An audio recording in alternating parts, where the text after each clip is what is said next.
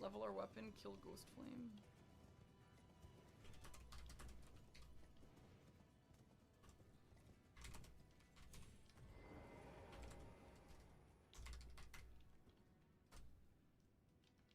Let's see if I remember how to get here. I've only ever done this on my casual playthrough.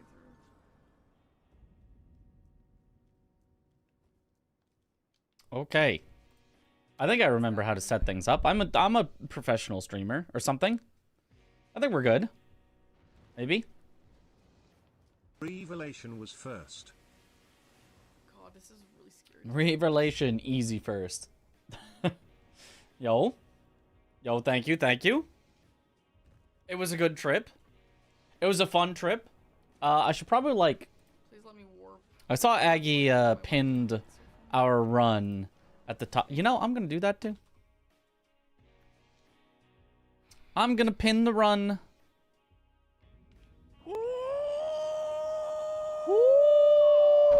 Guys, there's a hippo. Let me find it real quick. Cerulean, or the Red Coast, right?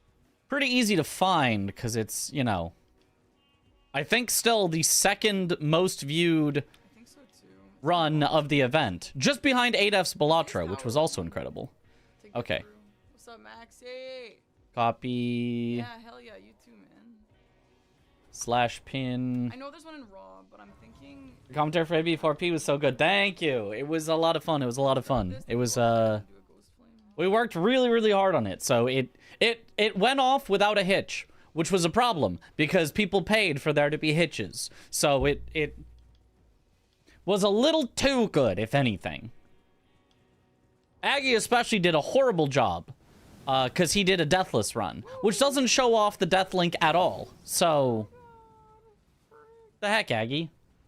Don't kill, don't kill, don't kill, don't kill, don't kill. Good and fun run to watch. Grants to all. Did amazing explaining all. Yo, thank you.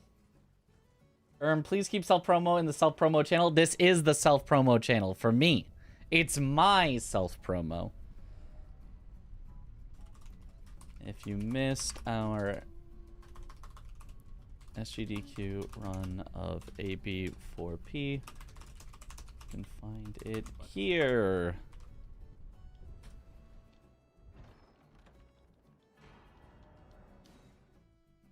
Yippee! I'll be so pissed if this got sniped. Like, A little stress would have made for a better Deathlink run. I'm glad got to have such a good stage run. Yeah, I mean, like, the main thing about the practice isn't exactly just like, oh, we wanted to deathless. We didn't really care about that. It's mostly the more comfortable you are, the easier it is to talk during it without having to be like, I forget where I'm going. I forgot where I'm supposed to do. Oh, Aggie almost dying. Cheap Blood Feeding's almost got him. Okay, but one more hit does it. Okay. Woo! Aggie almost threw that away at the end there. Sheesh. Oh my fucking god. Makes sense, yeah. Yeah. What is that? I'll put it on YouTube chat. Perfect. Good night, Seb. Strike? How much strength do I need? Dying while Aggie was on the ladder was really funny. It was, yeah. Oh, I love the grafted. It was very, very funny. Strike and holy. Oh, let me bring up the board over here. Oh, no, I can actually. Yeah. Yo. What up, Sergio?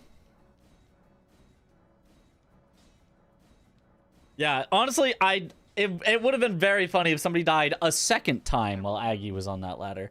I don't remember how many times I died. I think it was 2 extra times.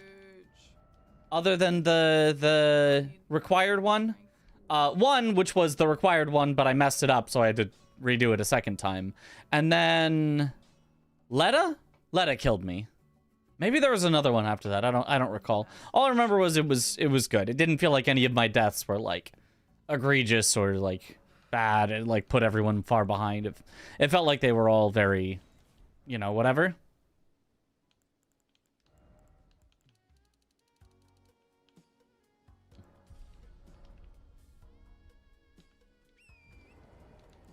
Okay. So what are they headed for? Parky looks like she's headed for max upgrade materials, which is not a bad call. Max upgrade materials does block the row 2 and is actually like it's not that long. But I mean it's I could probably wield this soon, eh? Having to go kill a ghost flame dragon isn't the best thing. Not that they're like that horrible, but it's fine enough. Ones that I still like that are on the board, I still like 2 hippos at any point.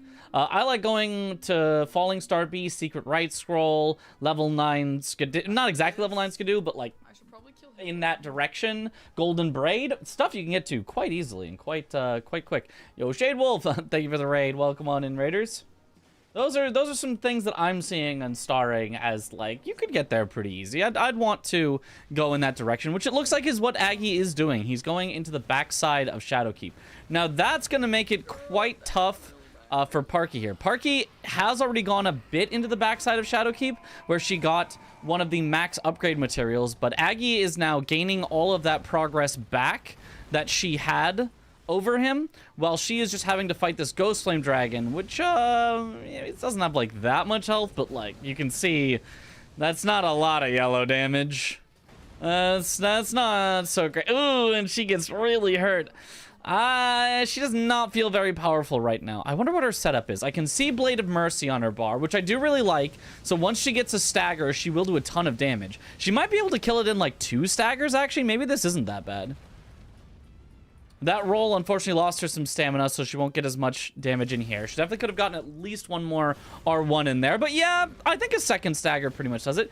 Anytime you'd get a riposte on a dragon, you should immediately charge R2 on their face afterwards. They always, like, kind of... It looks like they bring their face back, but then they bring it right back as you're finishing their charged R2. So always better to do that. It also is the Rotten Great Axe.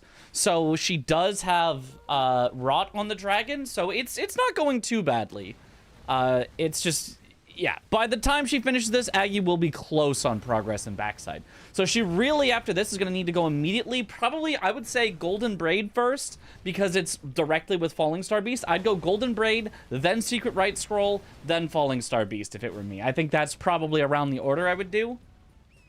She could also think about, since she has backside access, going down to the 2 hippos and Rakshasa. Rakshasa, which would block Aggie's column 2, and 2 hippos, which is just fast.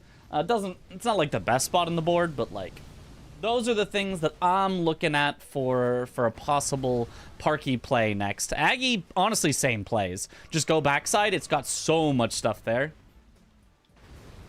It's good to be watching Bingus again. It's fun. YouTube watcher, but with the bingo season coming up fast, I'm really hoping you get to be a main commentator. Love the emotion and effort you put into making everything interesting. Best of luck. Yo, thanks, August Steele.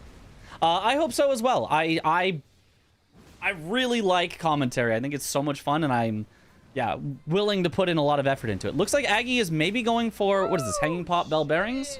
Which is the center square. Yeah, not a bad kill, Parky. Very nice. It is center square, but all the diagonals are going to be blocked out. So the center square just isn't, like, that valuable. He can do it fast enough, though. It ain't that bad. Oh, he does, unfortunately, get invaded here. I didn't see if he actually got the pop bell bearing. I saw that he was throwing stuff at it. I'm not sure if he actually hit it. Oh, scary! Oh, he's got to back off. Oh, gets poked as well by the bird. Barely dodges the lava. Okay, that should be enough to kill. Whew! There's the Ancient Dragon Man. Okay, he has not gotten the pot down yet. Yeah, I'm not sure you can throw high enough to get this pot, can you? You can, okay. There it is. There's the 3rd hanging pot bell bearing. I knew it. I just said I should have. No, I don't think the hanging pot bell bearings was that important. I think that's a fine one to let go. Even if it's center, it's kind of whatever. I feel like. Finally back from SGDQ. Banger performance there, by the way. Yo, thank you.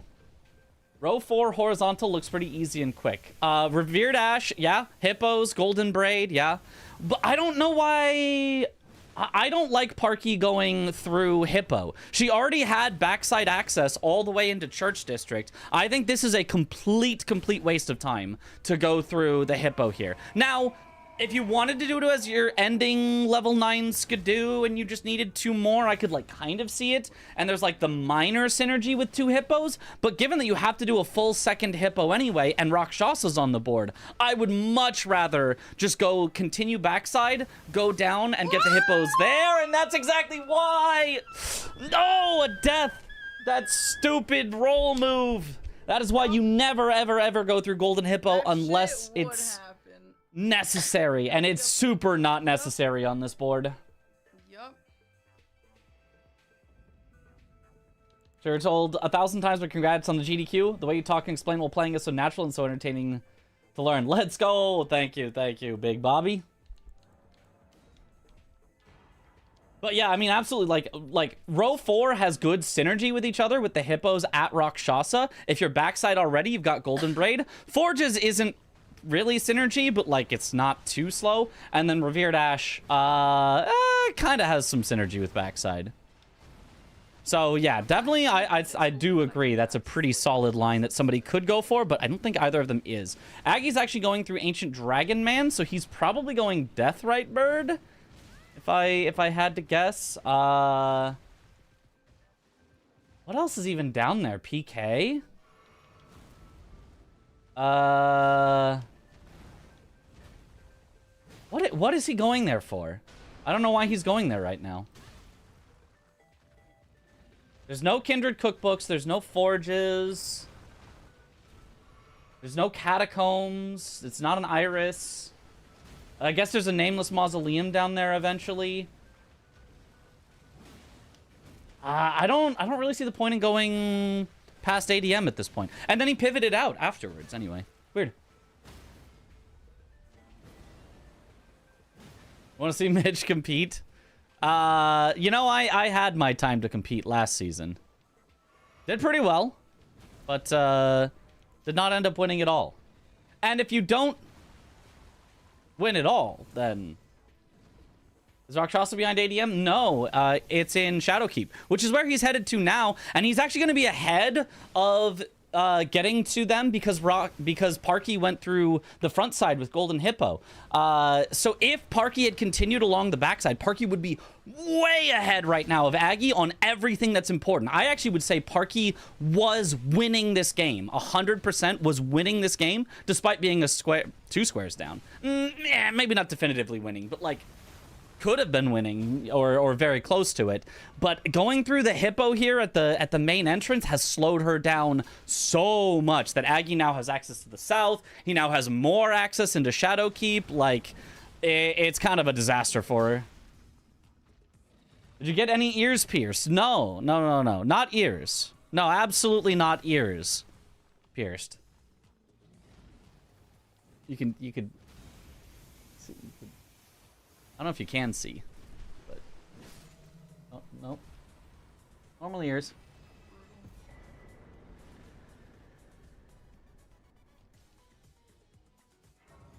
So the GDQ run and people already saying should now do Bingus. Yeah, well, I mean, that's because Bingus is coming up right now. So it did give her another level of Skidoo. She's at level 5, which is a solid level to be at.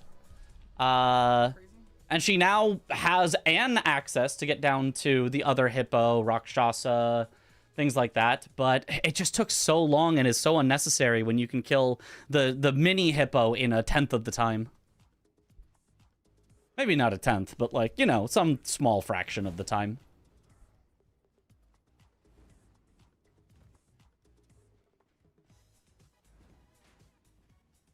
This chat's the worst about asking about details of Mitch's vacation. So we both just stare. Yeah. Golden Hippo is DS2 bad boss tier. Perhaps. Is it that bad? It might be. It's certainly not good. What's your favorite game of all time? Sekiro. Okay, so now she's going directly down. She's going directly down to the hippos. Okay, so yeah, this works. Aggie did grab a Revered Ash while he's here in the storehouse, the specimen storehouse, and is now going to go down the elevator where Parky just was. So Parky, with all of the time advantage that she had on getting here, is still ahead of Aggie, even though the Golden Hippo front was the slower way to get down here, but she is still solidly ahead. So she could waste Aggie's time here by getting the hippos first. If she gets the hippos, I wonder if she'll continue along to kill Rakshasa in order to block out Aggie's column 2. Yeah, I mean, it could be tough. This is somewhat early to do Rakshasa and can suck. W weapon choice and Parky. Love me grafted blade greatsword. It's solid. I like it. I don't like it as much as the rotten duelist axe that she had, but I like it. I don't hate it. What I would really like is the rotten duelist axe, but make it frost with savage lion's claw. So that way you get rot and frost on Rakshasa. Ooh, let me tell you can bully her. And if you do it just right, you can do the crouch R1, crouch R1. I think you can. Wait, actually. You just don't even look at him. Yeah, because it's a colossal. Yeah, you could do the crouch R1, crouch R1. I'm pretty sure it's colossal. On Rakshasa. And some semi-stun locker. She can still technically do weed cutter, but you will often get stretches where you'll hit her like 5 or 10 times in a row before she finally gets out with a weed cutter. And it's actually relatively safe with weed cutter. You get hit by the first one, but you hyper armor through the second one. Or sorry, you hyper armor through it. So on the second one, you can dodge backwards. Or at least that's how it worked with my Anvil route. I don't know for sure if that will work with her setup, but with the Anvil route, it was pretty chill. The dual stacks is like the worst of them because of that horrible scaling. It's not great scaling, but I mean, who cares? If you've put it frost and rot, like, who cares about the scaling? Things are gonna die anyway. And the scaling is, like, bad, but not, like, not unusably bad. Like, it's like B scaling instead of most things have like A scaling or something like that if you put it heavy. Not that I don't think you should put it heavy. I think you should just put it frost. I think it does significantly more damage as frost. But, yeah.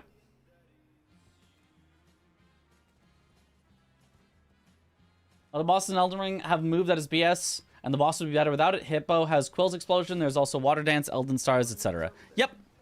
And that's not all. Hippo has Quill's Spin. Hippo's has Quill's in the air. Oh my god, Parky is taking this so dangerously. But she lives. And it has... Same CDS. Always. Always. Maybe it's kind of just those two. I would argue also the, like, run at you, and keep its mouth open attack. Because, like, if you run to one of the directions, it misses you almost every time. And if you run to the other direction, you just get chomped and die. And it's like, well, that's stupid. That doesn't make... Like, why... It's so... I would argue that one also is a pretty bad move. Oh, what up, Umbriality? Sweet GDQ shirt. Thank you. It's the runner shirt. Got it for free. For being a runner. GDQ was very fun. GDQ was so much fun. I got to meet so many, meet or meet again so many cool people.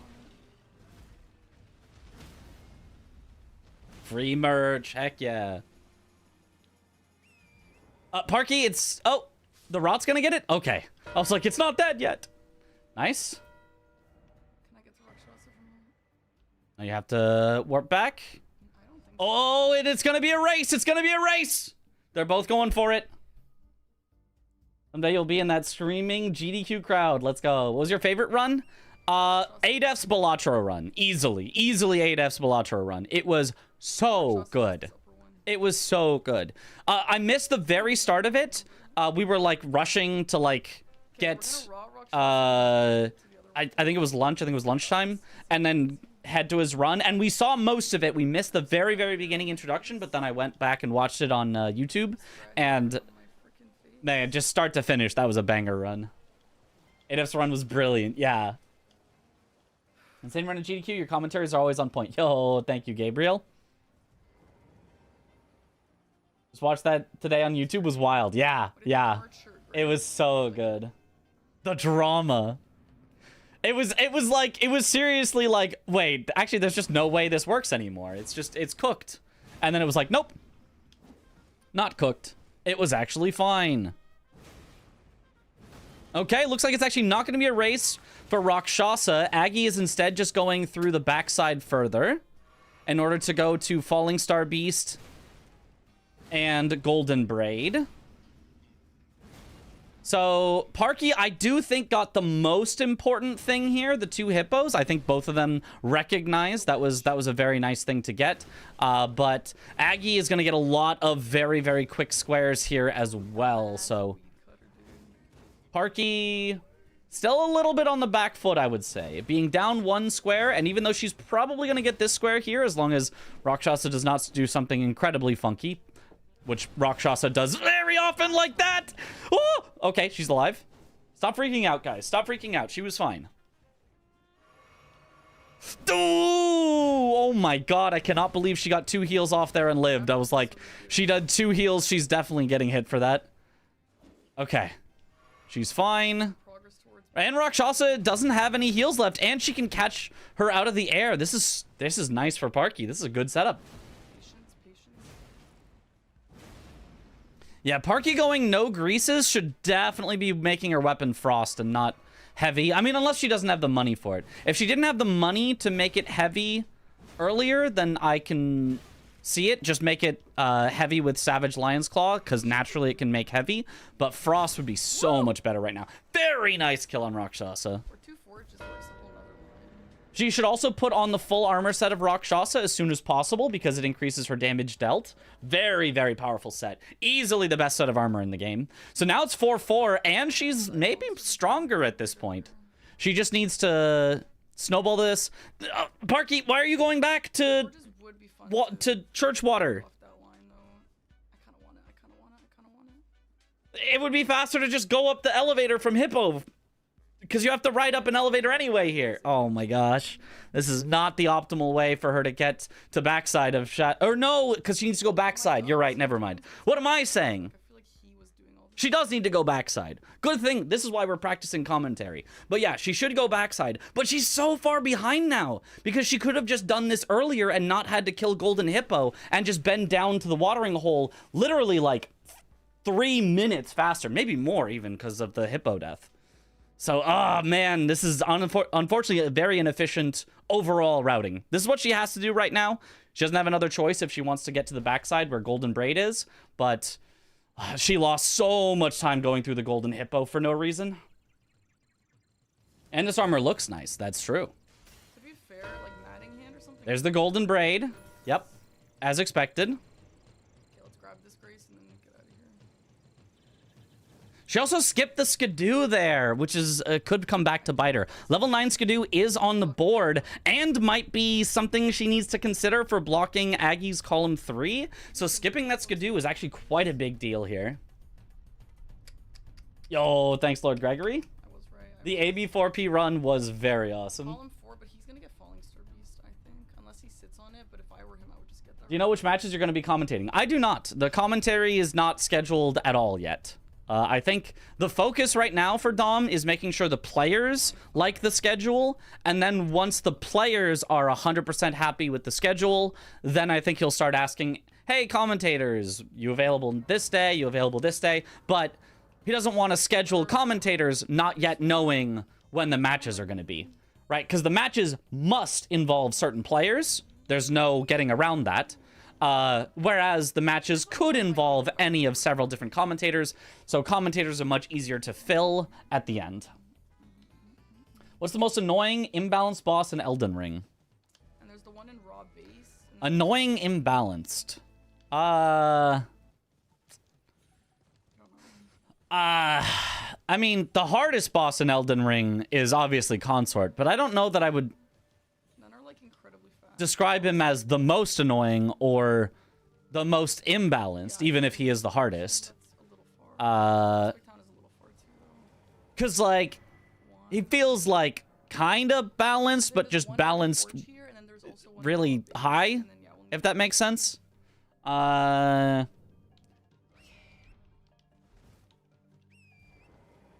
in base game, I feel like I'd feel comfortable saying that's Melania, just because of Waterfowl Dance. But overall, including DLC, maybe like Metter. Jory, I mean, Jory's very annoying, but like also kind of easy. Yep, slotting in commentators is easier. Yep. The hardest boss is Rick. True. Deathblight Dancing Line for sure. Oh, no, yeah, no, I think I'd agree with that. I think Deathblight Dancing Line feels very annoying and unnecessarily what was it? Imbalanced. Yeah. Rupee mention. Where they just, why are there forgs?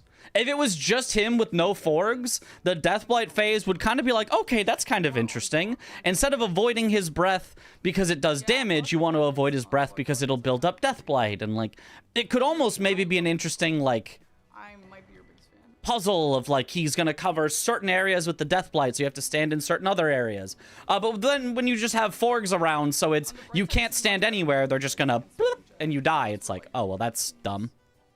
That doesn't work at all. That works out horribly. Agree with the Gargs. Gargs is a good... Yeah, Gargs is a good shout. Okay, Aggie almost has the Falling Star Beast down. Does get another nice hit on the head, but... Ooh, had to barely dodge that last hit. Oh, and it just rotted to death. There you go. There's Falling Star Beast. Ooh, this puts Parky in a really, really tough spot. There is now a clear threat on column... or on row 1 at the top, and a clear threat on column 3 down the center. And both of... I mean, she could block both of those with Iris of Grace, but I wouldn't necessarily want to do Iris of Grace right now. It's, Looks like Parky is actually going for Kindred Cookbooks right now. And a little surprised neither of them has gone for... Oh, I think Aggie's about to go for Secret Right Scroll to Onsbach. Yeah, that would make complete sense for him to sort of force out that, that row 1. He knows that Parky has gone down to Rakshasa. But Parky doesn't know that he's gone down to Rakshasa, so he could sneak it potentially. Or even if he just forces Parky to go down to Mattingham, that does take a really long time. So... Deathblight Lion is unbalanced even in Foggate Rando. For whatever reason, he always has high DLC scaling tier, even if the rest of Raw happens to be low scaled. Weird. From loft then down or fourth. I don't know how to get to 4th floor. My actual question is, would you rather fight that boss or Grohl from Silk Song? I'd rather fight the Deathblight Dancing Lion than the Silk Song boss that genuinely has no point in being, including the run back. I'm assuming that you're including the run back because you have to include the run back, because without the run back, it's whatever. I know how to do that from, like, floor 1. You know what I mean? I don't know how to get there from the loft. I'm so dumb. I'm not dumb. For some here, you absolutely crushed it during the Elden Ring run. Hope you have a fantastic day. Yo, thanks, Plagues. Got it memorized. Is bro over here on the right or on the left? Great, dude. Well, at least you can throw bombs in his mouth. Oh, if you had, like, bombs equipped? But then you'd use up limited resources, because bombs you don't have infinite of. So I will not ever do that, actually. Yes. No. Yes. Dunskin Duo is up there as well, Imo. It really feels like Miyazaki keeps missing the memo with dual bosses. They each have to have a weakness. O and S, for example, each have a clear weakness while the other compensates for. Godskin Duo does not. What's the weakness that each has in O and S? I mean, I'm assuming you're not just talking about, like, damage types. Like, there's probably... actually, O is weak to fire, and S is weak to lightning, or whatever. But, like... strategically, gameplay-wise. Okay, Aggie going for the level 9 Skidoo. Oh, I thought he was going to do right scroll first, but I guess since he just saw Parky do 4 Kindred Cookbooks, he kind of knows he probably has time on that. And he kind of set up both by heading over to Moor. Not Morth Ruins, but towards where Moor is. Oh, almost dies to Gaius. Oh, that was a very greedy hit there. But does come out of it with a stagger. Takes another R1 before the riposte. Let's see if he heals here, or if he just goes for the charge R2. I just go for a charge R2. I'm a greedy little goblin. Okay, but he just heals up. Very nice. Rolls through. Okay. Let's see if I can do it. Definitely not a hitless Gaius so far, but it really does not have to be.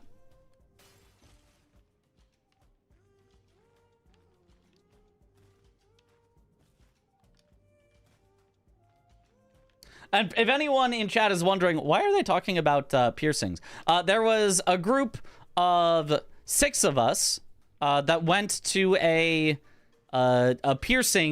tattoo and piercing shop, and all but one of us got piercings on their ears. including 2 people, their first ever piercing. Those 2 people, it's been revealed, I'm not spoiling, are Aggie and Josh. Their first ever ear piercings they got. Just on a whim, just because I think Parky was just like, hey Mello, let's just go get piercings. I was like, what do we do after this? Matting hand is kind of a fun idea. We should get more people to join along. And it's just like, Aggie and Josh were like, okay. Is there something better here?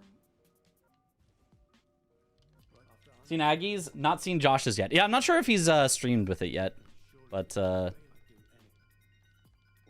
I wasn't going to reveal it until he streamed with it. But Aggie and Parky, I think, already did. So, all right, there's a secret right scroll to Ansbach. Very nice from Parky. I really like taking that one away. You can see Aggie was like, oh, man, I wanted that one. I thought I had more time. So very, very nice from Parky. Very good decision to take that away. However, she is going to lose level 9 Skidoo almost assuredly here. Aggie is so far ahead on that. So Parky either needs to do Devonia, which is what I would do right now. If I'm Parky... Oh, also Memory of Grace with 500k. I didn't realize he had that many runes. Uh-oh. Oh, Aggie pulling away with it a little bit. Parky, yeah, either has to do an Iris of Grace, which wouldn't be horrible, but it doesn't look like she's going for right now, or Devonia in order to block out column 3. Is there a reason to do one over the other? Not particularly. I just think Devonia ends up being generally, it feels like to me, easier, faster than, well, I don't know. Iris isn't that bad either. I think either way is pretty easy. So, looks like Aggie is now going for Scorpion Stew and or Revered Ash in Belurat. That's a good synergy there to find. Aggie clearly doesn't look proud about the piercing. He doesn't? Oh, just because he has the headphones on? I mean, that's just how he, that's just how he always is. Congrats to you and the group for the great show at GDQ. Love the banter and commentary while keeping track of so many things going on. Thank Also you. Back to content stealing. Wahoo. Wahoo. Oh, Aggie actually skipped a Revered Ash there. Wait, what? The pot guy there has a Revered Ash, and he just walked right by him. I wonder if he doesn't need it. Maybe this is enough Revered Ash for him. Because if he has to go back and get more Revered Ash later, it definitely would have been worth it to just do a quit out here to de-aggro everything and kill the pot guy real quick. So I'm surprised he just walked on by it. 2 in the village. I just got 2 in the village already. Headphones are rough on ear piercings? I bet, yeah. Like, it made no sense for me to get my ears pierced because, yeah, you would never see that on stream anyway. I always just have headphones on. I have headphones on, you know, 90% of my waking hours. And I don't know that they would fit my style. I know what you're talking about, yeah. Like, I don't dislike the look of earrings, but I don't know that they would fit my style. I don't know. Did you get one? I did not get my ears pierced, no. Has Parky ever beaten Aggie in a bingo game before? I don't think so. I know that she has gotten 12 to 13. She has been this close, and she has beaten other players before. I don't think she has beaten Aggie yet. It's down. I think it's down. Friend got a tongue one. No. No tongue. No. What do you mean GG? He's literally, I don't even need that shit. Could have gotten the headphones pierced. Yeah.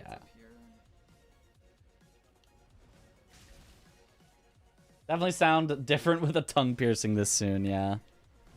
Okay, Aggie heading in with the Frost Grease for Dancing Lion. Very nice.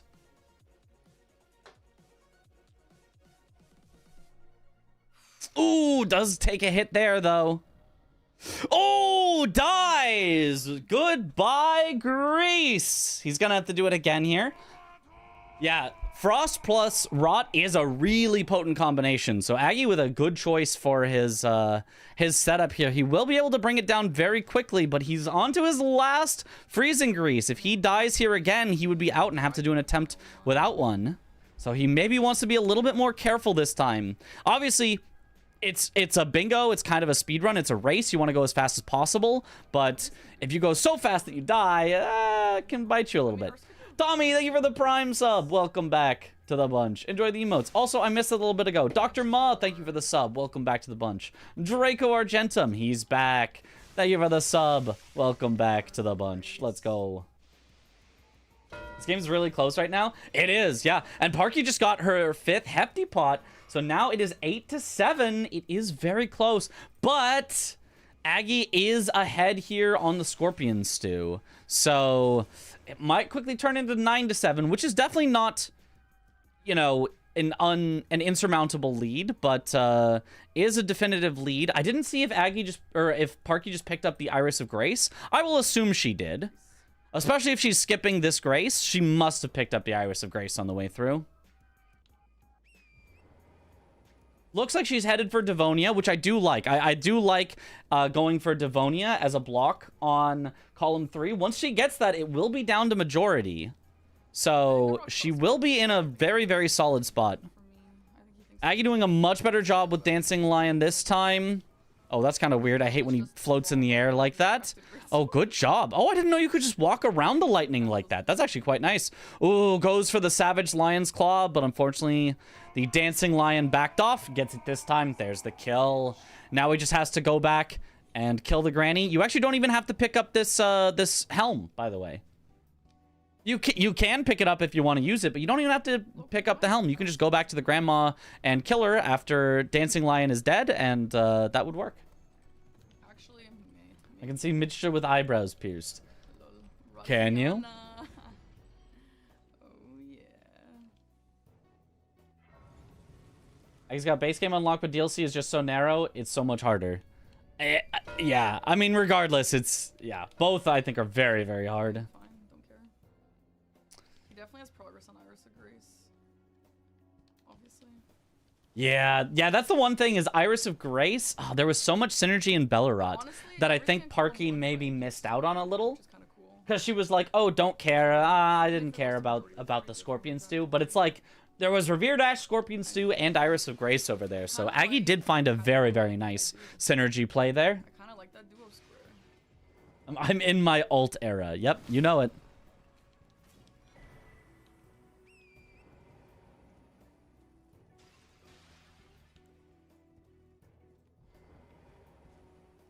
Okay, Parky going for the really, really set up the tree skip.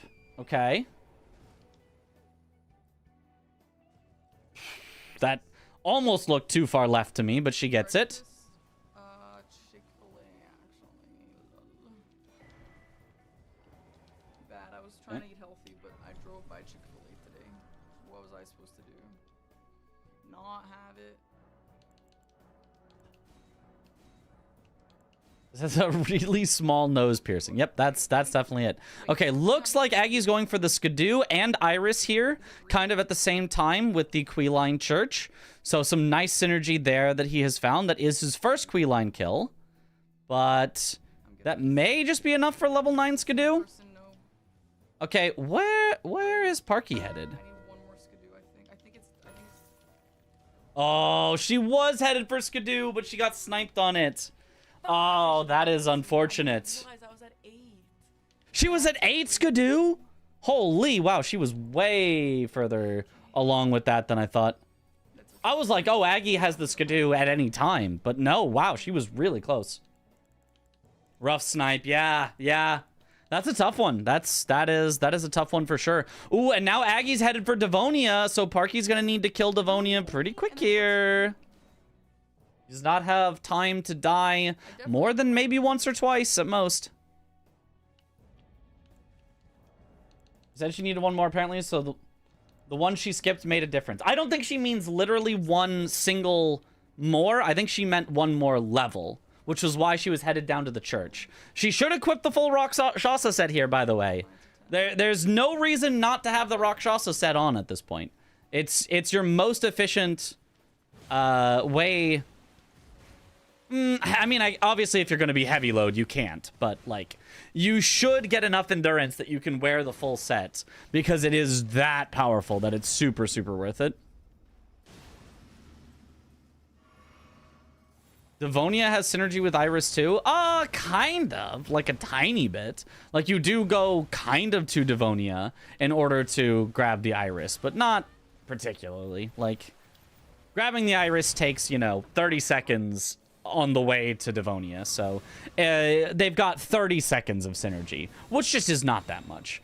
Oh, I kind of liked Parky just sending it for a possible stagger. If she'd gotten one more R1 in, I feel like it would have staggered. But now Devonia stalled, so she doesn't get that stagger, which is unfortunate. She's playing it really, really nice, though.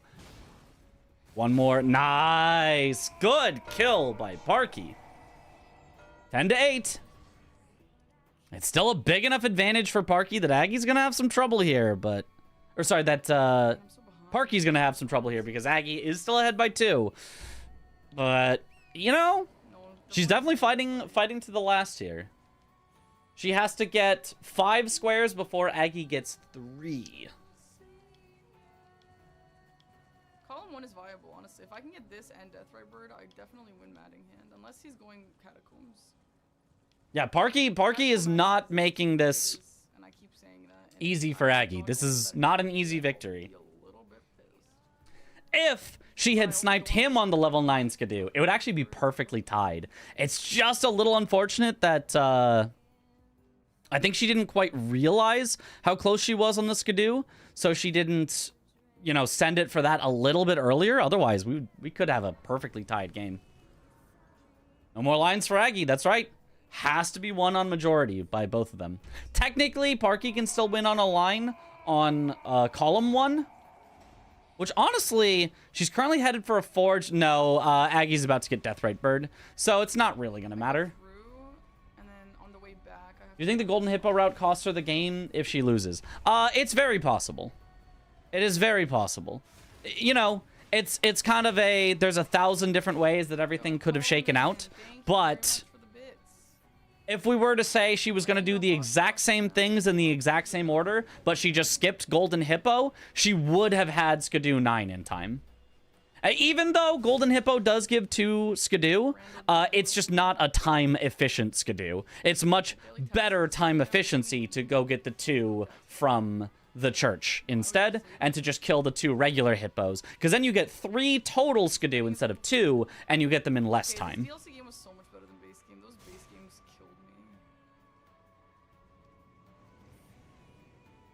All these squares kind of suck. They're all like fine squares. I wouldn't call any of these like squares that suck, but I wouldn't call them any squares that are like, wow, that's a great square. I'd be like, these are all like whatever squares. Is how I would put them. Zero synergy between anything, and they're all time sinks. Yeah. Oh, actually, 4 nameless mausoleums. That's a horrible square. That one's a horrible square. Outside of that though, they're all like whatever. Yeah, I'm a little surprised Parky is going for 2 forges because it is long-ish. Like, it's not like super long, but it's definitely longer than Iris of Grace. It's definitely longer than Deathrite Bird, and Deathrite Bird would get you access to another Nameless Mausoleum and Putrescent Knight.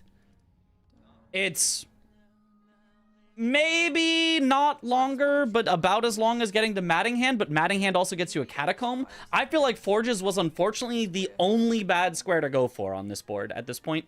The only one that has literally no synergy with anything else. Because Deathrite Bird, PK, and Mausoleums are all in the southern area. So if she went there, she could get access to all of them. Matting Hand goes through a Catacomb. And then Iris of Grace is just quick. So I feel like out of all your possibilities, I feel like Forges was unfortunately the only wrong call here. And it is the call that she made. What is he even repenting for? Isn't he like super proud of his like anti-bail? I mean, Forges isn't like that slow. It's not like I'm like, man, Parky made like a horrible decision. It's just I feel like every other one would have been better. Like, if Forges is like a 5 out of 10 decisions, some of the others were like 6 out of 10 or 7 out of 10 decisions.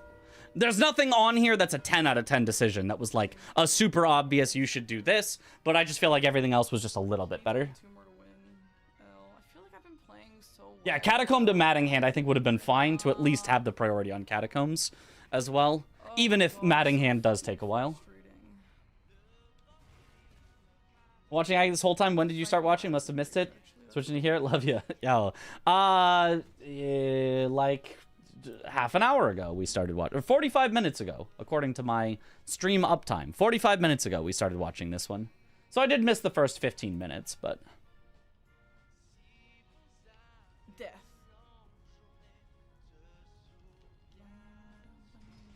We shouldn't want to race the bird, afraid of being sniped. Yeah, but you're behind. If you are behind and afraid of being sniped, what that means is you lose. Period. End of story. That's what that means. If you are behind and you're going to let your opponent have every single square that they want, and you're not going to contest a single square that you think your opponent is going for, you are 100% guaranteed to lose. There is no possible way to win then.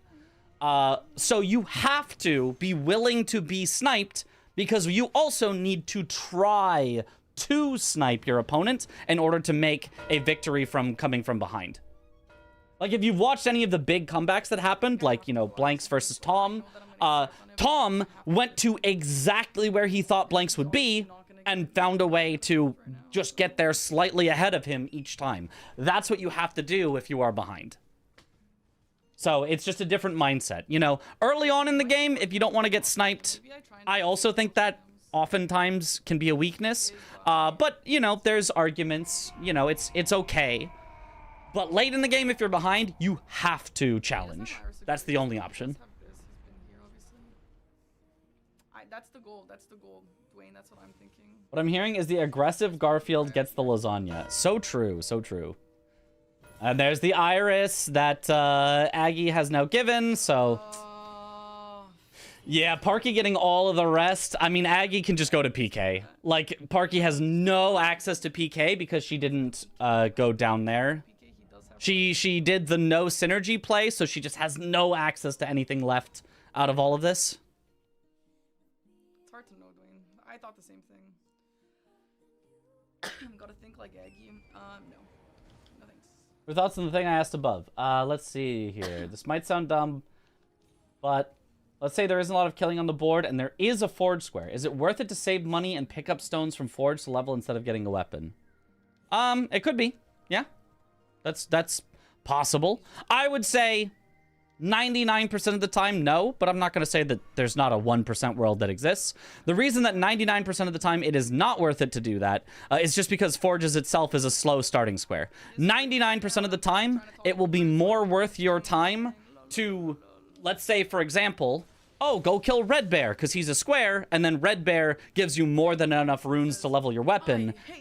If one person goes Red Bear and one person goes Forges, the person who goes Red Bear is done first with more money, with a more upgraded weapon, winning in all ways. And the person who goes Forges, sure, they saved some money. They didn't have to spend as much, but they also didn't gain as much. So it's a net loss for them, and it took longer, etc. So I would say opening with Forges is a bad play almost all of the time, but I'm not going to say it would never work as a play. I don't even know how to fight this damn boss. I would say you definitely could do it, but I wouldn't recommend it.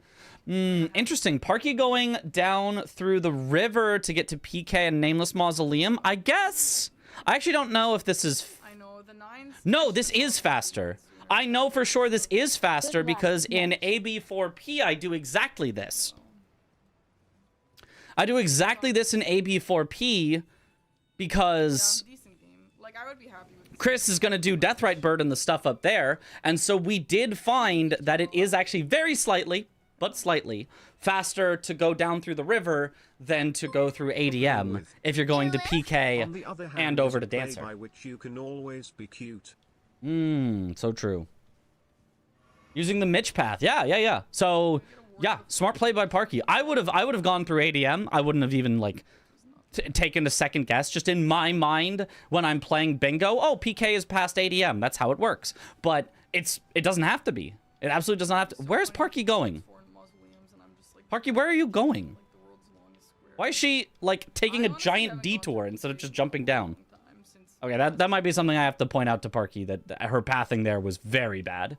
She just probably lost 15 or 20 seconds to just going around instead of going direct path. Garrett, thank you for the prime. Didn't know ADF would be doing Balatro. I knew about it, and then I forgot about it, and then I learned about it again, and then I forgot about it again, and then I learned about it while I was there, and I was like, oh my god, I need to see that run, and I made time to see ADF's Balatro run. It was so good. It was so good. Yo, thanks to Samurai. But I'm practicing the hanging pot and just went to PK after Ram, yeah, definitely. But yeah, I'll that might be something I just make sure that she knows you can go directly, because, yeah. Based on where she wants to go, that was definitely not the correct pathing. Figured that's why ADF was practicing it on stream a ton, yeah.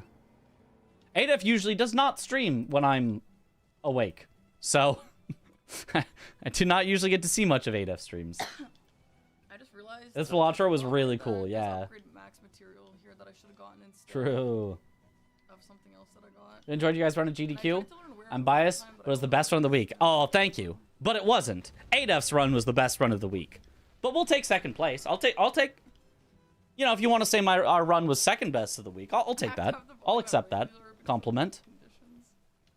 Hey, thanks. But come on, ADF's run was so good.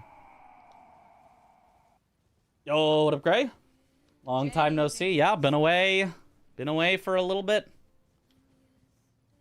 ADF's run is always the best run. That guy has the Midas touch. Yeah. We need to get ADF on the couch for one of our runs. I wanted him to be on the couch for this run, but it was like, okay, but there's just not enough mics. And honestly, it worked out perfectly. We really did not need another person. It was just good vibes the whole time. But I don't think I've had ADF on the couch for one of my runs. I've been on the couch for ADF versus Dom Bingo. I don't think I've gotten to have ADF on my couch. It was rough watching the run because he didn't take care of his economy. I mean, he did. Until he, you know, kind of got forced to pivot. But he did recognize after the end, he was like, probably the correct play was to give up on a few of my, whatever it's called, the thing that duplicates, in order to get infinite money for a few rounds, instead of trying to struggle through with, you know, not using my consumables. Maybe I won't. But yeah, I did talk with him about it afterwards, because I was like, that was a cool run. I would like to ask questions about it, talk about it. Was on the couch for AB4P? Nobody was on the couch. Kuiper was the host, but that was not couch. And Aggie just taking away. He knew that Parky would probably try to take away his Putrescent Knight, so Aggie actually just went through the Catacomb to Mattingham. This is a smart play by Aggie as well, to go for Mattingham, because even if he loses it, he's still now through a Catacomb, so he's got Jory down, so even if Parky sniped him right now on Mattingham, he'd be like, I can still fight you on Catacombs. So I do like this play a lot by Aggie. I think Parky is kind of in a lose-lose-lose situation. She has to just guess.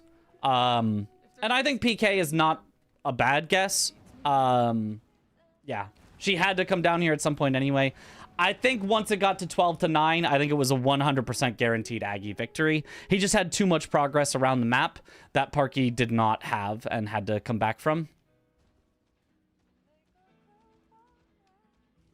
Usually want a few gold Red Seal Kings so you can roll the shops. And then cryptid the steel. Right. He did that. I think he did that or tried to do that for a while. So host is not part of the couch. No. That is a separate thing. But Kuiper,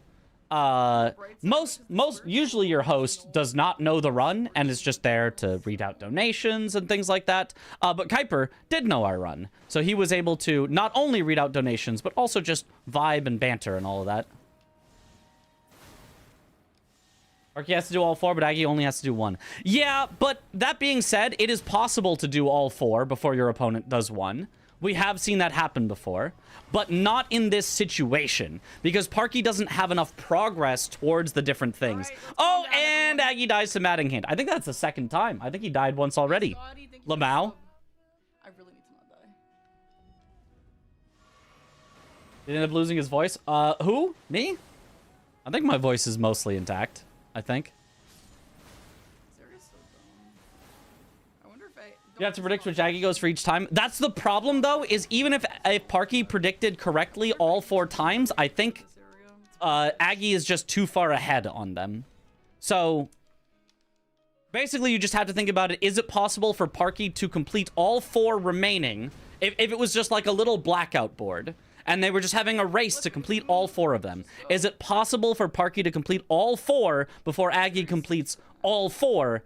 And the answer is no. So therefore, there's no way Aggie can complete all 4 before, or sorry, that Parky can complete all 4 before Aggie gets at least 1. That's kind of how it works. And there it is. Yep. 13 to 9. GG's. GG's. I was hoping you were going Putrescent. Okay, well, nice. Were you going Putrescent Knight then? Yep. I see. I went Mattingham because it was also Catacomb. Yeah, makes sense. Well, that's what I was... Well, yeah, that makes sense. I was thinking I would just get the Jory Catacomb done. And then feel I out wait the vibes in whether the... I should go for Mattingham or just... I wait in the channel. Catacomb. Mm-hmm. Makes sense. Yo, It was a pretty good game, though. Yeah, it was okay. Yeah, I mean, I thought I played really well. It's a bummer that I still lost, but that's how it goes. I heard a squeal at one moment. I think it right was next weekend. Hippo Yep. when he was like about to die, and I got killed by his spikes. I see. Mm-hmm. Stupid. Oh, I also like didn't realize that one of the Asha Wars like I couldn't kill because I couldn't wield my weapon. I just thought it just dropped a thing. So I wasted a lot of time on that at the start of the game.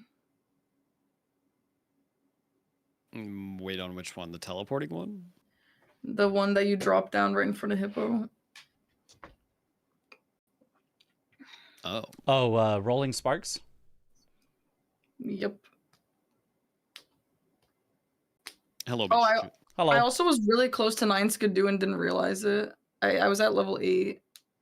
And you sniped me as I was going to go collect the last couple ones. That was a bummer. Interesting. Okay, I figured you wouldn't be that close on that one, so I delayed it a little bit. No, I was super close. I got a bunch. Like, that's why I went for frontside Hippo and stuff for that. But oh well. Yeah, that makes sense. Yeah, I only needed the ones by the church, which I was going to get them, which is so annoying. But that's okay. Did you kill guys at all or no? Nope. Nice. I also do hear you scream like all the time, just so you know. Yeah, fair enough. Yo, thanks, Aquatic. It was a good run. Well, did I snipe you on anything? You got me. I went for the Ashes of War, but like it wasn't really. Also, Quadro, thank you for the Prime sub. Holy Did I get you schmoly, on it's the been a secret year. right scroll? I heard Welcome you back react to the bunch. to Ally something. Quests. Yo, thank you for the sub. No. Welcome back to the bunch. I was worried Enjoy the emotes. that I was gonna lose Mog. Arky is for very 500K good. because I got guys as Skidoo. Yeah, before Parky modding. is making games Oh, very close. nope. So when you marked that, I was like, okay, we're fine. Okay. Well, GG's. GG's. I was surprised to see the Rakshasa. I know you I didn't were. think I you was would. excited. I knew that you would. I liked the Rakshasa play. It was an awesome that was play, good. and it was an awesome kill, wasn't it, Mitch? It was very, very good. Mm-hmm. Did you consider using- putting on the armor afterwards, getting more endurance for it? No, I didn't. I just forgot everything. Oh. I don't know. I should have, though. I should have also done Mattingham Catacomb sooner, but the game just derailed too fast. in my opinion. Yeah. Well, you sniped me on Hippo, so I was getting the Grace in front of the 2 Jory Hippos when you marked Hippo. Oh, so we were even. So I should have done it. I didn't know. Yeah, and then I was thinking about Rakshasa, but I figured you wouldn't go for Rakshasa then. Then I just needed to get Falling Star Beast to block column 4. So when you marked Rakshasa, I was surprised. And like you made another threat instead with row 4. Yeah. But also I was like, okay, cool. I guess I can just get Golden Braid and Falling Star Beast and block both. Yeah. Yeah, could I offer a criticism, Parky? Sure. I didn't feel like the front side, the Hippo play was worth it at all. Given that you were already most of the way backside and had to go backside afterwards anyway for Golden Braid, I felt like just doing the 2 Hippos by Jory would have been much faster, saved you a lot of time, a lot of running, and only lost you a single Skidoo, which is easy to pick up somewhere else faster. He does drop 2. Right, but you get 1 from the other Hippo. So if you killed both by Jory, you'd have 2, whereas if you killed Golden Hippo and 1, you have 3, so it's a difference of only 1. Oh, I didn't know that they actually dropped 1. That's why I have so many. Yeah, that was part of it, yeah. Nice. Well, every Hippo drops 1. That makes sense. I mean, I kind of did that because I wanted that Ash of War, and I was just trying to find some Ash of War that would make sense, but yeah, didn't need to do it. I did think about that. Oh, wait, the Ash of War? Like, I was like, I might as well go to the Hippo at the front because I'm going to get this Ash of War, the Rolling Sparks, but then my shit got weird. I see, yeah. Wait, so what 3 did you get? The one by Renala, Savage Lion's Claw, and then that third one. You could get the 3rd one on the way to backside though, right? Yeah, you can't get that one. The teleport. But I wanted to get this one. I just wanted to rush it faster, but I should have done that. Yeah, for a real rush, the one by the Forge I think is the best, even though we hate it. That's with all the Misbegottens. Rip, yeah, that does suck. Yeah, I feel like I'm the only one that gets that one for some reason. Really? No, you're not. Gray also. I do think, like once you see that I've marked Blessings America, and like especially Red Bear, you could probably be like, okay, I don't need to go get the absolute fastest Ash of Wars. Because he's already not been doing that. Yeah.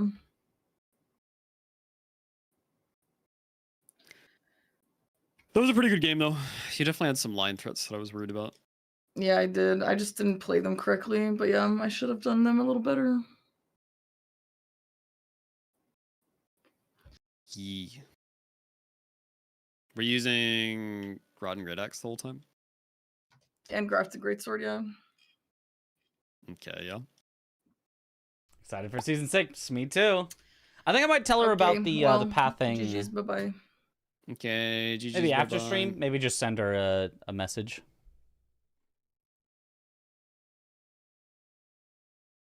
Well. Yeah. I think she's looking to end stream here, so I'm not gonna, keep her on longer and have her go, wait, what? Where are you talking about? I'll send her a message, probably with just a clip of the pathing down. And yeah. Forge play and everything else had better synergy. Yeah. I mean, but yeah, I'm not just gonna, do the whole thing, If I was coaching her, if she was like, we're doing a coaching session, I would tell her all those things, but instead I'll keep it to like the most important things, which was, I think the Hippo play was like a very sort of big moment, and then the other things were a little smaller, so I might just message her. Judy and Dan are playing a DLC game. Well. Barky, thank you for the raid. Welcome on in, Raiders. Yo. Let's go. Howdy. It was nice to see you at GDQ. And we gotta find someone else here to steal content. I don't want to have to make my own content. Only steal. Oh. Now I'm basically watching myself. Ah, you were trying to snipe him with the forges. Okay, you thought he was gonna go forges. Okay. Given that there was at least 2 squares left, I didn't love the forge play because I felt like you had to set up something with synergy.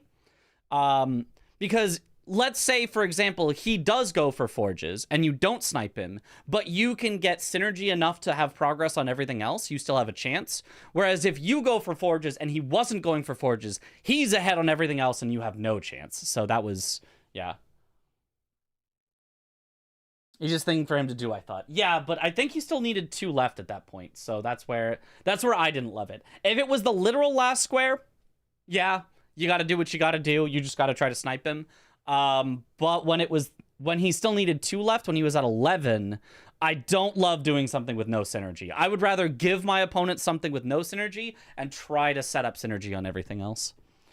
All right, you said we've got, it looks like Tom and Swed, or we've got CBD and Dan.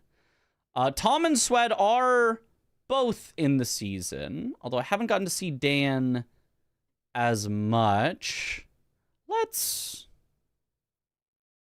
think we'll do a little Dan CBD. Legend of the Ring Scrub, is there a box for dying 100 times in 5 minutes? There should be. You know, I could definitely mark that one off. All right, so now if I pop out this player, replace Parky's player with it, and then if I pop out CBD with his jazz,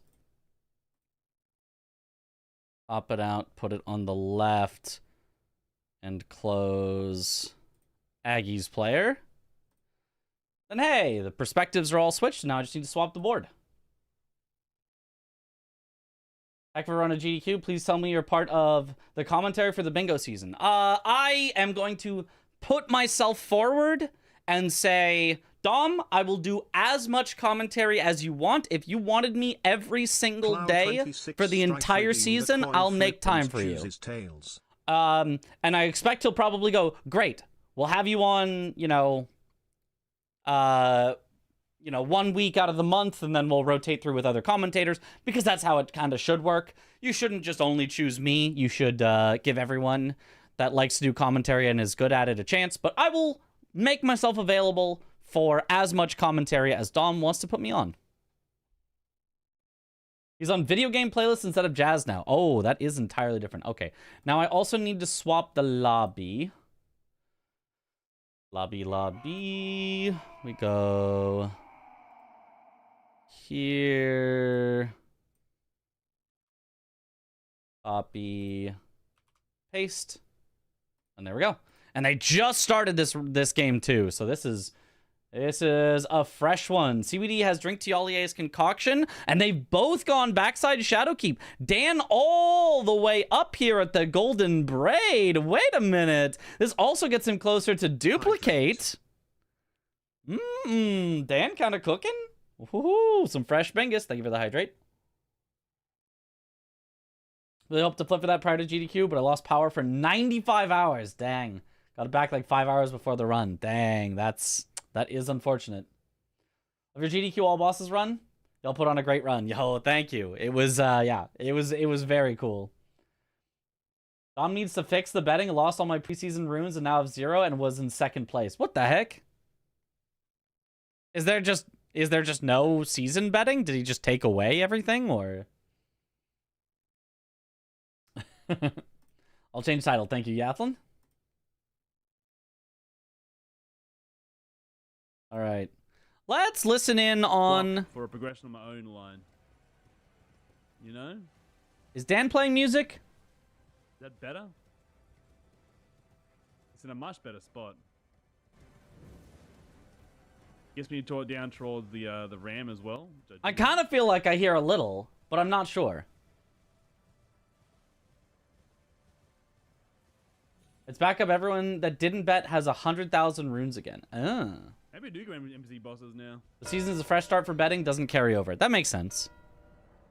You simply got 2nd place, and now it's reset.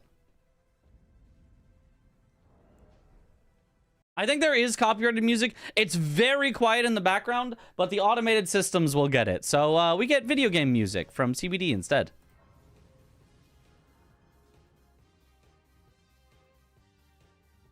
I have to give up 200 total or 200,000. I think both of them are giving up two-handed talisman. It's such a good square, but I think both of them are just like, I don't need it. I don't need it. There we go. Interesting. Both of them have collected 3 hefty pots. Delete the Who vs. Who from YouTube title to make it more general. Yes, that sounds good, Yathlon, actually. Yeah, do that. Just to delete the Who versus Who in the YouTube title. That sounds great. Just watch your guys' co-op run. Did y'all have fun? We had so much fun. That was easily our best played run that we ever did, and our best commentary, most fun comms we ever did. Like it was so good. I use Macro Factor. They're mostly all kind of the same, but I like Macro Factor. Macro Factor. Oh, it's a calorie tracking app, apparently. Was what he was asked about. What's the 17th? But what's the season schedule? It's on the website. You can look at it. It's not organized at all. It just lists out all of the runs, but there is the schedule on the Bingo Brawlers website. Danger level Garf. No. We're only down at danger level Glarf. Well, so music Chris had a Magnus incident, but Mitch didn't. Yeah, it's almost like it's entirely RNG. There it is. Like, to being completely real with you, I got lucky. Chris got unlucky. That's the only reason that it happened. But also, in previous runs, the only reason that Chris would make it through and I wouldn't is because Chris would get lucky and I would get unlucky. It's just a complete crapshoot.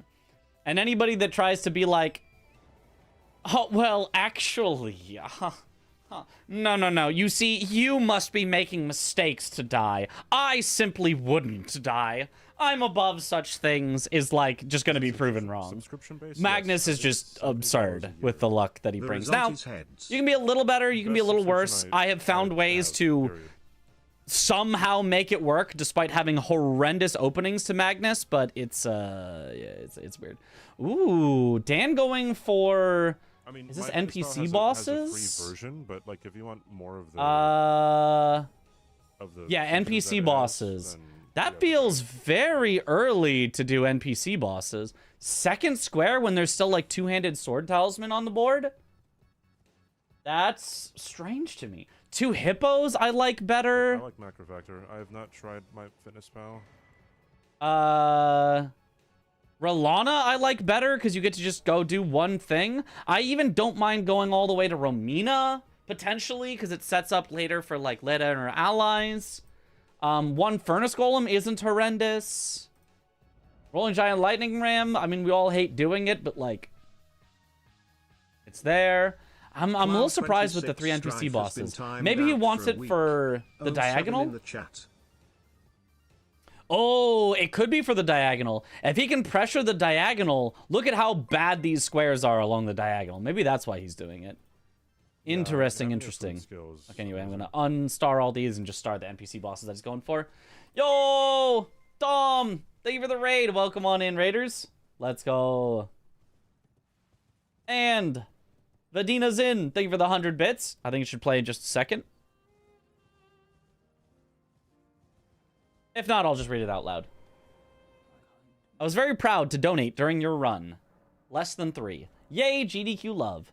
I love the good cause. Cheer 100. Yo, thank you, Vadina Zin. Okay, there's the Kindred cookbook for more. Oh, so that's what CBD was cooking up. Maybe he wants the entirety of column 5. Could be a little scary. If I'm Dan, I'm rushing to hippos. I'm at hippos, 10 minutes ago at this point. I would be hard rushing hippos, which it looks like he is marking. But why then is he going here? This is not where you go to do 2 hippos the fastest. Oh no, he's doing the front hippo. Guys, stop doing front hippo. It's really, really slow. It scales. I mean, if it weighs your food, then it's really slow if you already have backside access, and he already has the golden braid. This is a huge waste of time for Dan. bigger than it was for Parky, because Parky at least had the Grace in front of Hippo, which still doesn't make it worth it. But Dan also has to take all this time getting to the Grace in front of Hippo. Oh, this is a rough time loss for Dan. And now CBD gets to go get the two-handed sword talisman in the meantime. Tell him after the game. Yes, I will. Wish the runners from GDQ could see all the donation messages. Well, you know, there's probably some we wouldn't want to see, but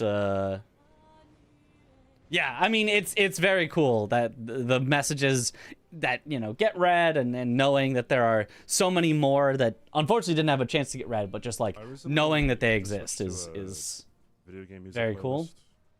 That I curated, Char. Book for cooking. Getting forced into Senesax is brutal. Yeah, which is why neither of them wants it. They both would really like to stop any line that goes through Senesax.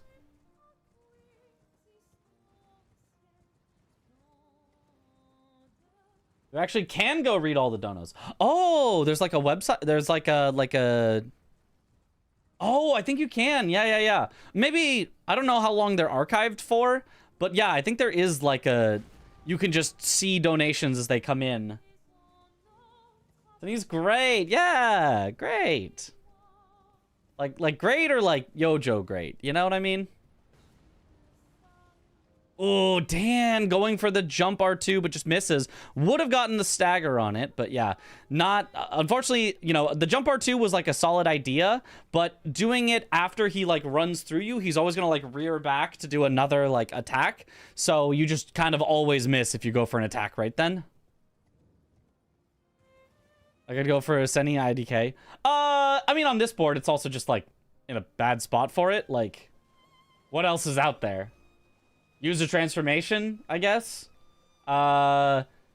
Nameless mausoleums, kinda. Like, it's just this is not a board for Seni. This is a board where if you can force your opponent into Seni, you are very likely to win, I think. Why is he not wild striking? Because it doesn't get you stagger buildup. So you could do a single wild strike and then have to roll, or you could just hit him and then roll. So like, it's not a great spot to be at. All right, so there's the two-handed sword talisman for CBD. I quite like that from CBD. He puts on a little pressure, just enough to get Raidens to have to respond to it, and then goes and takes the nice fast square that was just sitting there, that neither of them started with. So very, very nice play from CBD. Dan, unfortunately, just losing so much time on this Hippo when he could have just killed the faster ones instead. Is going to get an extra Skidoo out of it, which is nice. Also is going to get 300,000 runes here. Maybe, or sorry, 200,000, not 300,000. That's the wrong number. But, I mean, that's not enough for Mog either. So if he had killed that Hippo and it got him enough for Mog, maybe it would have been good synergy. But instead, it's just, yeah, it's a little lackluster here.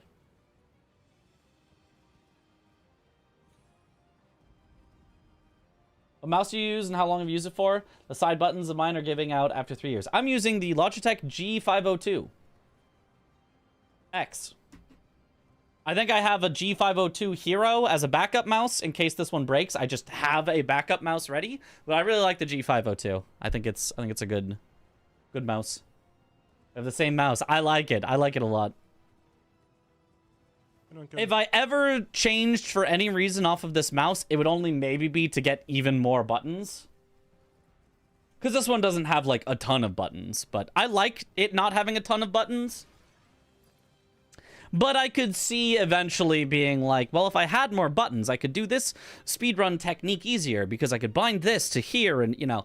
I could see there being a reason that I would need more buttons, even if I don't want more buttons. I went to an absolute classic. Yep. Out here with a Razer. Oh, I mean, I feel like they're good Razer mouses. Mice. Neeson. I'll use Logitech G502. It's been working perfectly for me for almost a decade. Yeah. The only time that I have ever had a G502 not work is after I spilled a bunch of water on it. And then it stopped working. For like a few days until it dried out. And then it started working again. But that was what, at that time, I was like, okay, I need to just have a backup mouse. So I just bought a backup mouse in case I ever, like an idiot, spill something on it again.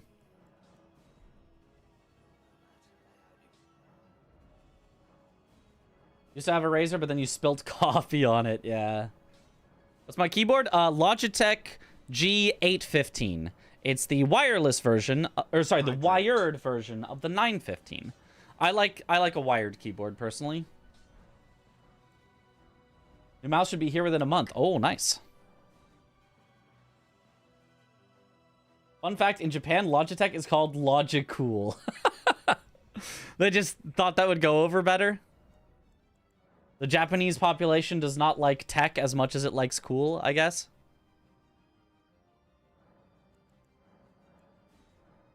You show it on screen. Show which? The mouse? The keyboard? The mouse is pretty easy. It's a Logitech. The bottom says G502. It's probably not gonna focus on it. It's not. It's a little scuffed. Some of the stuff, you know, is like clearly has been like it's fading on the bottom. You can't read all the stuff on there, but yeah, it works.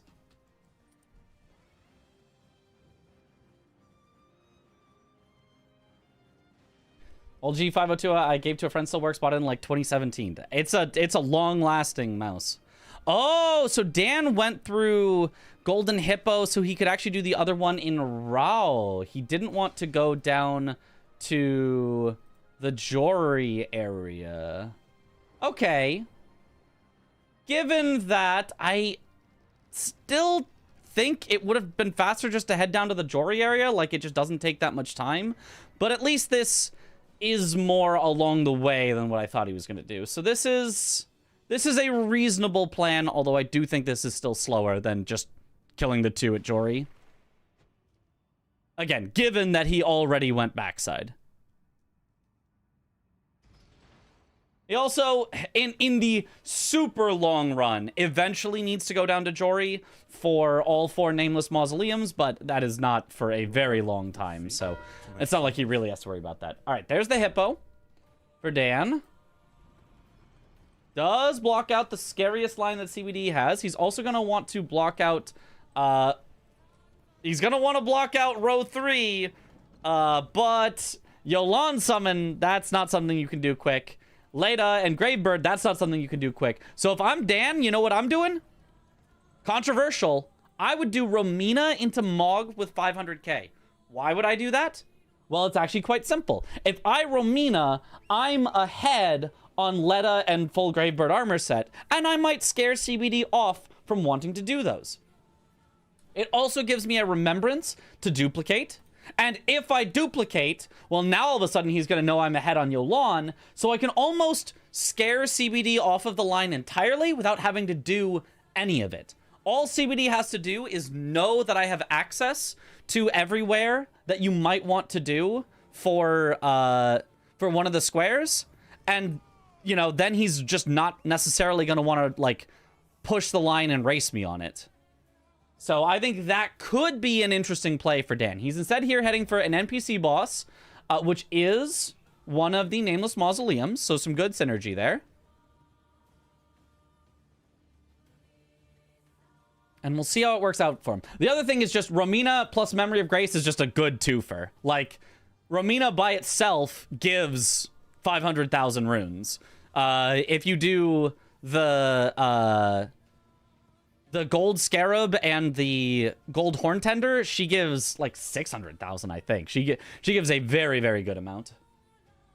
Such a good bingo, Elden Ring commentator. Really, man, amazing stuff. Yo, thank you, Anne. Doing the pots really tighten the screws on Parky? It did. I think DJ might be a little in the past on the YouTube side. In India, every supermarket uses a Dell mouse keyboard combo, which potentially lasts for 25 years. I do remember, Dell was all the rage, like 25 years ago. Okay, my stomach is a tiny bit upset, probably from all the traveling and food, weird food I've been eating, so I'm gonna go to the bathroom real quick, and then I will be right back. So you guys entertain yourself. I'll turn CBD all the way up so you can hear the Claire Obscure music while I'm gone. BRB!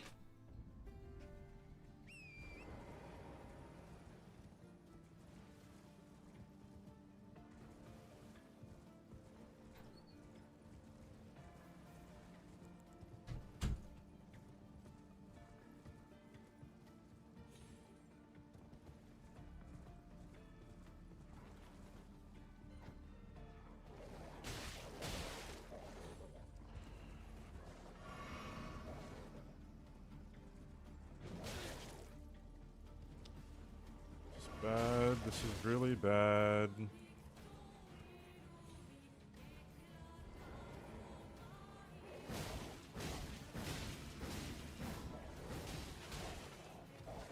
Dude, like it's just I've seen people sit here for like 10 seconds and not get attacked. I miss one kukri and everything just goes to shit. It's so fucking annoying.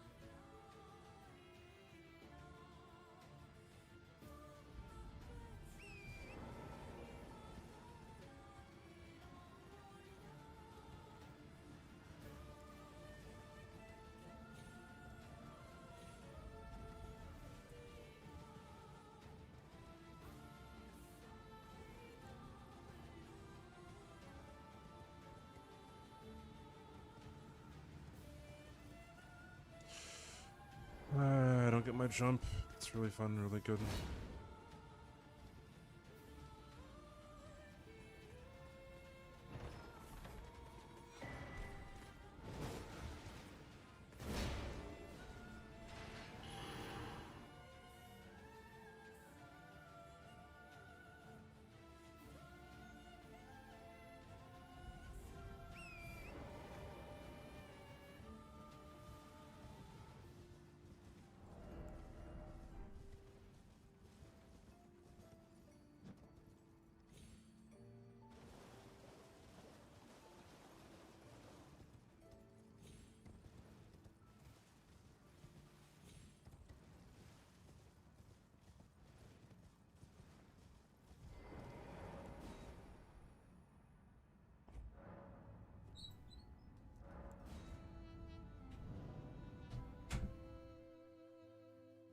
I think I want the Great Mace here just to get staggers off.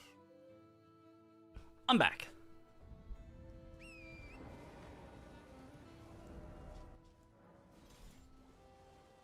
All right. Got a Dell 1024X 768 VGA monitor from 2003-ish. It's outlasted every other monitor you bought. Keep it as an everlasting backup. Nice. Okay. So while I've been gone, Dan did get 3 NPC bosses, but I think CBD also got Hanging Pot Bell Bearings. So nonsensical. CBD now heading for the Divine Bird Warrior, whereas Dan heading for Rolana. I don't mind this Rolana whatsoever. Obviously, it's good for a multitude of reasons. It also helps you duplicate a remembrance. It can get you closer to Memory of Grace. CBD not having a fun time with this unique Divine Bird Warrior. I agree. This thing sucks to fight. Give me melee attacks. Give me something. I'm sorry, CBD. The answer is no. You will only get the stupid move where he flies into the air and pelts you with stuff. I'm sorry. That's how it works. Now I'm now caught up to the present. Yo, what up, DJ?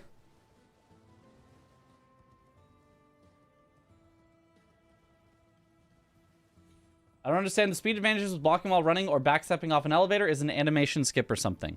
Yeah, kinda. So, blocking while running does nothing unless you jump, in which case, if you jump twice, normally Like, the for the second life- jump doesn't go anywhere, but if you I don't know why block, this you can game doesn't cancel the want you to- landing I don't know why this game animation, doesn't want you to and so you fight can do a things. second jump that actually keeps distance. And then No backstepping fighting. off of an elevator Run. is... She's the enemies. She's the bosses. It's just Run been... away. People One have shot found them. the different Like, it's so heights obnoxious and like why and can't the I fight fastest this thing, and it's just like 0.1 seconds Why can't I- faster. why does the game not want me to fight this enemy? Like, backstepping just keeps some backwards Why? momentum off of the elevator, I slightly can't more than do running off it. anything. This is insane. I can't hit the guy. Yeah. No, I agree, CBD. Frick this square. Frick this guy. Damn.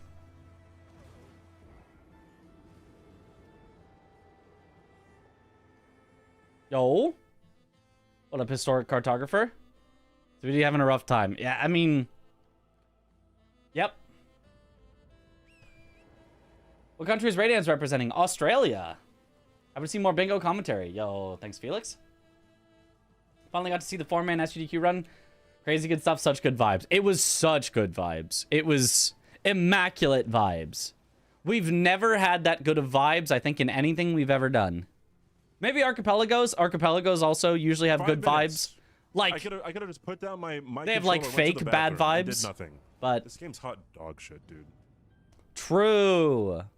We all agree on that. Yeah, backstepping off elevators it's just slightly faster. Somebody mathed it out. I haven't tested it myself, but somebody mathed it out to be just like a couple frames faster. And like I don't really know why, but Who it's knows, yeah. dude? Somebody just mathed it out. The game doesn't want me to. Can't fight him. Don't fight him. Also, peeps in the venue were going crazy and loved it. Yeah. I can't do anything. I'm gonna get killed here, dude. My God. I wonder, and it probably isn't, but I wonder if it's the most hype Thursday run of all time. Because usually the super hype runs, like almost always Souls runs are on the Incredible. Friday or the Saturday, because those are like You're joking. You're the actually days. joking. Oh, not again. But we were on Thursday, which is more like midweek. People still have work. Or people have to get up for work the next day on Friday morning. So the fact that it Spam was indoor chargers. as Yeah, hype as it that's was gonna like, help. oh, Appreciate it. okay. Appreciate On it. a Thursday? He still refuses armor. That is true. He still does like to go armorless. He has Blue Dancer Charm on currently. What was the outcome of the Aggie v Parky match? Aggie won 13-9, I think. Can't hit the guy. Like, All right. I think we will mute CBD for a bit till he gets past this, just because I don't want to, you know, if he's feeling bad and he's not feeling so great, I think kind of moving on from that and going into just more analytics is going to be better than you know, just sitting here kind of talking over it over and over. So we will unmute him in a bit once he gets past this, which I'm sure he will. Don't care what others say, the AB4P was the cream of the crop, the highlight of the entire event for me. Wrong. It was 8F's Balatro run. But I will accept second place, potentially. But 8F's Balatro run was so good. So good. Last time I saw these two play, Raydans was forfeiting Lamau. Either way, he has improved a lot, or CBD is having a rough game. Probably both. Oh, I mean, obviously, yeah. Raydans has improved a lot. Yeah, for sure. Raydans has been working on it quite a bit. But yeah, I mean, this also definitely not, at least not CBD's favorite game, let's say. I feel like he's still playing, you know, well, all things considered. But definitely he's, yeah, not having as fun of a time. The drama at the end. Yeah, Adif was so stressed, yeah. And like, it's one of those runs it's not good. It's not like the run was so good because, oh, any Naninth run is always going to be good, or because, oh, every 8F run is good. Although that is true, every 8F run is good. It was like a super unique, you could not have scripted the outcome better of a way for just like everything to almost be the worst thing possible. And you know, okay, and then if we do exactly this, and then if we try exactly this, and then if we do exactly this, maybe it can still work, and oh my god, it's gonna work. Wait, no, but then we got unlucky on this, so now it's not gonna work, and oh my, it was cinema. It was cinema. Josh! Yo, thank you for the raid! Welcome on in, Raiders.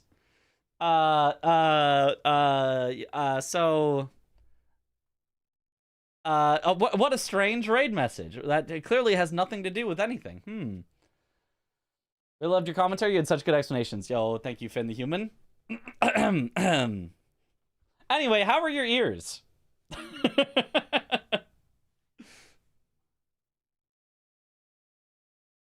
Raiders. They're right in an hour. Oh, that is right. Yeah. Chillin'? Nice. Nothing too bad on the flight back. The fact that the RNG of a boss not showing up was what saved the run. Yeah. We're gonna watch the 8F Balacha run on YouTube. If you go to, I have a pinned message that's the link to our run, the all bosses 4 players. But if you go there and then you go to other videos on the GDQ channel, you will find 8F's Balatro run. Or you could just YouTube search it. 8F Balatro games done quick would probably get you there. Totally fine. Actually, I only noticed them if I bumped them on accident. And there is Romina for Raydans. I really like this play. All of a sudden, look at it. Now, Dan is ahead on Letta and her allies. The thing is, if I'm Dan, I actually give up 2 forges, I think. I actually don't think if I'm Dan, I actually want to do 2 forges. The reason is because let's say I'd go for 2 forges to try to push the line, but then CBD goes for Letta and full Gravebird armor. Well, now all of a sudden, I'm forced into Yolan, which would be pretty horrible. So Dan does the excellent job of doing the Memory of Grace, the 500,000 plus runes after Romina. Perfect. Love to see it. And if I'm him, redeemed a coin I might just go straight to Letta. I might just go straight to Letta, or at least like make a bit more progress, like go towards killing Mesmer or something. And you know, if I see CBD doing other things, maybe I don't have to rush it actually. But if I'm Dan, I do not want to be caught off guard by CBD suddenly doing Letta and full Gravebird armor. A saline spray that you're using, then drying with a paper towel. Okay, he's going for a furnace golem. Okay, it's not a bad call of a square to go for. I'm concerned. I'm concerned for that line because that line really sucks. And especially if Dan went Letta and full Gravebird armor set, all of a sudden he'd have 2 different line threats that CBD would have to deal with. So if I'm Dan, I might like forego majority for a little bit and just go straight to Letta. It's a very weird play that you would very rarely do, but I genuinely think it might be an incredible play here. Yeah, he could force Sork only or Senesax if he does that. Yeah. So I think if I'm Dan, that would be my play. I think that would be a really strong forcing play.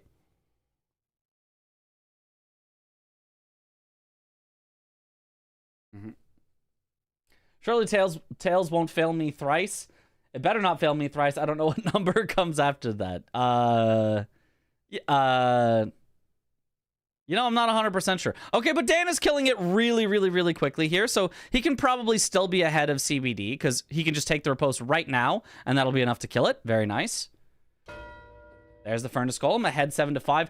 Especially now that you have the majority lead. Come on, Dan. Push Letta. It would be such a strong play.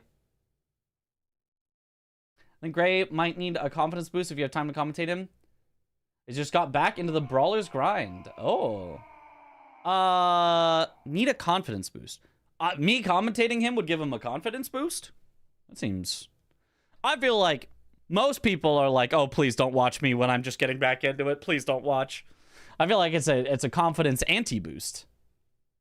Granted, I still love to watch and, you know, see how they're getting back into it and you know, if they have any questions, be like, yep, I saw this happen. I probably would have recommended this, whatever. But I think I know Parky did like a lot of practice, I think off stream as well, because she's just like, I need to get better. Like I don't want to be seen on stream like this. But Letta sucks. Letta does suck, but he's got wild strikes.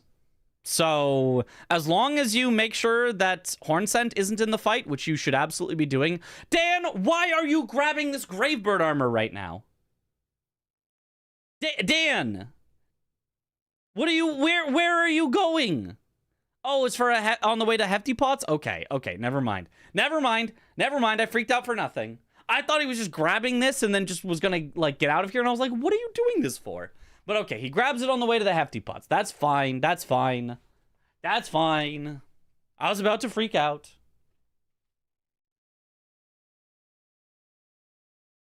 I still don't know that I love this again, because like I really think he would do a lot better with just forcing out some lines. He just makes it like, if you have majority lead and then you can also force lines, you can just dominate the game. Whereas if you have majority lead and you just let all the lines go, it's much easier for your opponent to get back into it, I feel like.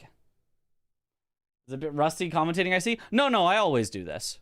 I always see what they're doing at a given moment, assume that's the only thing that they're doing, and then make the wrong call. It's the other way, Dan. Yeah, you jump out there. There you go. You got it. Surprised CBD didn't go for the Hefty Pots, considering he was right there as well. He was right here? He was at the Bellerot jail? If so, then that's very strange. Oh, he just picked up Savage Lion's Claw? Is that why? Why does CBD refuse to wear armor? Because he believes that it is better. I am almost positive that mathematically it is just strictly worse. Like, I'm pretty sure of that. Oh, good quit out, Dan. Good quit out. I am almost positive it is strictly worse in all ways to not wear armor. But CBD believes that it is better, or at least, let's say, that he is more comfortable or confident with it, being able to have a light roll, using Blue Dancer Charm, which he does for hitless runs. So it is a way that I think he is comfortable and able to play well, even if mathematically it is possible that it is just less damage and less survivability.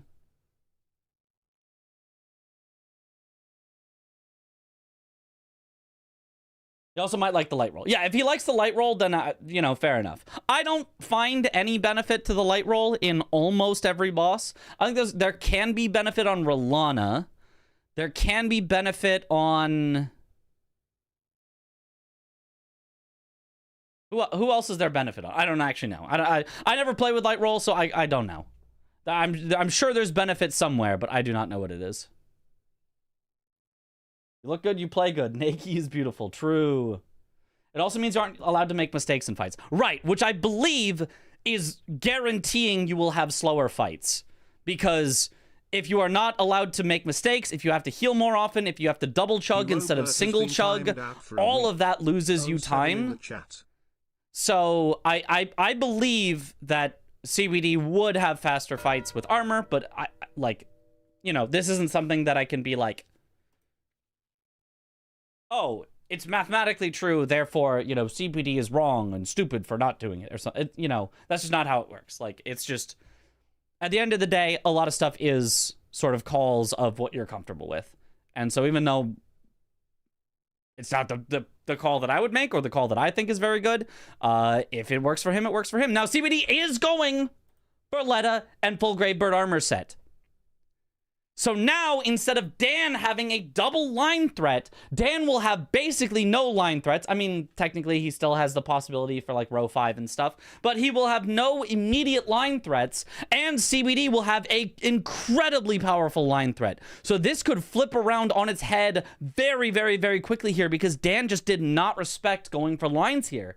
He's ahead by 3 in majority, but now he's chasing CBD, likely to get sniped on 2 squares, which is basically going to even it up in majority and put him on the back foot on a line. I think Dan, I might go so far as to say, is losing at the moment. Maybe it's not that far, but I might go so far as to say Dan is not in the lead, even though he is up by 3 squares. Oops, you're late. Yo, Joe Raid. Whoopee!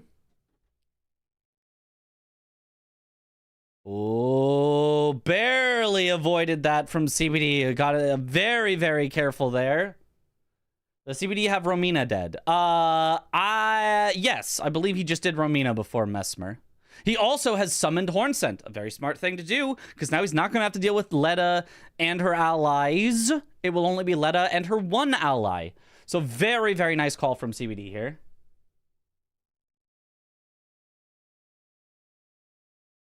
Did he do Romina? I thought he did.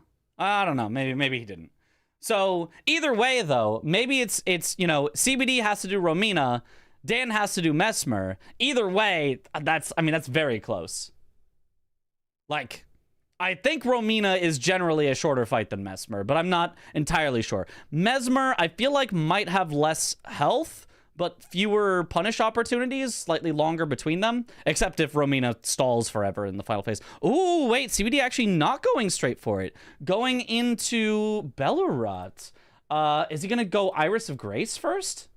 Ooh, interesting. He's changing his mind. He's changing his mind. He says, no. I do actually, in fact, want to go Letta and Gravebird. And it looks like the fog wall was up, so he has not killed Romina yet. Int? What is he leveling? Oh, he's leveling Int for Kill a Boss with Sorcery only later? Oh, and some Mind? Interesting. A little bit of hedging his bets here. Neat. Okay, yeah, he has not killed Romina yet. Dan is in the second phase, so that warping out to Bellerot before going to Romina is going to even this up a lot. CBD, I guess, now is behind, so Dan actually has taken back the lead on Letta and Gravebird.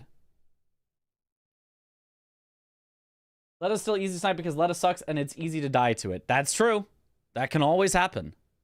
Oh, but you can see just how fast CBD is taking down Romina. He's already almost caught up to the health percent that Dan has, but Dan does finally get a stagger. Dan has, importantly, not summoned Hornsent, so his Letta fight is going to be just horrible in comparison to CBD's. CBD might save like a minute on the Letta fight if things go poorly for Dan, so CBD probably still is in the lead now towards Letta just because Dan has not summoned Hornsent. Ooh, this is going to be close, though. This is really, really, really close either way.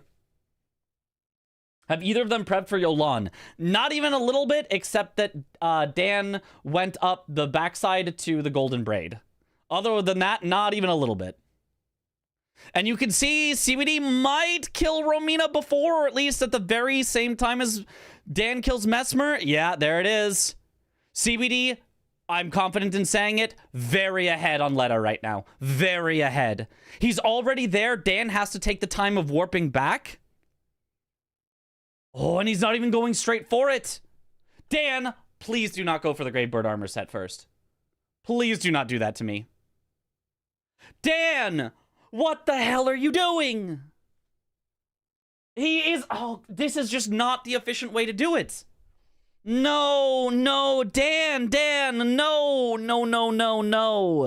Because if you get sniped on Gravebird armor set, you just wasted this time. Whereas if you made progress on it towards Letta and you get sniped on the Gravebird armor set, you might still be able to be ahead on Letta.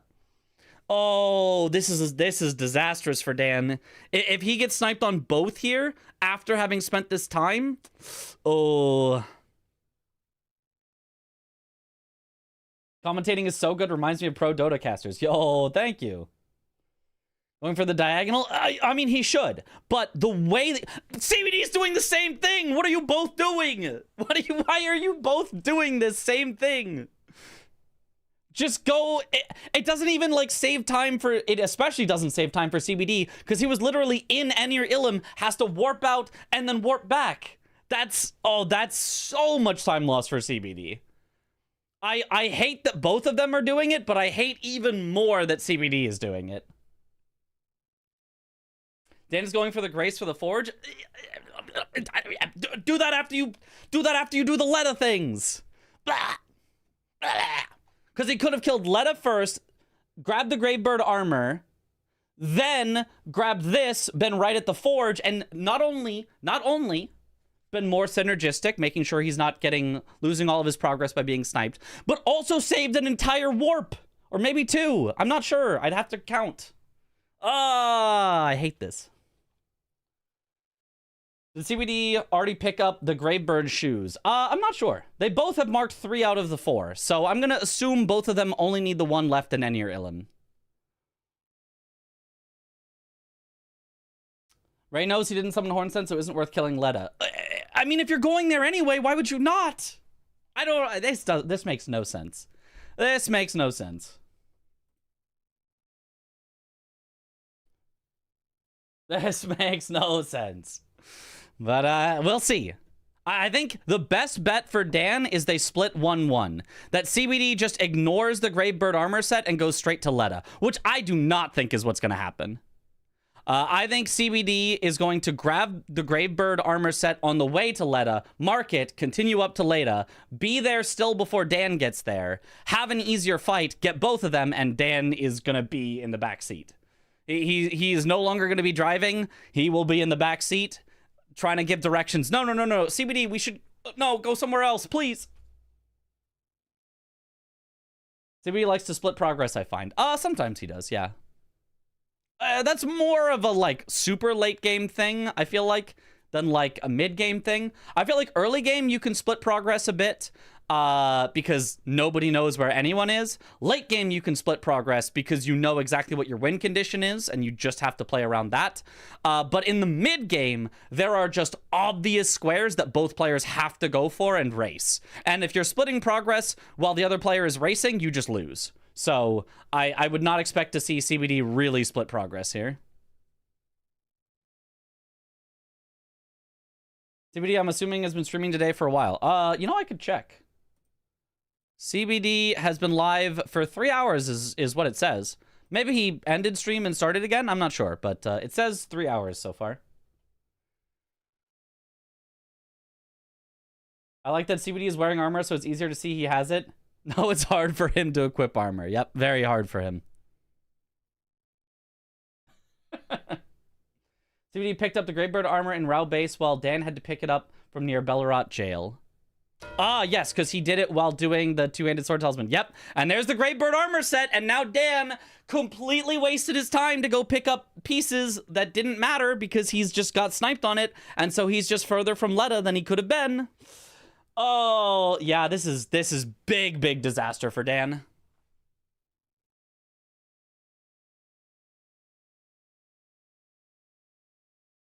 Happens to the best. He's a late starter, 3 hours is right. Yeah. I mean, I knew he goes late, but some days it's like he's up as late as me and I'm like, oh, that's cool. And I'm like, how long has he been streaming? Oh, he streamed 14 hours today. Huh. Sometimes he just goes. Dan, pick up that skidoo. Dan, what the hell are you doing skipping that skidoo? We've got half the game left to play. Dan, why are you skipping the skidoo? Dan is going to give me a heart attack. What is Dan doing? You know what? I'm rooting for CBD. I was rooting for Dan. Bit of the underdog. He was doing great. I'm rooting for CBD. Screw you, Dan. What the hell? Not summoning Horn Scent. Not picking up the skidoo. Can you believe this guy? At this point, should Dan just go for Yolan? I mean, he might have to. It's rough. It's rough. Dan is going for Letta. Yeah, he could be assuming that CBD is going to just leave it. Is going to just not actually go for Letta, is gonna, you know, pivot out and like do something. But it really would make no sense for CBD not to go for Letta because it blocks Dan's scary column as well. So I think there's just no way that that CBD does not go for it. One thing Dan could do as well, instead of Yolan, he could actually go Iris and Forges and try to make a threat on the bottom line. And then at least make CBD consider, do I go for Yolan or do I go for Senesax? Like, so that is another potential that Dan has in his back pocket, but that was a little bit of inefficient movement to not pick up the Skidoo before talking to Letta, but whatever. It's a couple seconds. Dan the Skidoo. He got this one. He got this one. Is CBD's damage so much higher because the talismans Dan is using? I'm not sure what talismans Dan is using. I can see Axe Talisman, which kind of sucks on that weapon, not gonna lie, but like, whatever. I can see he's got the multi-hit talisman, which is always good. I can see the effect on him of the max health talisman, and then I think he does like the defense talisman for his fourth one, so it's possible that that could be something. And here, CBD getting Dane with the Brain Destroyer, the Wild Strikes.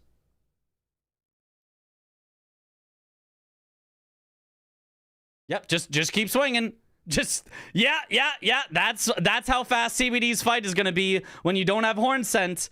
And now watch how god-awful Dan's fight is going to be. I mean, CBD is going to be done by the time Dan even just starts it. But look at how much time it takes to try to kill Horn Scent, and then you just die instant. Oh, it's so bad. Yeah. What is triggering it and running back to the Grace do? It's running back far enough that she stops yapping, because otherwise you have to sit through all the yapping before it'll let you fight her. This is a comeback. I mean, it is definitely a comeback. Like, CBD was definitely down, but Dan just did not make the right calls in the mid game. He made great calls in the early transitioning to mid game, but then in the actual mid game, he just went for two random squares that had no bearing instead of the two most important squares on the board. So he just really put himself on the back foot here. He is still ahead by one in majority, so if he can block Yolan's summon and keep up with other squares on the board, he's still fine right now. It's not as though he is like, you know, it's a disaster. He's just lost. But he has gone from winning by a lot to probably losing by a little bit. It's not Jover yet. It is not Jover yet. Will CBD go for bingo now? He might. He's heading through ADM, which indicates that he could. Which, by the way, is also much smarter than what Dan is doing right now. Dan is going for the whistle, but he hasn't gone through ADM yet. So Dan is committing to Yolan summon with no synergy that he's getting along the way. CBD going through ADM could go for Yolan summon, but he could also pivot out to Senesax if he wants.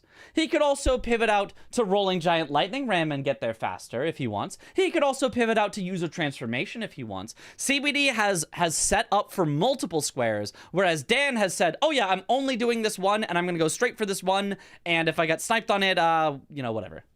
Dan did ADM? I was in the bathroom. Well, never mind then. Never mind then. Dan, good on you. You're doing great. Maybe, how far did he go past ADM? Did he just get the Grace after ADM? This works then. He can also dupe while he's here. Do you think he's going to try to split progress and dupe some remembrances? I would. If it were me, I'd dupe the remembrances, 100%. The bathroom commentating debuff, it's rough, it's rough. Sometimes you miss, you know, minutes of the match. It is what it is. Does Yolan summon come from Iris of Grace or Occultation? Summon is Grace. Weapons are Occultation. Yes. Dan is still losing Mitch. I mean, if he gets the triple dupe, he could still be winning. He could still be winning. I did not realize he had that that progress. Anyway, I was gonna ask, I'm not sure if I said it aloud yet. How far past ADM did Dan go? Does he have the Altar of Dragon Communion, or does he only have the Grace right after ADM? Secondly, why did he do ADM earlier? Did he do anything with that, or did he just kill ADM and then port out?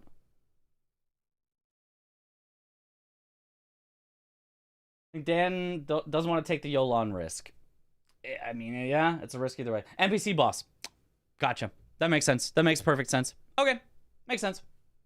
First Grace after ADM. Okay. Okay. Yep. That makes perfect sense. Yes. Yeah, when you don't see what the players do, it's a little harder to accurately say how they've played. Turns out. My bad. So, CBD actually heading up here either to Senesax or to Transformation. It doesn't look like he actually wants Yolan at all, which I think is very reasonable. I think just forcing Dan into Yolan is already a good thing to force out from him. Why does everyone use this particular weapon? Great question. Let's start from the basics to the advanced. The basic is, it is a great axe, which has a very good moveset, does good poise. It has the ability to, if you hit an NPC with it, they'll like flinch, they'll go like, each time, and then you can keep hitting them. That's the very basics. Any great axe you pick is gonna be solid. There are a couple that are like, they're not like that great, but every great axe is at least a B tier weapon.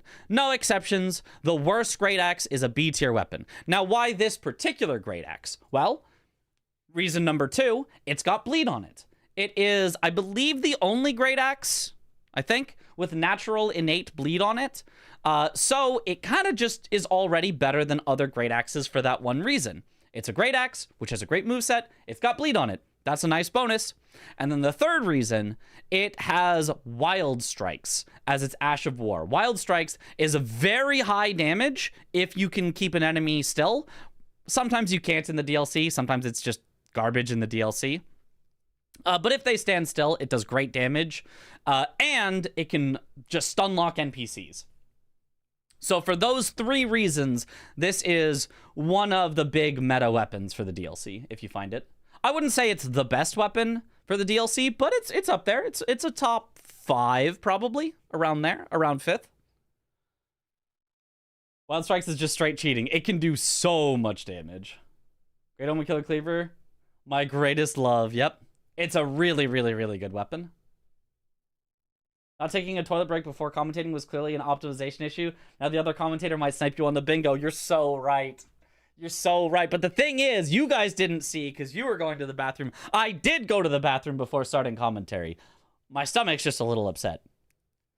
Possibly from eating pounds and pounds of steak at Fogo de Chao.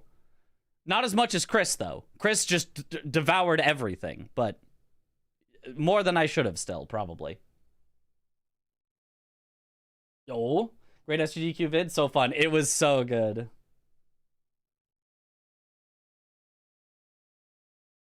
Third reason ads, I'm going to assume Wild Strikes. Yes, correct. The third reason was Wild Strikes.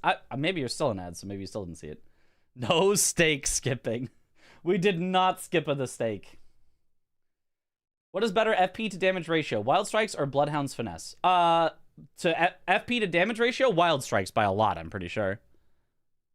Wait, actually, FP specifically. Yes. 100%, it's Wild Strikes. 100% it is Wild Strikes. I think. 70% it's Wild Strikes.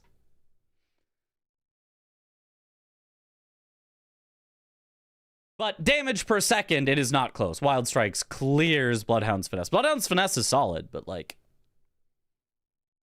The thing about Bloodhound's Finesse is that it's got other benefits. Bloodhound's Finesse also gets you staggers. Bloodhound's Finesse also repositions you, which can be really good for a lot of fights. CBD getting hit for half of his health from a single hit here on Cinesax isn't great. I don't think he'll get 2-shot, but it might depend on the move. If he dies in 2, that's very scary. That's going to force him to heal very, very often. He's really, really good with these dodges, though. And he does go straight for the Cinesax here, which surprises me. I'm a little surprised he is actually just going straight for Cinesax. It doesn't, obviously, it does nothing for any of the lines. Maybe he's just worried about blocking out, or sorry, I shouldn't say, it doesn't do anything to threaten a line. It does block out Dan's row 5. Oh, wait, and I just realized. Dan will get to give an Iris of Grace to get the Yolan summon. CBD needs to go do Iris of Grace right now in order to prevent Dan from getting a 2-for-1. Otherwise, Dan is going to be so far ahead on majority. I didn't even think about that until this moment. Somebody even literally asked about it, and I just went, oh yeah, it's an Iris of Grace. Oh, that could be so bad for CBD. And 3 dupes is almost certainly Dan's. I'm surprised he didn't even do it on the way. I would have, so that I don't have to come back. Like, it takes a while to come back. But, I mean, obviously he was just worried about the entire line, so kind of makes sense from Dan. But yeah, no, CBD should be doing Iris of Grace because Iris of Grace would block Dan's line way faster than Cinesax would, while also just literally stealing away a square that Dan is going to get otherwise. Maybe he's going to do Cinesax and then Iris of Grace after. Maybe he still has time. I'm not sure, but seems very risky to me. For some reason, I'm cursed anytime I travel. I don't get back to my regular circadian rhythm for days. Sucks. Yeah. Yeah, I don't know. The Cinesax just seems like such a weird, like, one-off play. Like, yeah, I mean, it's a square for a boss, which is never a bad thing, but it's a very long, out-of-the-way boss that does not set up for anything else. Okay, I think he can still get Iris of Grace here, which he is going for, it looks like. He's teleporting to the first floor. I assume to grab the Iris of Grace now. No, he's headed down. Oh, he's gonna get the painting for user transformation. Okay. He found the bit of synergy. Cinesax and transformation is a bit of synergy. Yolan is a huge time sink too. It is, yeah. If CBD can take away Iris of Grace, I think he will be winning in majority definitively.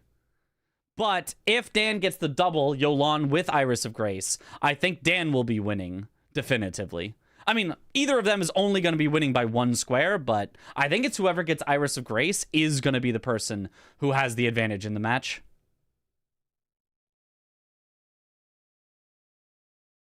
I think Mitch has a regular sleep schedule anyway. Nope. I mean, honestly, who does?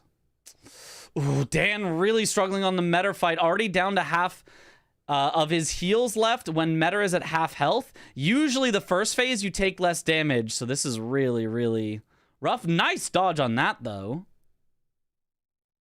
And this fight is going a bit scuffed. Yeah, I mean, it's Metter. It's almost always going to be a bit scuffed. Nice. He gets the good, easy attack where you just run to the side and hit her. Oh, and a big bleed proc. Never mind. He's totally fine. Just get the stagger here.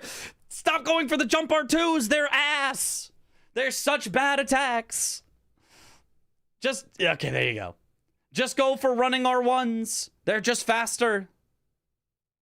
I mean, you can do them in that situation where she's like, you know, kind of staggered. You have all the time in the world. But if you're just trying to barely get a hit on her as she's like about to start up her next move, you cannot do a jump R2. It's either going to get you hit or the boss is going to run away. But nice kill by Dan. Very nice. As long as he has the Iris of Grace right now, just port back, Dan. Port back. Dan, where are you going? Port back. Port out.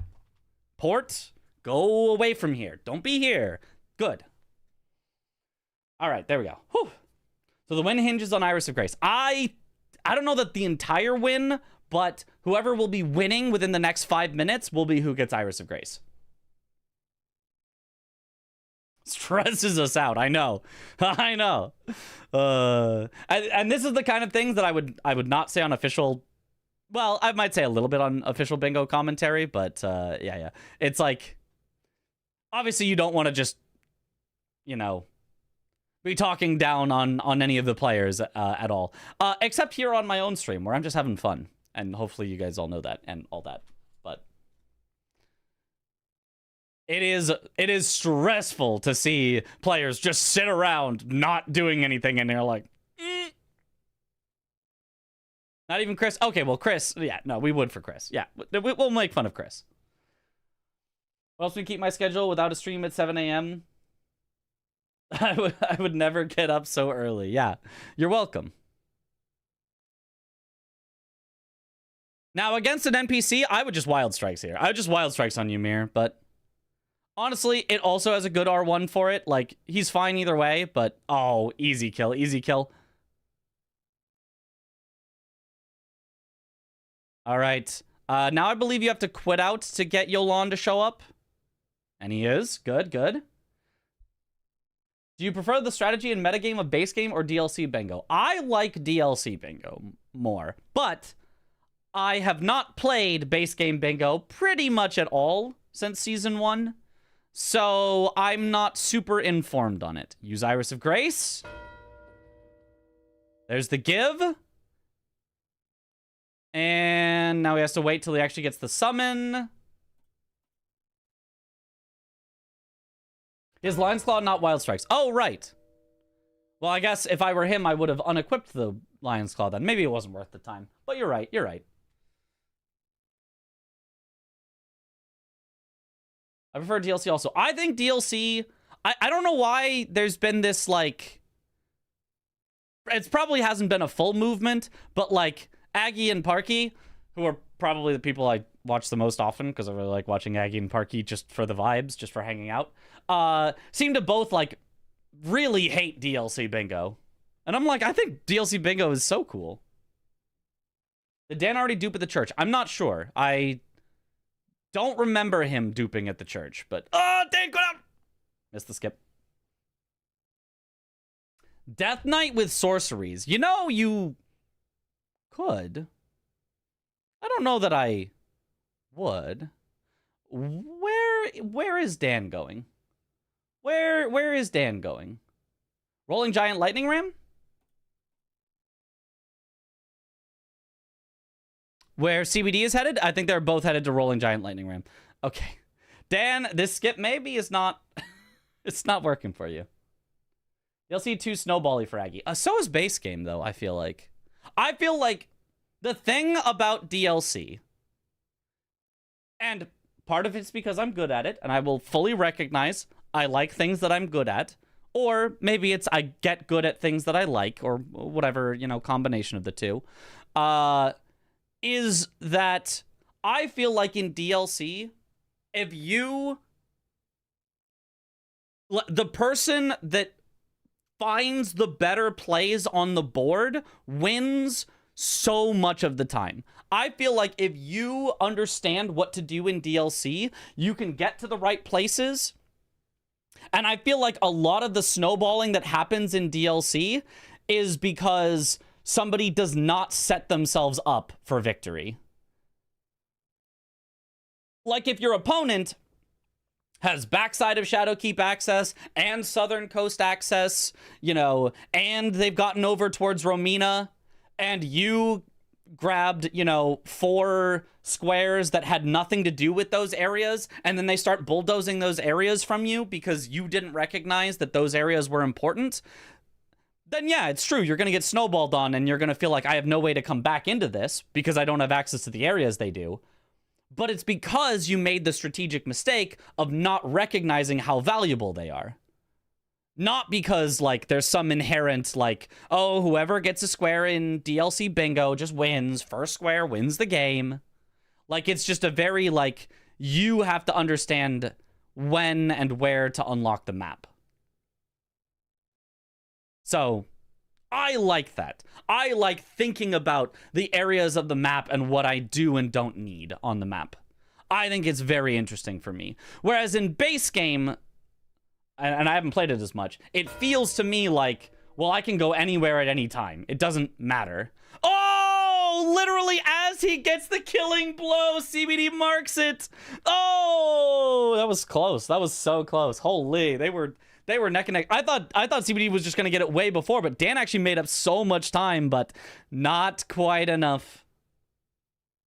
Seconds off. Just finished 8F's GDQ run, was genuinely beautiful. Yeah, it really was. So, you know, I think that's what's something that somebody that likes a lot of base game would say is a good thing. It's like, oh, it's great how I can go anywhere at any time and do anything, and so I can plan around everything all at once, right? Whereas for me, I'm like, oh, that kind of sounds less interesting. It's more interesting to me to have the restriction of I need to find the time to figure out, you know, when I can unlock certain areas. Okay, Dan is struggling to find the skip down here to the dupe. Is that the spot? Apparently it is. He got it.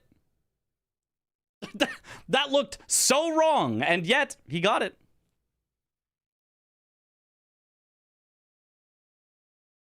If he hadn't missed the skip twice, I think he missed it like 4 times. he really struggled on the skip. Yeah, Dan could have had the rolling giant lightning ram for sure. Too much freedom just becomes aimless. A little bit. That's a little bit of how I feel in base game. It just feels like, okay, so there are, you know, there are 25 squares on the board. They all have their own locations.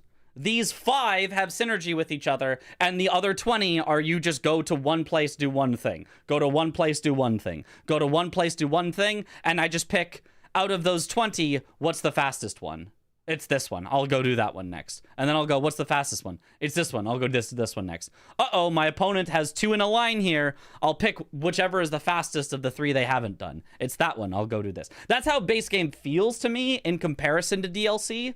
Where in DLC, I can tell you who has priority on, you know, almost every remaining square based on where they've gone in the map. So, like, I think that's cool. I think it's cool everyone claiming priority on big sections of the board. So, but yeah, it's at the end of the day, it's just preference. Will the route change at all with the 2 new classes? Who knows? Depends if they're good. I feel like Tialier skip is what ruins DLC bingo for a lot of players. Then learn it better. Like, you know. There is, especially now, Hyperion found a version, not that I've learned it yet, but Hyperion found a version where you cannot die to fall damage memes. It can't happen.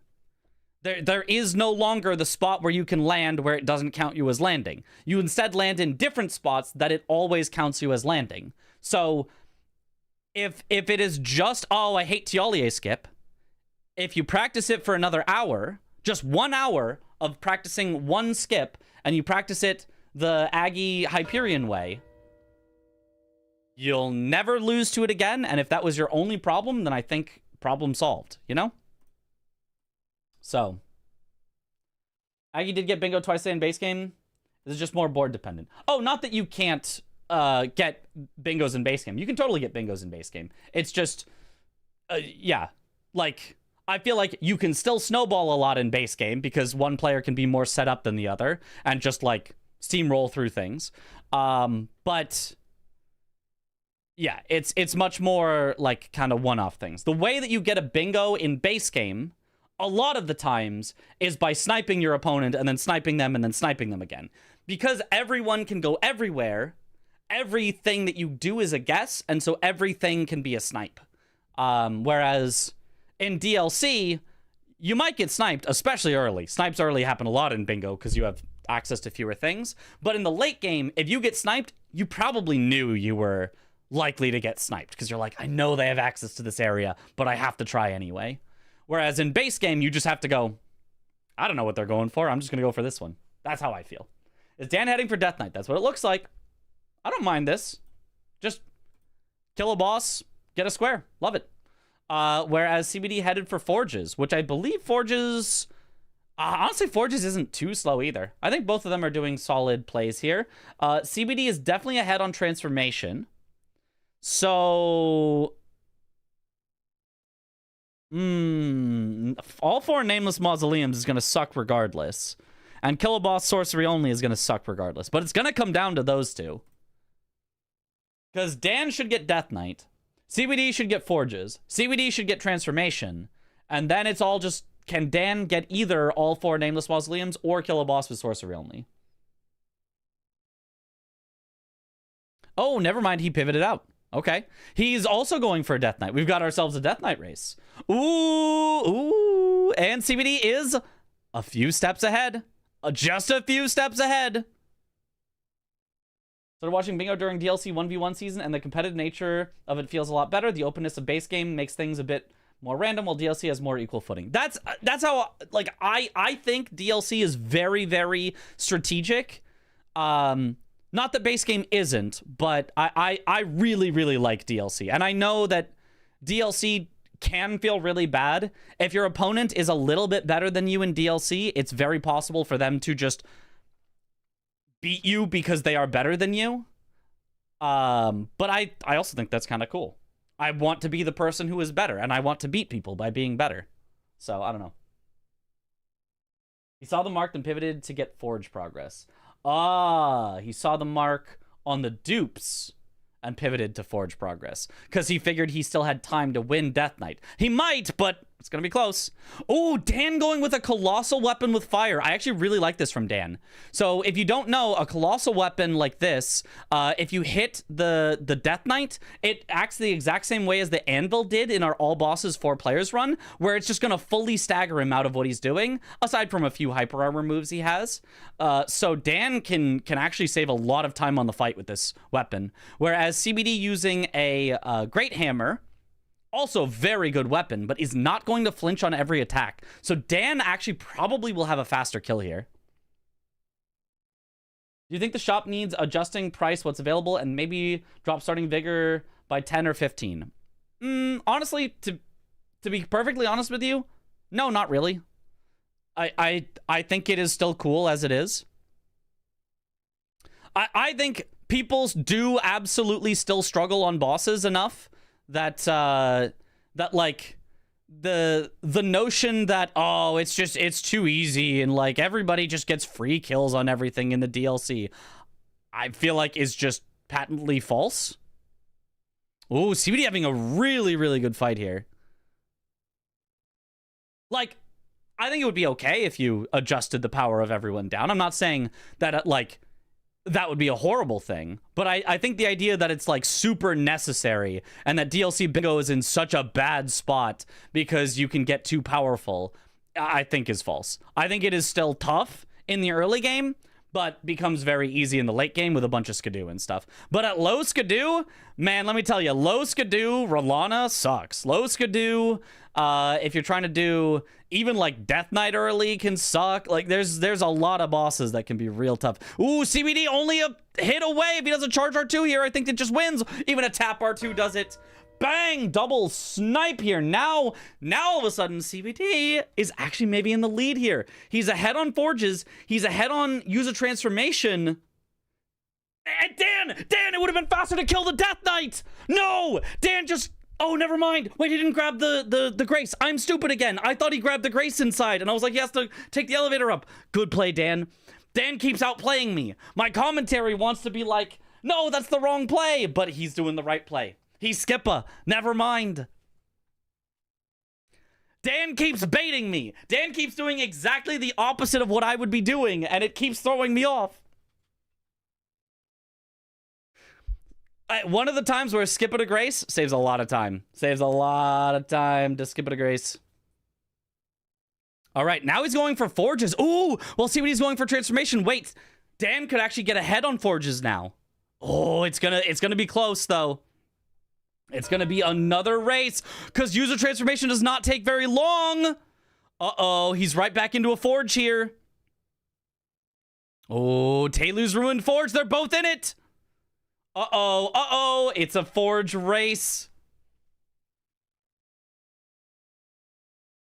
Then it's just too 5-head for us mere mortals to understand his transcended knowledge in Bingus. True.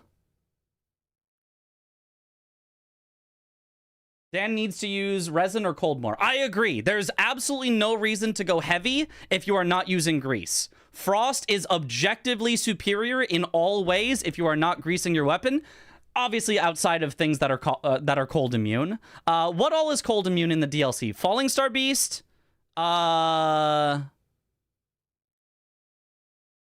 Oh, CBD I think knows the slightly faster route through here. Yeah, CBD saved a good chunk of time there. He was way behind Dan, but now he's climbing up the same ladder just because he knew a faster route through. Uh-oh. PK, Deathrite Bird. Yep. Ghost Flame Dragons. So basically, if you have 2 infusions possible, if you buy the cold one and the holy one, you're kind of set. Because everything that's immune to cold, outside of Falling Star Beast, I guess, is super weak to holy. Lamenter too. Yeah, okay, Lamenter also. Yeah. Dan missed it. He missed the jump. Now CBD is ahead. Ah, Dan, he's making mostly good calls, aside from giving up Lita and full Grave Bird armor. That was a disaster for him. But he's just a little slow because he's missing these skips and having to quit out. He missed the wing skip like 4 times and lost a ton of time there. And then he also misses this skip here. And that's probably going to cost him. Missing the wing skip absolutely 100% cost him Rolling Giant Lightning Ram. And now missing that skip probably loses him Forges too. So he has a Grace for another Forge. Maybe he would have lost anyway then. No, he doesn't. He's only up here, which Dan probably has the same Grace for. Oh, where is Dan going to go? Ancient Rao base? Isn't that the one he just did? Where that? Oh, he's going Nameless Mausoleum. He's splitting progress? Oh, God. Oh, with Nameless Mausoleums? Oh, no, Dan. Oh, you're so screwed. Oh, you're so screwed. Oh, no shot anymore. Oh, damn. No, there's no way. Oh, I don't see Dan after having just done a forge beating CBD to both mausoleums and kill a boss with sorcery only. Oh, yikes. When is bingo playoffs starting? I don't know when the playoffs, but the group stage, the bingo season is starting this weekend. This upcoming weekend. Danger level Garf for sure. Danger level might be higher than Garf for Dan right here. That's tough. And CBD already leveled up for Sork only? Yeah, I don't assume that Dan has. I mean, because I can see Dan winning just Nameless Mausoleums if he just rushes for it. But I do not see him winning both. I could see him winning Sorcery only if he goes for Sorcery only while CBD is going for Nameless Mausoleums, right? I can see him winning one or the other. I don't see Dan winning both. I don't know. I don't know about this one. That's a Crimson. We need a red Garf. Yeah, there's 2 forges for CBD. Dan is so screwed. Dan killed Ymir without buying spells, I think. Yep. Nah, yeah, he did. Yep. No, I think it's Jover. I think it's Jover. I think it's super Jover. Crimzarf. What sorcery, though? Where's Dan buying those? I mean, would have been at Ymir. Ymir always has a guaranteed good sorcery. I'd forget which one. But he always has a guaranteed good one. Glintstone Nail or something?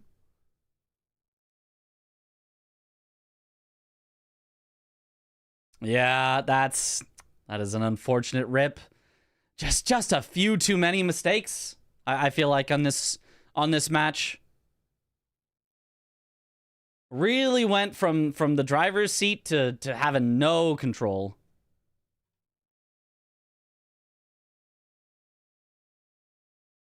Glintstone Shard, I think. That sounds right. I think so.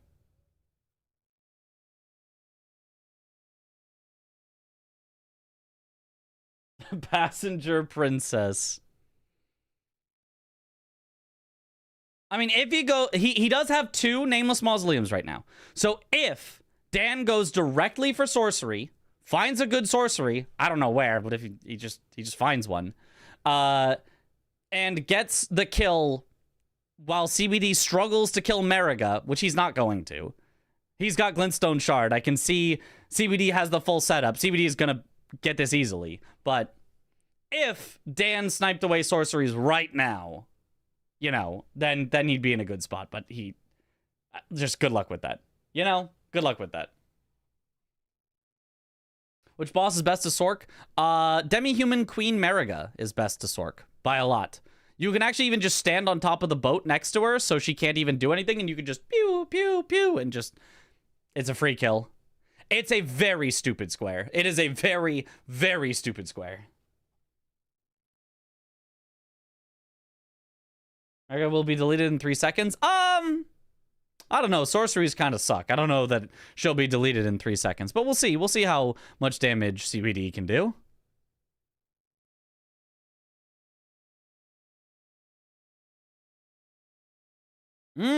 She's kind of getting deleted in 3 seconds, not gonna lie.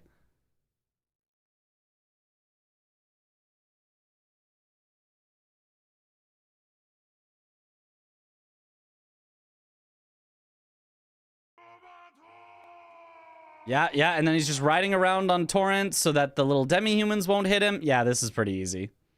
Yeah, and there it is. There it's gonna go. And there it is. GG's.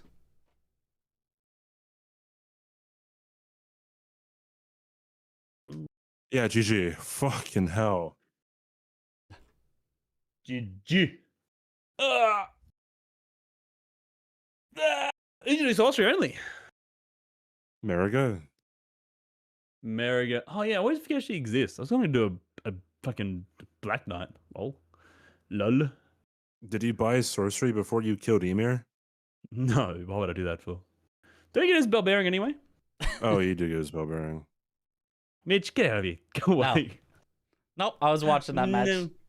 I was yelling at you the whole time, Dan. The whole time. What I do wrong? You didn't go for Letta and Gravebird when you were ahead by 3 on majority, and it set up a double bingo threat for you and blocked his threat. I was like, Dan, what are you doing with Furnace Golem? Who gives a shit? Go do Letta. Oh, when you put it that way. I was upset.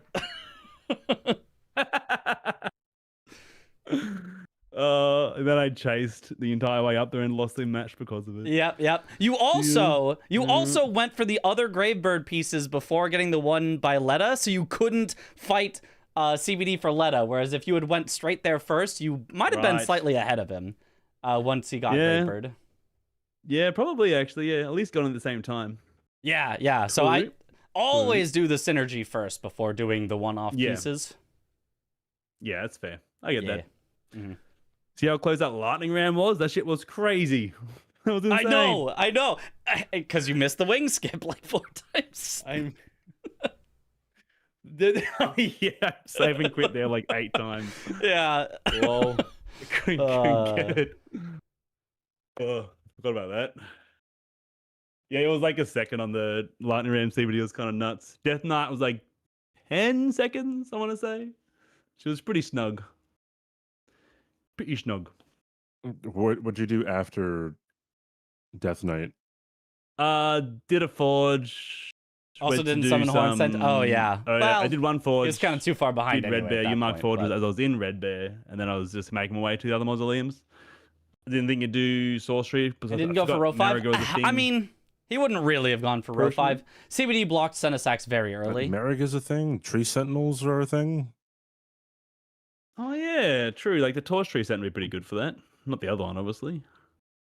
Yeah.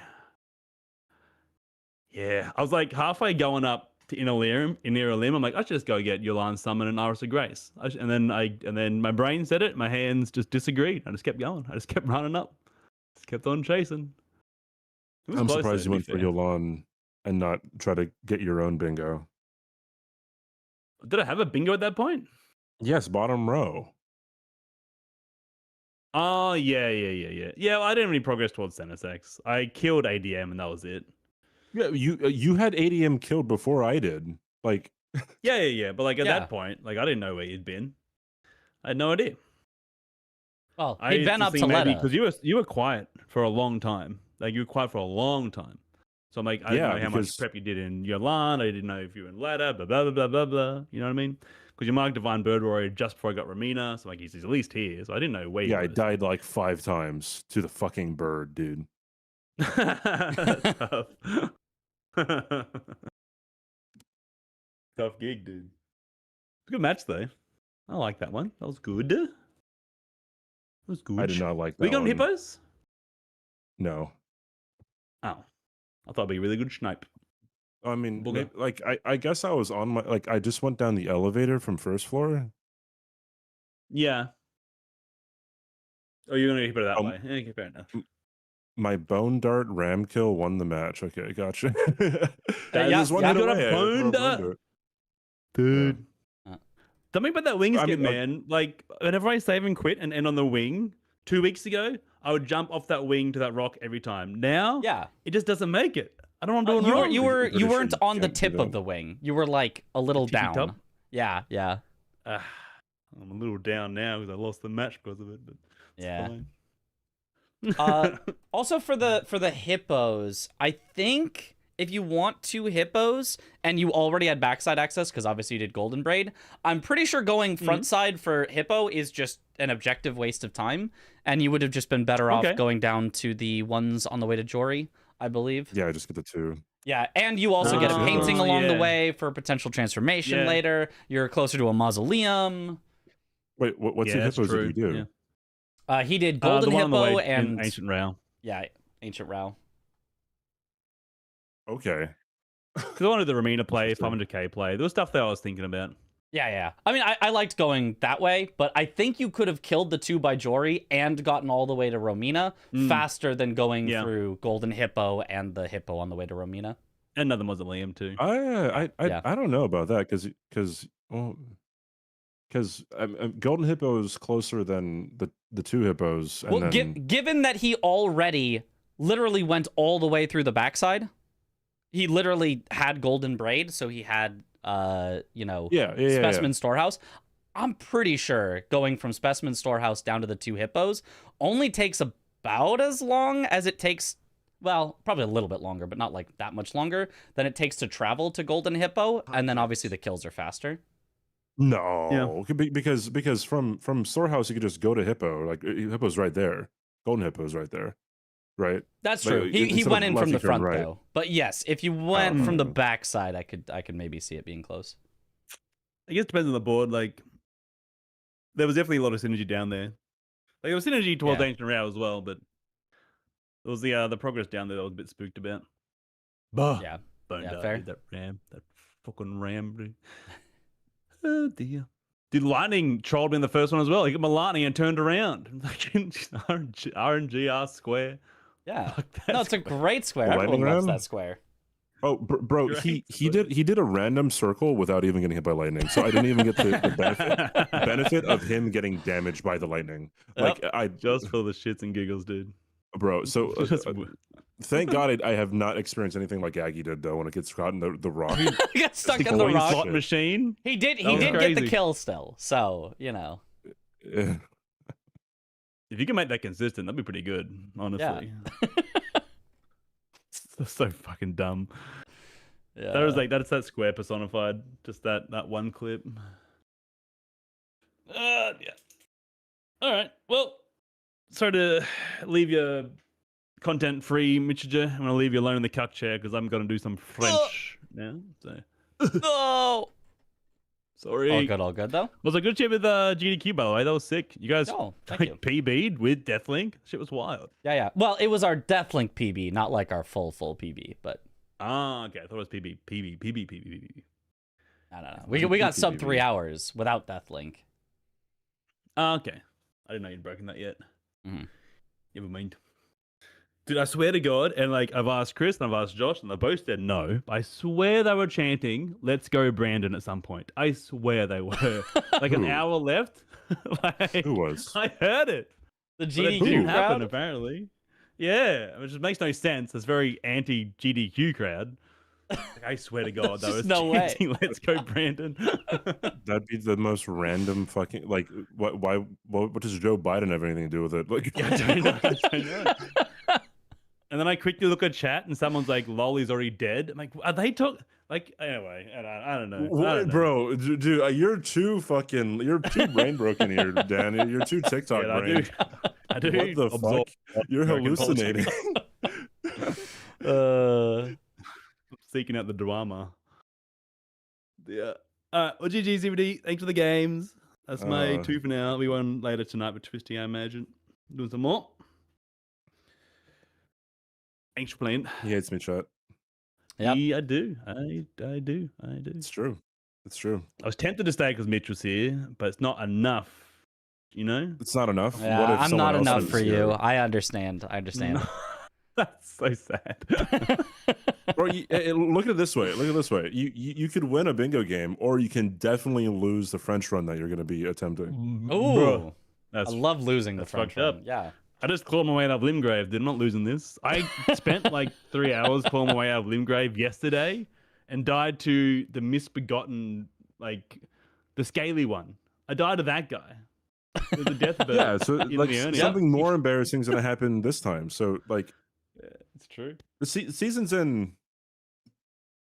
Yeah, I'm doing my 3 days? 2-3 matches a day. Don't fucking, just because you can sit there for 10 hours and do it. I don't know how you. Well, it my was mental 2 state's more matches important. today. So you have another one, a third one. You Yeah, said I've 2 got to something 3. Twisty tonight. I've got plans with Twisty. Oh my! You guys are doing a really great God. job. Oh Thanks, my Josh. god, Josh, you are so loud. Holy shit. This isn't that loud. Oh my It's god. like a little Dan, you're loud. doing so good. Thanks, Josh. Love you, Josh. Appreciate it. Mitch, you did great too. Thanks.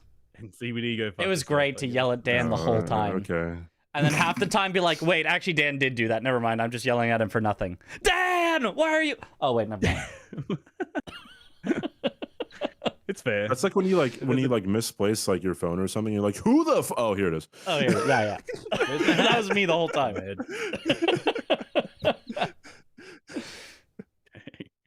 Can't wait to watch that back. Awesome.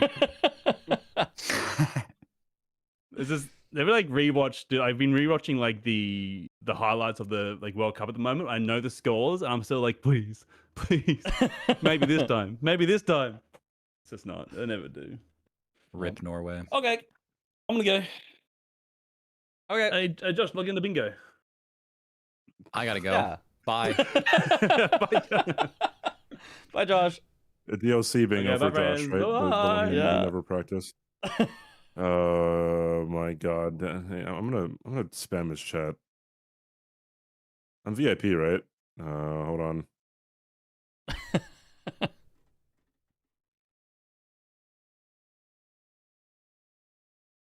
Wait, whose chat are we spamming?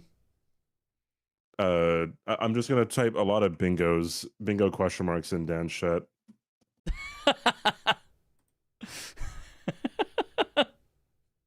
Beautiful, beautiful.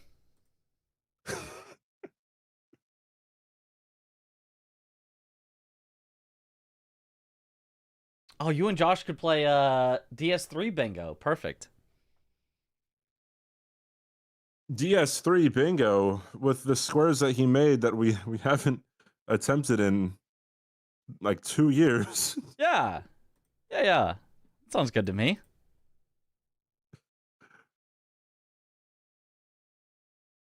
No balls.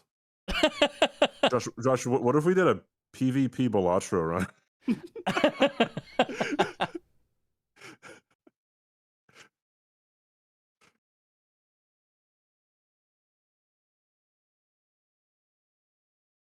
Wait, you can add time in Discord to. Whoa! Wait, what? Wait, at time?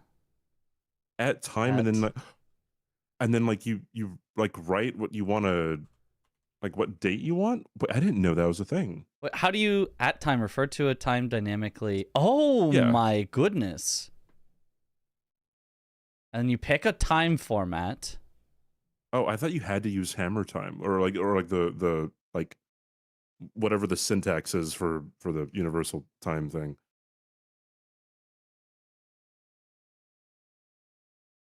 I never knew that. Wait, how do you Only on. So at time and then you press enter and then you type, I don't know, like July. Yeah. Oh, maybe that doesn't. July 15, comma 2026. 5:00 p.m. And then I click on the thing, and then it makes a formatted thing. Oh my god, that's so good. Great feature for servers with international peeps. Yeah, you could always, like, I would just Google the times. I would just Google Discord timestamp, and then you find a website that can make it for you, but Yeah. you can just do it in Discord.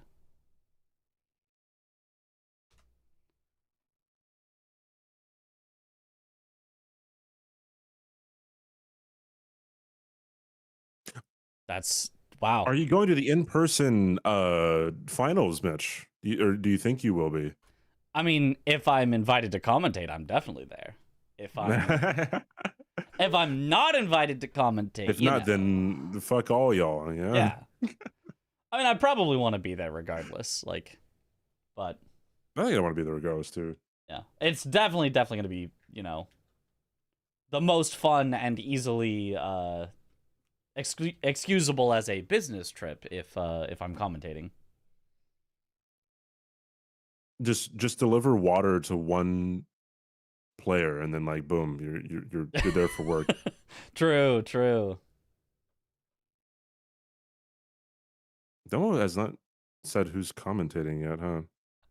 No. I think he wants to make sure that all of the players are good first before worrying about the commentators, because commentators, if he asked and I said, "Oh, like, I can't do it," someone else could. Like, it's just not a big deal. He could literally get somebody like an hour before the match and just be like, street. Yeah. Yeah.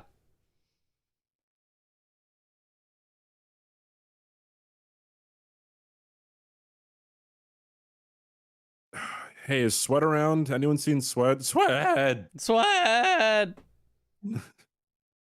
The Sweat! Is he around? Any sweaters, dude? Versus Wednesday. Not online. I'm gonna add him in the Discord. At the V-Sweat. I'm not replaceable, but the thing is, I am. Just say you're in on-call in case you're needed commentator easy. I don't mean for taxes. I mean personally. Oh, Dan's back. It's easier personally to justify a trip if it's like, well, of course, this grows my brand, my streaming brand. CBD is just spamming Dan's chat with bingo. But also taxes, nothing matters for taxes. I just do the standard deduction. It does not matter if I claim everything. I don't spend enough. Oh, yeah, Yui. If Yui's here. Yui! Sweat says he finds it funny when I say it, Dan, in that voice, but he definitely doesn't like it when I say his name. He said, "Yo, oh my big God. Firework." Yeah, I heard that as well. I was like, that's not a gunshot out there, is it? But anyway, Yui is here.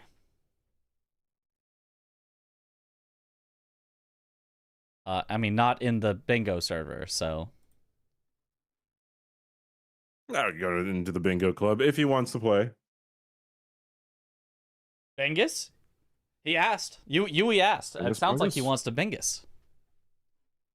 All right, I'm going into bingo 1. Where's the bingo club? I have too many servers.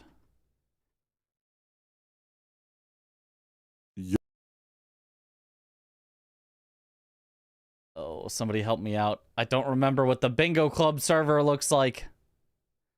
Bingo. Ugh, it's not that one.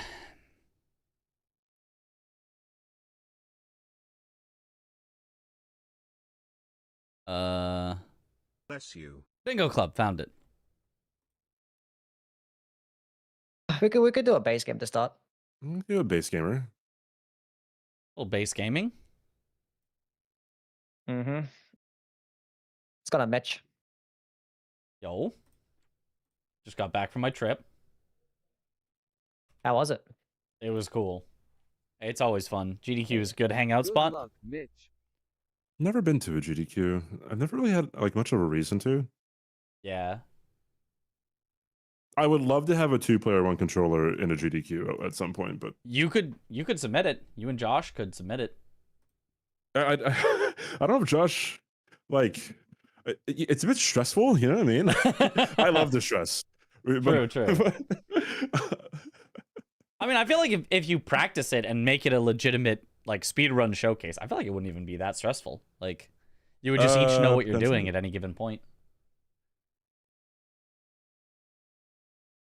I think the practicing part is the real issue, like, because what Josh and I live like hours apart, and well, I mean, compare that to everyone else I live far apart from, but yeah.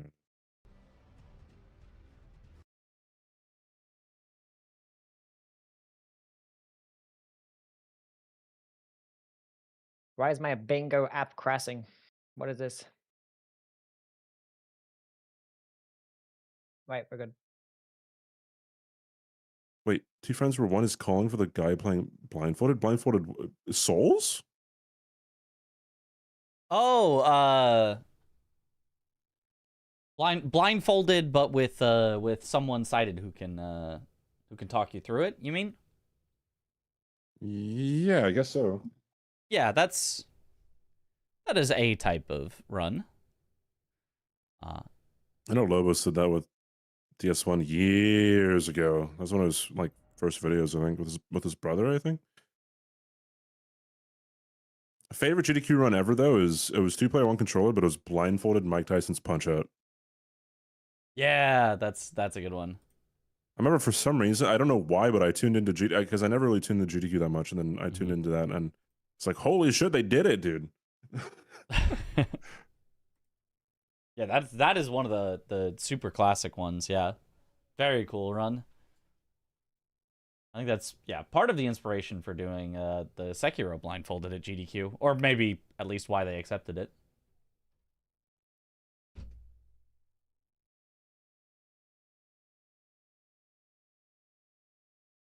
I got a Godskin Peeler. Yeah, Shield of the Guilty, I think it is too. Yeah, Shield of the Guilty. something like that. I am streaming on the Discord. I have got it up. Thank you. Nice. Oh, V-Swed just got here and says, "Chat, we are so back." He was waiting. He was waiting until a game got started so he could watch. Yeah, he absolutely was. Absolutely. So I haven't been guest all day. Wait, This is what, fine. bro? Says V-Swed. He was at the grocery store. A likely story. That's a likely story. I bet he was with his wife too. Yeah. Yeah, sure. Yeah, and she goes to a different school. I get it.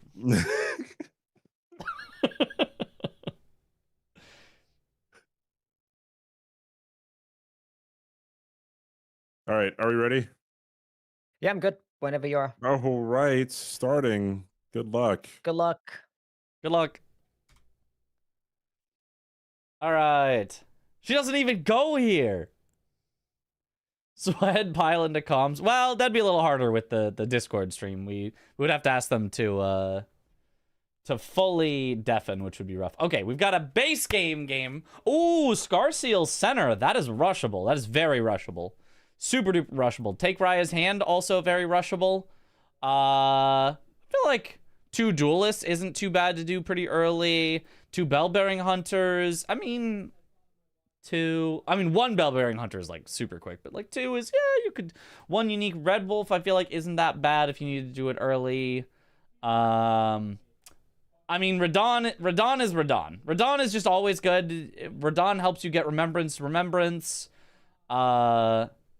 Technically, you could go Godric with Nefeli Lu first in order to get a Remembrance weapon to then kill Radon. That could be a solid play. Also has some synergy with bosses with God in the name, so there's some possibilities here. Grafted Scion Chapel. Almost missed that one. Bottom right. Easy rush if you've got a good usable weapon. We'll see. Looks like, ooh, CBD starting with, oh, is that the little rot dagger? The little, or technically it's a thrusting sword. That, and, ooh, and, wait, is that also a weapon with square off? Okay. CBD can easily do Grafted Scion at the start. That's what I'm going to expect. Great run of GDQ. I have a question about the run. Sure. Shoot. That's the whole thing again. I always miss GDQ events because they show replays 24/7, so never realize when something is live. That's fair. That's fair.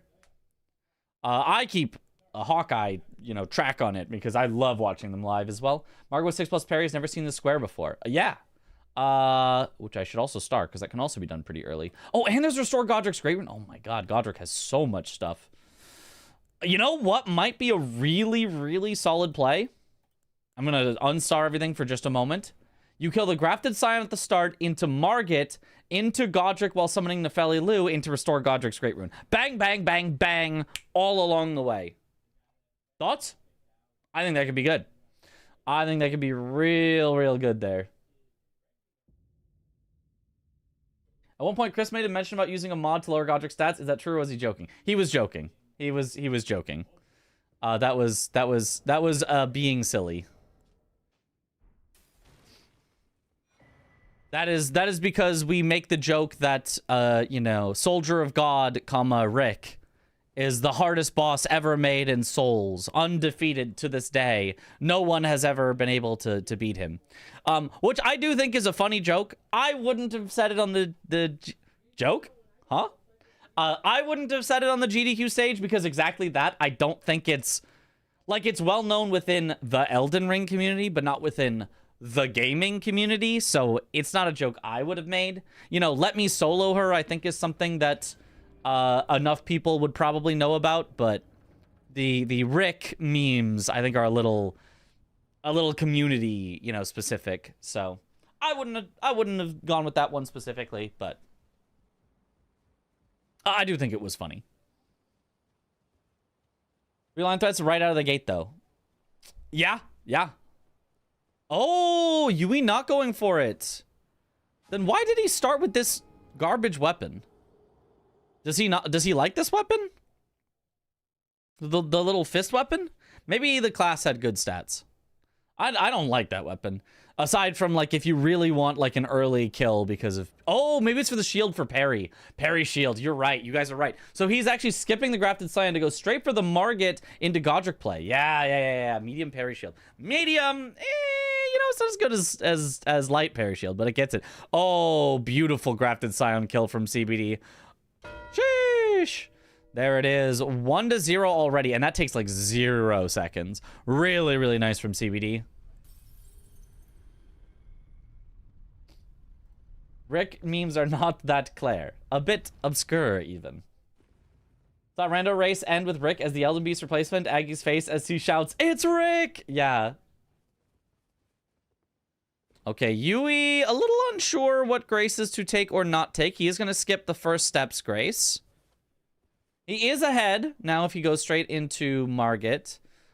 You do not have to do Margit at +0 with this square. It's 6+ parries. It does not say it has to be +0. So we'll see if Yui goes for some upgrades first or if he wants to go straight for it. That is going to be a question. Basically started with 1 square for free. Semi for free. The cost that CBD paid was not starting with a class with a parry shield, basically. He had to start with a good starting weapon, so he did not start with the parry shield that Yui has. So that is the price that CBD paid.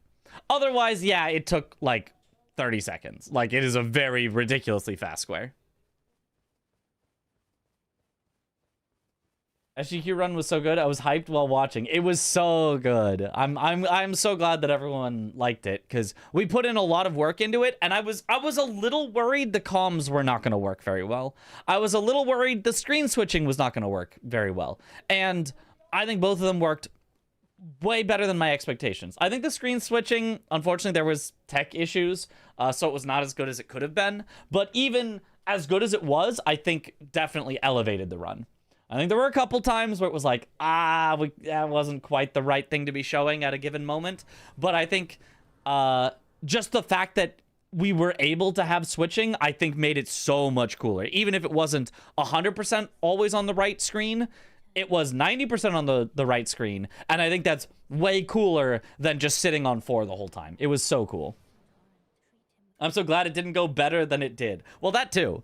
I'm glad we at least died a few times, because having people donate for Deathlink and then all of us getting a deathless run would have been very funny. Deathlink was almost a total bust. Yeah, we really hardly died. And Josh had a nice shirt on. Yeah, yeah. He made it more hype seeing the zoomed in boss fights. Yeah, I agree. Felt bad for the camera guy, barely able to keep up with you. So not only was it just hard in general, he didn't have audio. Something with the setup broke. He had to only watch the screens and try to swap everything. So when we tried to cue him with like, and I'm coming up on a really tough fight here, he didn't get to hear that. He just had to see us enter the fight and go, oh God, and switch over. Like, yeah, it could have been a disaster. Like, by all accounts, it should have been a disaster, but luckily, the person who was doing the switches knows Elden Ring and had, you know, a pretty good idea of generally what to follow. I think a couple of times he made the wrong call, but like overall he was just on top of it. Props to the camera guy. Absolutely, yeah. I understand why you didn't, but I think having the tension of doing all 4 final bosses at once with Deathlink would have made for a really cool moment. Yeah, if we had not had the Egon speech, we might have considered it.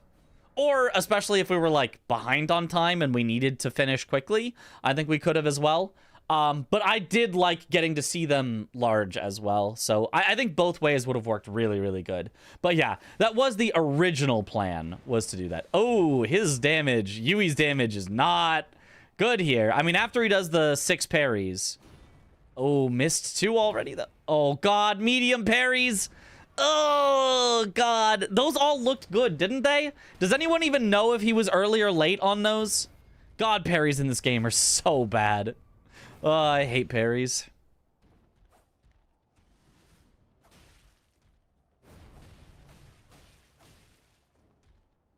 Okay, there. Ooh, missed the 3rd. Now he's got a 3rd parry.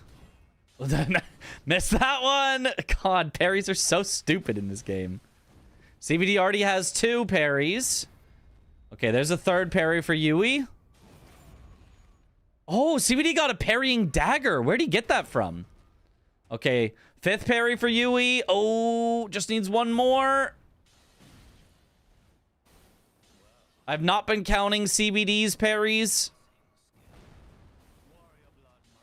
Oh, Yui did accidentally phase transition him into the 2nd phase, though, so parries are going to be harder to get.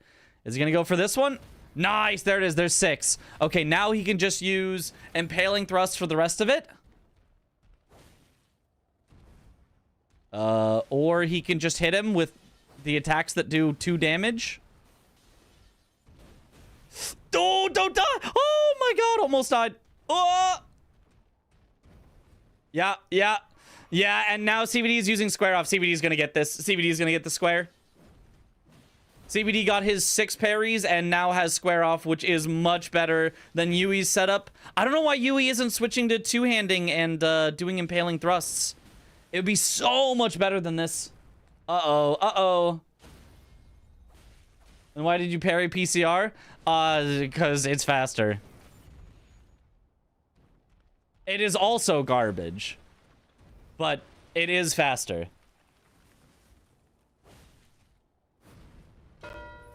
Yeah, there it is. Oh, that's rough for Yui. And right as he finally kind of gets into a rhythm for it. Unfortunate. Mistakes were made. That's a painful snipe. He set up his entire early game was built around winning that square, and then he didn't win the square. Ugh, ugh. That's so rough. It's crazy that CBD got both early game squares, yeah. Managing to commentate while pairing PCR like it's nothing always blows my mind. I have a lot of practice in it. Yeah, I mean, that's the thing. It doesn't matter how bad or awkward something is. If you put in 1,000 hours of practice into it, you can do it fine.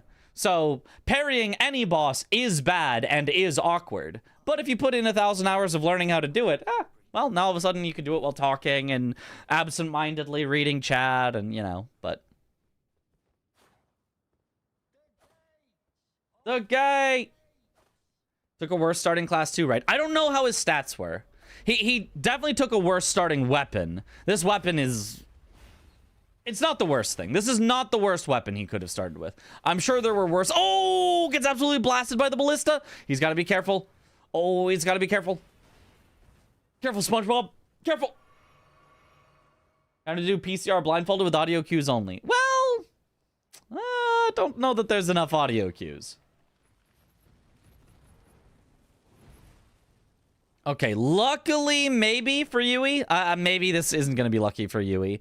CBD has left Godric for now, so maybe Yui can catch up on Godric while summoning Nefeli Lu progress. But CBD is at the very least getting his weapon a little more upgraded with the runes that he got from Margit.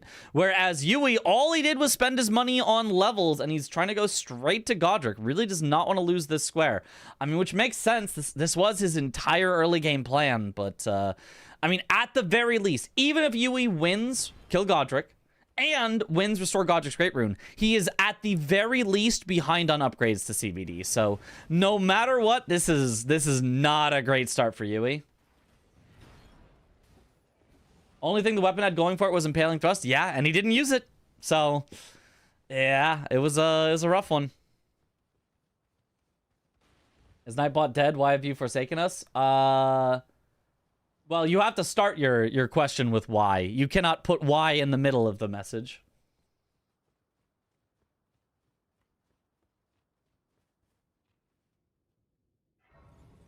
One-handed R2 spam is still pretty good, but not as good as Square Off, though. And not as good as Impaling Thrust. It is worse than Impaling Thrust and worse than Square Off. So, it's... yeah. It's all right.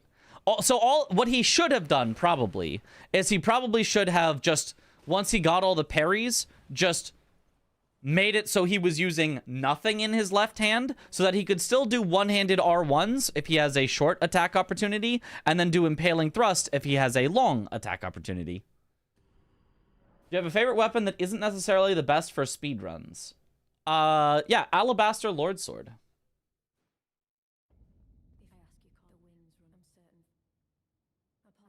I mean, it's also quite good for speedruns, but like... I love... I'm surprised Yui is skipping the golden seed over there. It wouldn't take very long for him to grab it. Now, it's not on the board, but just like... I feel like in general, having more flasks is nice. Bro and his blaster. Yeah. It's my best friend. I never trust anyone in this world. They'll always let you down. Except for Alablaster. Alablaster will never let me down. That's the weapon with infinite stamina. Yes, and that's why it's so fun. Like, it is also very, very, very powerful, which is a nice bonus. But the thing I think that just makes it super fun is just that you don't have to spend all your stamina. I think stamina as a mechanic is pretty boring. Is pretty... I'm not a big fan of it. I don't care for stamina. It kind of just makes me feel like, oh, I'd have to just sit around and wait, which I'm not a big fan of. So, Alablaster, pretty much never having to sit around and wait. You can just go, go, go, go, go, and just keep attacking is really fun, I think. Dino's words, any weapon is good if it has Impaling Thrust. Yep. Yep. Any weapon is good, or at least good enough, if it has Impaling Thrust. My beloved, yes. Josh agrees. Josh knows. Blaster, I hardly... Sounds like a commercial for Blaster, yes. Have you had trouble with your stamina in the past? Are you over the age of 30 and just can't keep your stamina up anymore? Well then, A once daily dose of Alablaster might be for you.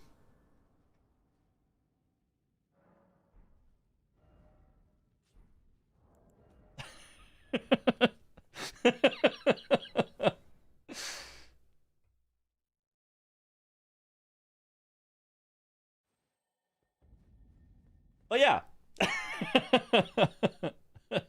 that why Mitch likes it so much? What? You guys don't like infinite stamina?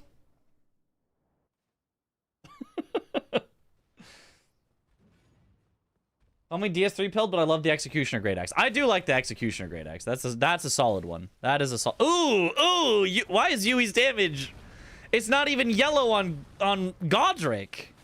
Oh! Yui, what do we do?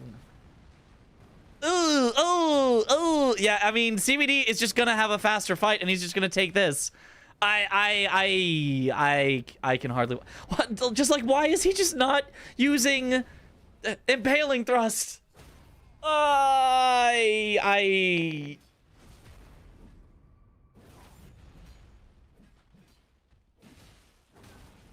mean, yeah, CBD now has Rot on Godric. Rot by itself probably does as much DPS as Yui is doing. Oh man. Oh man, we may need a do-over. Well, I mean, Yui is still ahead at this exact moment. He's still ahead at this exact moment. Yeah, maybe. Yui's the first in the second phase, so yeah. Yui, what are we doing? I thought you'd like that.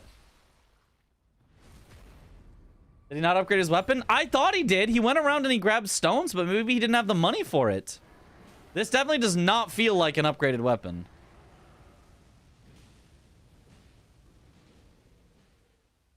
Yeah, and there CBD just gets the square first.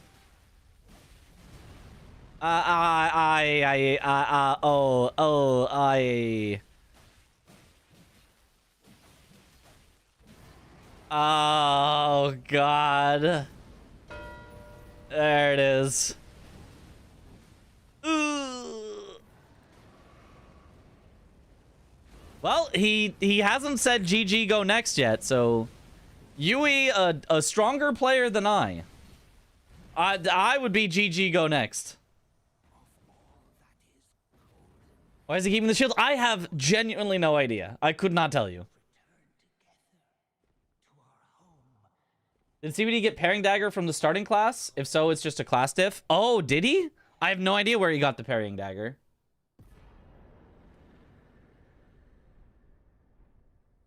You won't reset. Okay. Yeah. No, I believe it. I would. I would.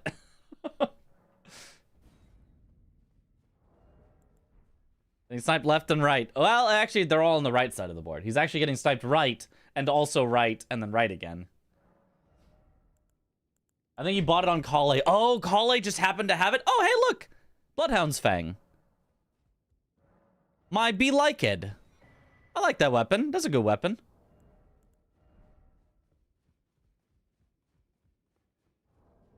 CVD has 2 line threats now, both not slow. Yeah, but also means they're both not slow to block necessarily. Both Scar Seal Talismans is probably a good next play. It's center. It blocks not only the row that's being threatened, but also the diagonal. And that's probably a... Yeah. I think that's probably the next place to go. And then you just have to hope that you can win Duelist, Painting, or Perceptor Miriam. But you probably can.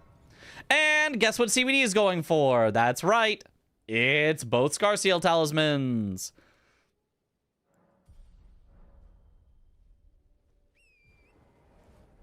He set up Golem 2, right? Oh, did he? Because CVD, I think, is about to win Scar Seal Talismans here. That I think is what Yui is also going for. I think this might be snipe number 4.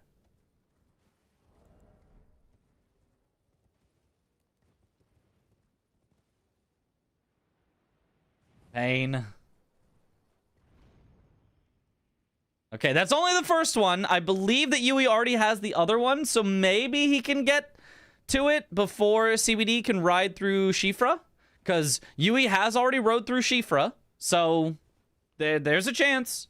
There's a chance. He just has to have a good fight. The problem is I'm not counting on him to have a good fight if he's going to keep that shield on him. Because the shield was it just made him so he just wasn't doing any damage. He needs to use Impaling Thrust.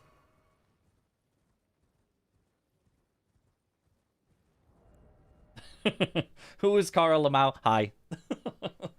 I love that. How many quick squares? This is crazy. I mean, this is sometimes how base game bingo can go. There's just kind of obvious good squares to go for sometimes, and if you go for them and your opponent gets there first, then you have wasted all of your time.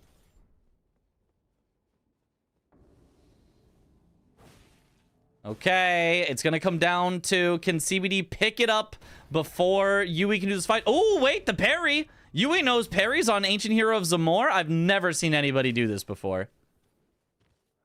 Oh, he swapped! He might Impaling Thrust, but CBD, I think, is gonna pick it up first!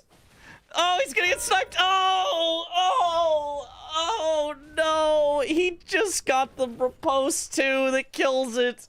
Oh... This is the Night Rain tech. Ah, I see. Oh, he only picked up one? Oh, I thought he had the America one already. Never mind. I guess maybe he just had a close grace. I know he went into Shifra before, but... So it wasn't that close of a snipe, but still... Yeah, he only got the grace. Okay, well...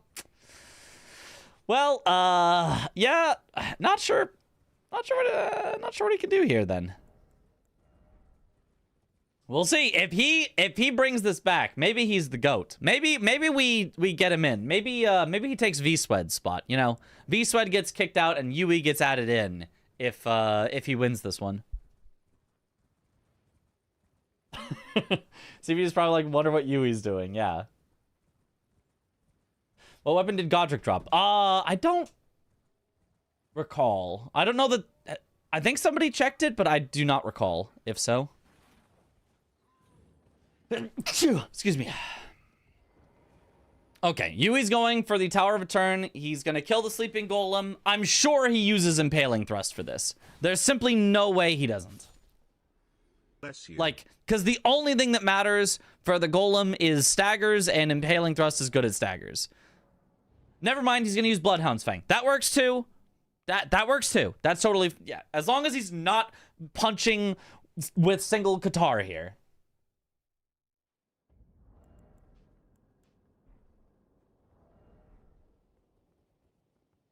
In Thrust, we trust. Oh, doesn't even grab the Grace. He is confident. Charge R2 probably actually better for this one.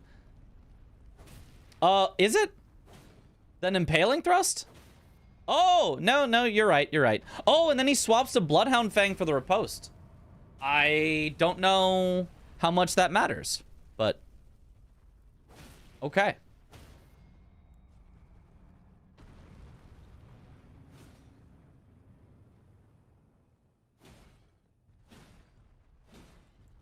Okay, I need to turn off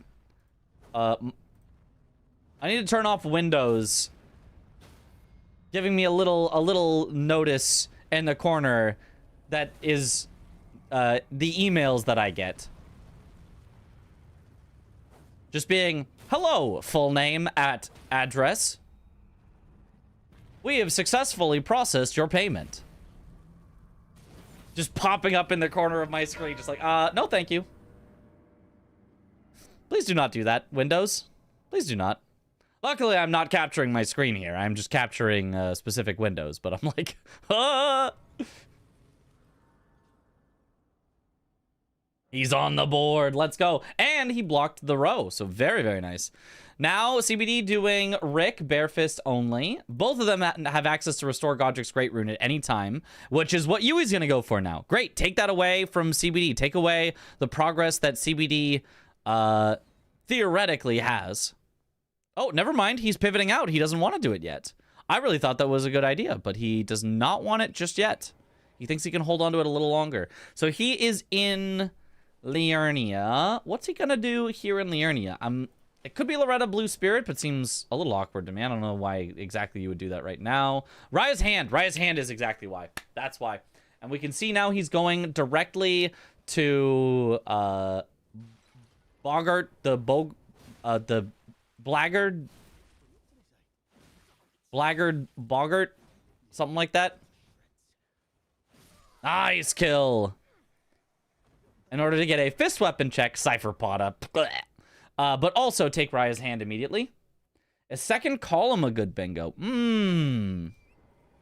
It could be. I think after taking Raya's Hand, you go kill Commander O'Neill immediately, because that can be done very early. But I could see that. I could see that for sure as a potential. Okay, CBD almost got Rick down bare fist only. There it is. Setting up more threats for Yui to deal with. That's now a new column threat and a new row threat that he might have to deal with, as well as there's still the diagonal, but take Raya's Hand will block out the diagonal.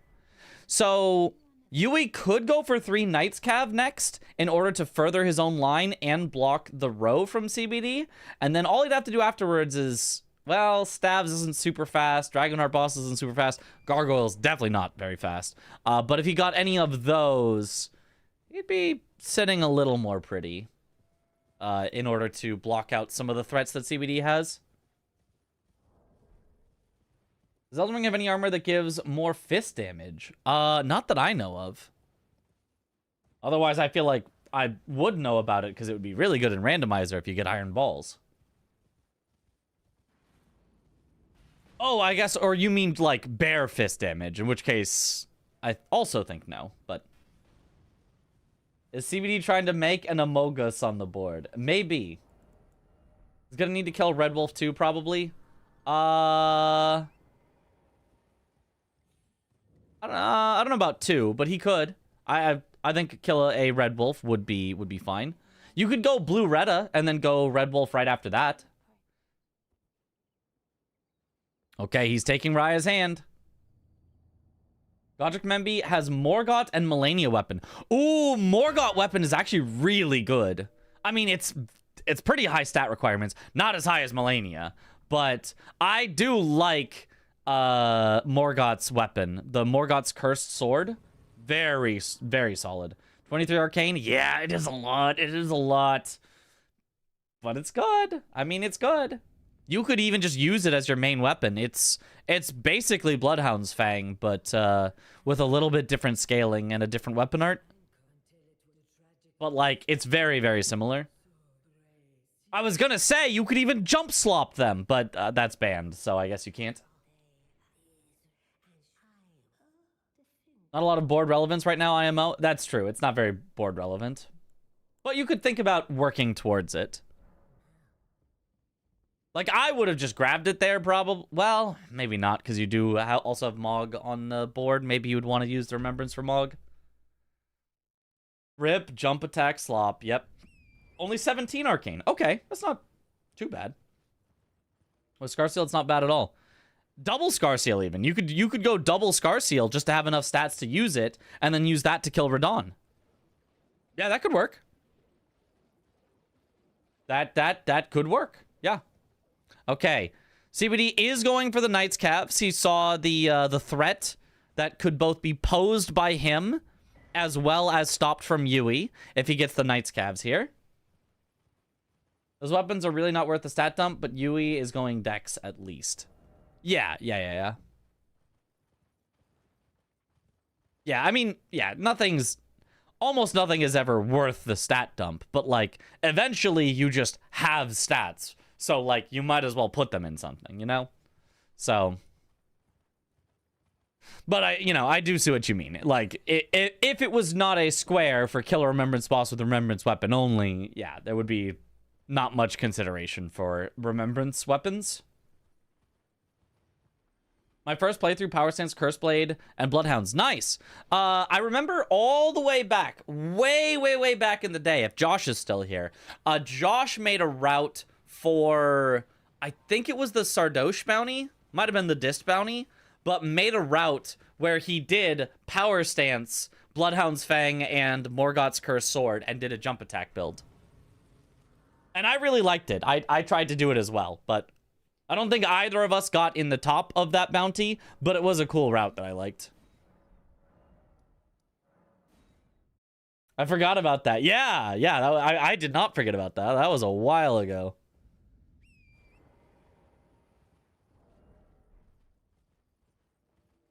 Yo, thank you. I am doing well. Hope you had fun at SGQ. Got to tune in. Let's go. It was so fun, yeah. A really, really, really good run for us. Wasn't bad, to be honest. I just didn't grind enough to figure out how good it was. Yeah, no, I mean, it was more powerful than what other people were doing, for sure. But it did also take more time to set up, so... I kind of doubt it would be the fastest overall route, but it certainly could have gotten closer than as good as we got it, because, unfortunately, we just were not, I think, as good as the top runners that had more time to grind. Then Josh got everyone using Death Poker. Yep, it's all Josh's fault. Is he gonna just baboosh him? I feel like he could actually just fight O'Neal right now, as long as you're just out here where the summons are unlikely to get in the way. But I guess babooshing works as well. Baby 4B run is popping off on YouTube too. Yep. It's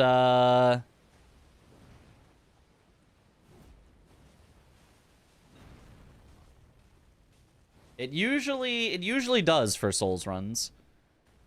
Which is why, like, I mean, obviously it's GDQ's decision. I don't want to be like, they should pick me every time. But Souls runs always do well for GDQ, so I'm surprised there are not more of them each year. Now, I don't think there are a lot of people submitting Souls runs, but I submit multiple Souls runs every single year. And if they wanted me to do 2 runs every year, I'd totally do it. I'd even do 3 runs every year. It is tough. I did have kind of 3 runs one year, and it was a lot of prep, but I'd do it. Apparently DS3 has only been on GDQ once. I think that's just because people don't submit it. Like, a lot of the people that submit for the Dark Souls stuff are like Regal, who does DS1, are like QQ, who does DS1. So I think you just got to be the person to submit, Josh. I think you would get in. I mean, maybe not the first year you submit, maybe not every year. But if you keep submitting, I'm almost positive you would get it in. I will be the change I want to see. Let's go. Let's get ourselves a Souls block. Watch the GDQ run live and again on YouTube. A run was cinema. Yep. MGDQ. Game's done, Mitch. Souls block would go so hard. Holy. Yep. Okay, there's Commander O'Neal, which is fake pressure, unfortunately for Yui, because CBD has just killed his 3rd Knights Cavalry. Bang. And so CBD keeping a solid 3-square lead that Yui has not really been able to chip away at since the start. I remember DS3 GDQ from people like Thor. Okay, I'm not sure I've seen whatever the one time they did GDQ DS3. Baboosh felt pretty slow. It did feel really slow, didn't it? I didn't love it. Oh, looks like he wants to go bosses with God in the name. Because, yeah, that's a scary line threat from CBD. CBD already has 2 because he already did Rick and Godric. Yui, has he only done 1? I mean, he must have. The only boss he's killed, I think, so far is Godric. And obviously Margit to get there. So, oh, he's got to catch up. CBD, though, doesn't look like he is setting up for God bosses at this exact moment. Looks like he's going for Red Wolf first. Assumes he's ahead on God bosses. But Yui could sneak this away. There's another one as well. It has to be more than once. Okay. I mean, I believe that. I don't know who, when, where, why, what. Would it be a regular DS3 speedrun for GDQ, or would it be a different category? Up to whoever submits. Up to whoever submits. I think, you know, I do think when it has been a while since a game is showcased, doing a regular category is not a bad idea at all. I think a regular category in itself is interesting because it's for a game that people have not seen for a while, and you can just show off the meta strats, and you can be like, actually, so this ladder storage trick was found where you do this and blah, blah, blah. And so doing just a regular speedrun is in itself very, very interesting, but obviously, if it's been showcased 1,000 times before, maybe you want to, you know, reach a little out there and be like, well, you can actually do this. You know, 2P, 1C, or randomizer, or something like that. Maybe Spike was just saying it's been a long time and I misremembered. I think he said like 2018. Oh, yeah. Ladder storage mentioned. Yo, what a Brad Ringtail. How did your run go? I don't think I got to catch it at all.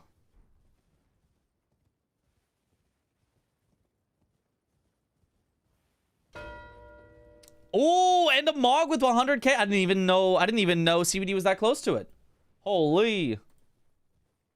I need to go back and watch now basically the entirety of GDQ, since while there, I'm like trying to meet up with people, have a lunch, then hang out in the boardroom, then have a dinner, then hang out in the boardroom, like. Commentary was super fun. Let's go.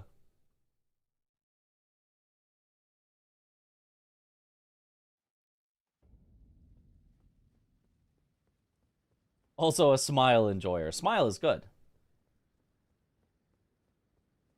Are power stance jump attacks only banned or power stance entirely? Power stance entirely is banned. You cannot have the same weapon type in both your main and offhand ever.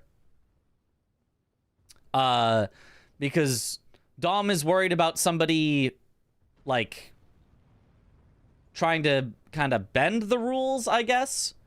I don't really see how you would bend the rules if you had, let's say, Golden Halberd in your main hand and whatever the best halberd is in your offhand, and then you just buffed with Golden Vow and then two-handed your halberd and hit with it. I really don't see how that's breaking the rules or bending the rules, but that is how Dom put it.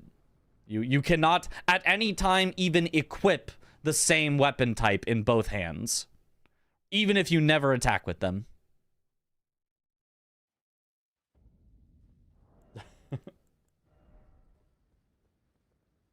I assume that doesn't fit for Iron Balls, power stancing, or whatever. Iron Balls is not power stancing. That is simply two-handing a weapon. Two-handing a weapon that has two things, one on each hand, is not the same as power stancing. That's just not what power stancing means. Why is Yui going for Restore Great Rune? Presumably because he thinks he has time to do both this and Bosses with God in the name. So he doesn't want to do Bosses with God in the name first and then lose out on Godric's Great Rune. It's a risky play, but I mean, he is 4 squares behind. So, like, you kind of got to Hail Mary something, so. I don't hate it from Yui, although it might lose him the square and also the game. But, I mean, if you're far enough behind, doing a play that has a chance of losing you the game is like, yeah, that's every play. Every play has a chance of losing me the game. So I need to also do something that has a chance of winning me the game. If I just go for, like, trying to do no play that has a chance of losing, then I also am going to do no play that has a chance of winning. You know what I mean? Or we are mechaing? Mechaing or mechaing? Mecha chameleoning? Yo, what up, Peachy? Peachy, have you been to GDQ? I think you said you haven't. I heard mecha.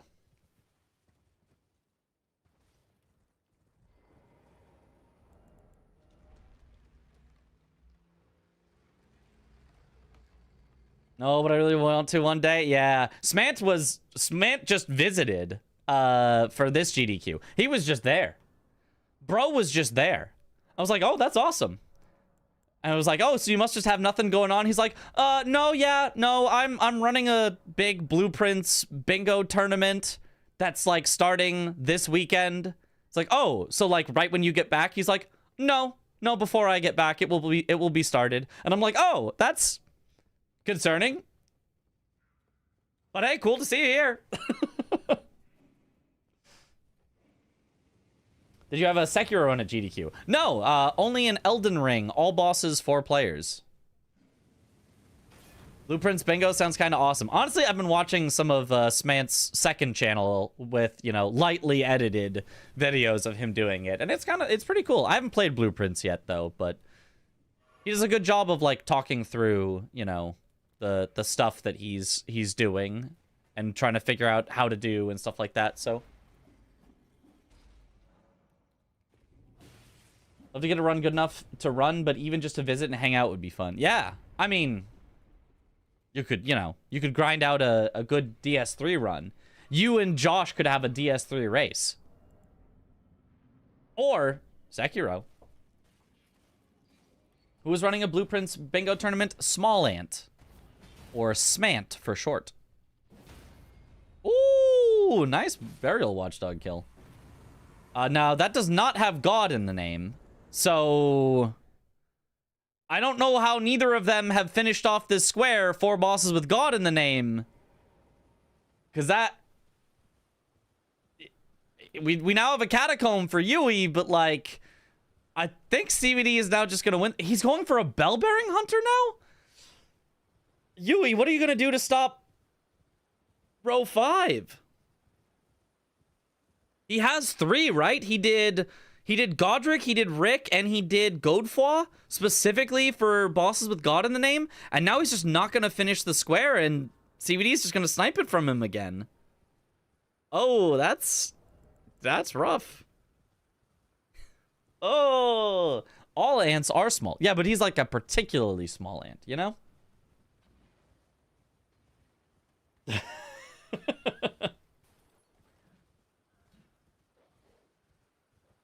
Dog is an anagram for God. Yeah, maybe we can get Dom to count that. He's like itty bitty. Guess he was making big plays to actually win at this point. Yeah, I mean, yeah. And as I said, like I liked him going for Restore Godric's Great Rune to do a little bit of a risky play. This feels like too much for me. Like, what else is CBD going for besides that? Like, this feels way too obvious that CBD is going for it at this point. Which I assume that Yui knew even before he went for Restore Godric's Great Rune. I assume he knew that CBD was going for it. But he was like, but I've got time. But now he does not have time. I think it has gone from brave to foolhardy.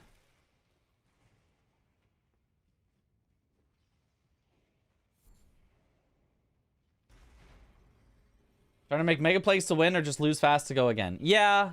I don't really know what the mega play would be, though. Like, I feel like the mega play would be set up a sneaky line, but Catacombs doesn't... I mean, it kind of sets up row 1 a little, I guess? Yeah, there's 4 bosses with God in the name. As soon as Yui marks any square, yeah, it's... yeah. Now he has to go for Unique Red Wolf, and now he has to do it inefficiently. CBD already has access to Raya Academy. Oh, it's so Jover. Oh, it's so Jover, yeah. Unfortunate. GG's on the AB4P, what a show. Yo, thank you. It was so good. Jover. He just goes for Loretta and Red Wolf? Yeah, but that would be too slow. He's nowhere near Loretta at this point. If he had set up Loretta instead of setting up Catacombs so that he could do a sneaky, I'm going to do Loretta into Red Wolf, and then I'll have, you know, progress on row 1, that could have been a really sneaky play. But instead, he set up God bosses and then abandoned it. And then set up Catacombs, which doesn't help him block with Red Wolf. So I feel like those were just not the right calls for what he needed. But CBD is pivoting out, so maybe he can still get it. Maybe never mind. Maybe it's not Jover yet. I mean, it's still pretty Jover because CBD is ahead by 4 squares, but like,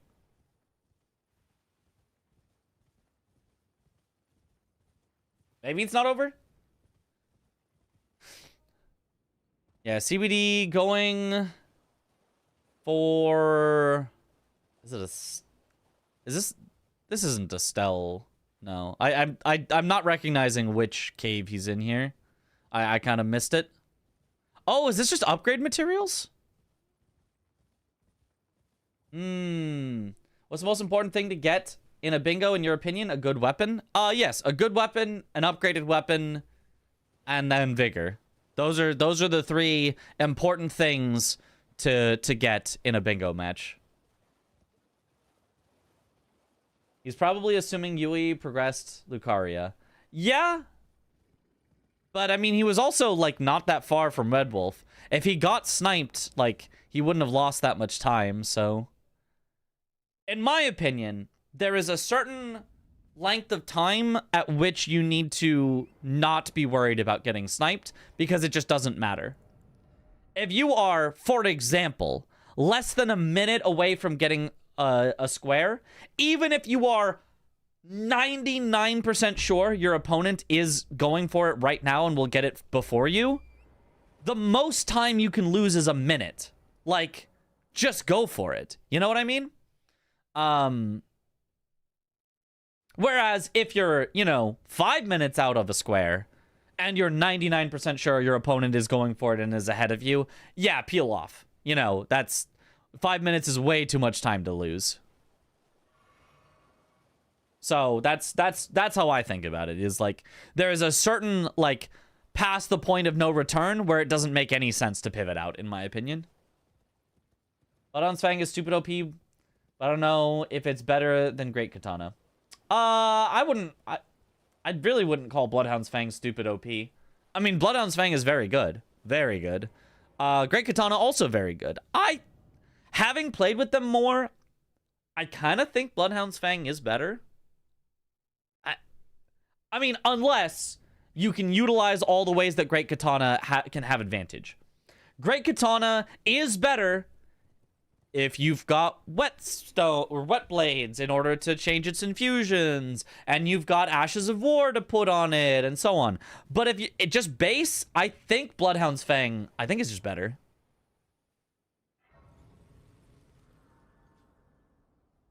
Great Katana for PvP is good. No idea. Don't ever PvP. Yo, Kiara! Yo! I feel like we didn't really get to talk at all at GDQ. Well, we had like a brief conversation, but we kept like passing by each other. But it was nice to see you. NPC fights, you mean? Oh, yeah, but so is Bloodhound's Fang. Bloodhound's Fang, great for NPC fights. You can just go R1, R1, R1, and it just basically full combos. Then you walk a couple steps back, then you R1, R1, R1, then you take a steps back, and then you just kind of repeat that. It's very, very solid. Was so busy the whole event. Yeah. I get it for sure. And he finished off Catacombs instead of Red Wolf. Yui is a madman.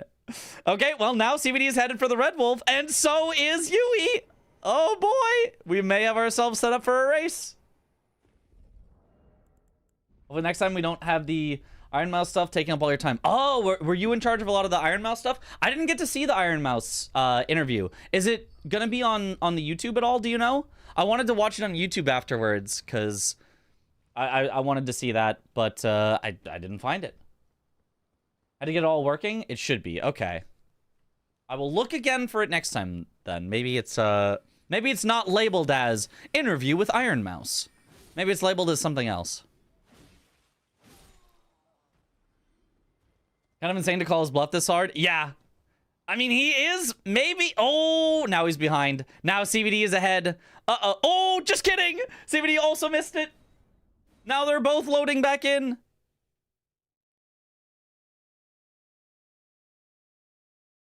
Yui seems to just win since Bloodhound Fang does so much damage. Maybe? Oh, he's not going for the skip a second time. Oh, but CBD does. Uh-oh. This will put CBD ahead. This will put CBD ahead for sure.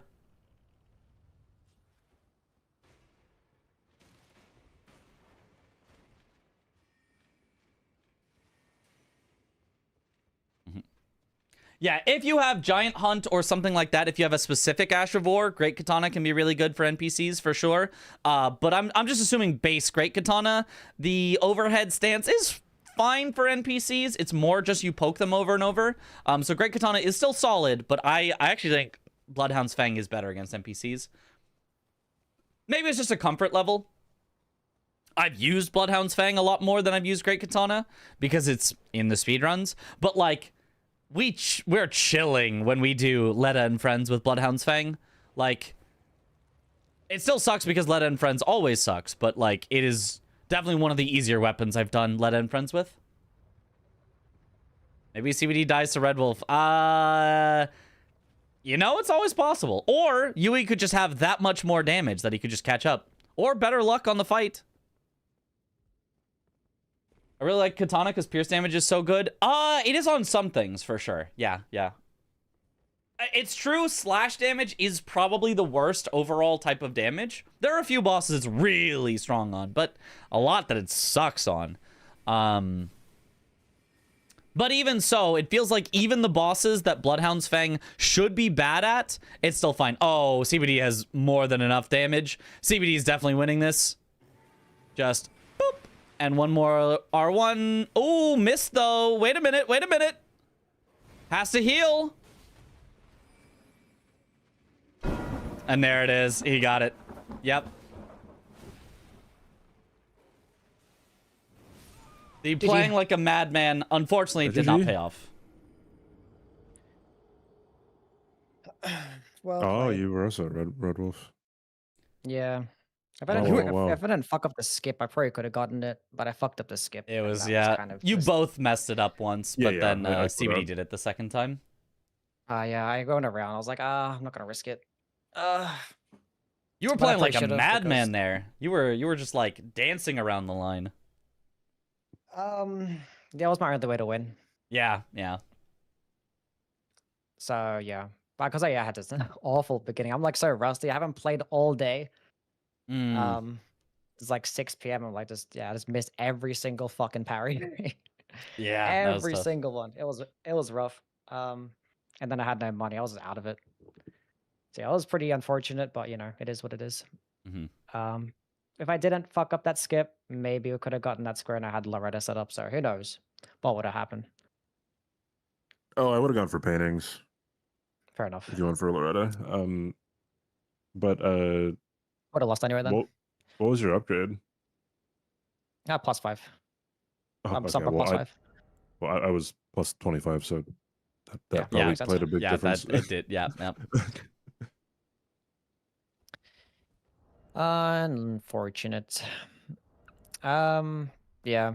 No, I just had a terrible start. I didn't even go for a grafted scion. I went straight for Margit parries, and that just missed every single one. Fire damage is the highest damage Which, variance. how'd you- Oh how'd you parry yeah. him? Like with what did he get? A medium shield, some bum ass medium shield. Kale had a parry dagger. Oh really? So I made up a lot of time with that. I actually lit up that Kale Grace as well. I just didn't check what he had. That's crazy. Yeah, he had a parry shield and the ant shield, the ant head shield. That's tough. Yeah, I just whiffed.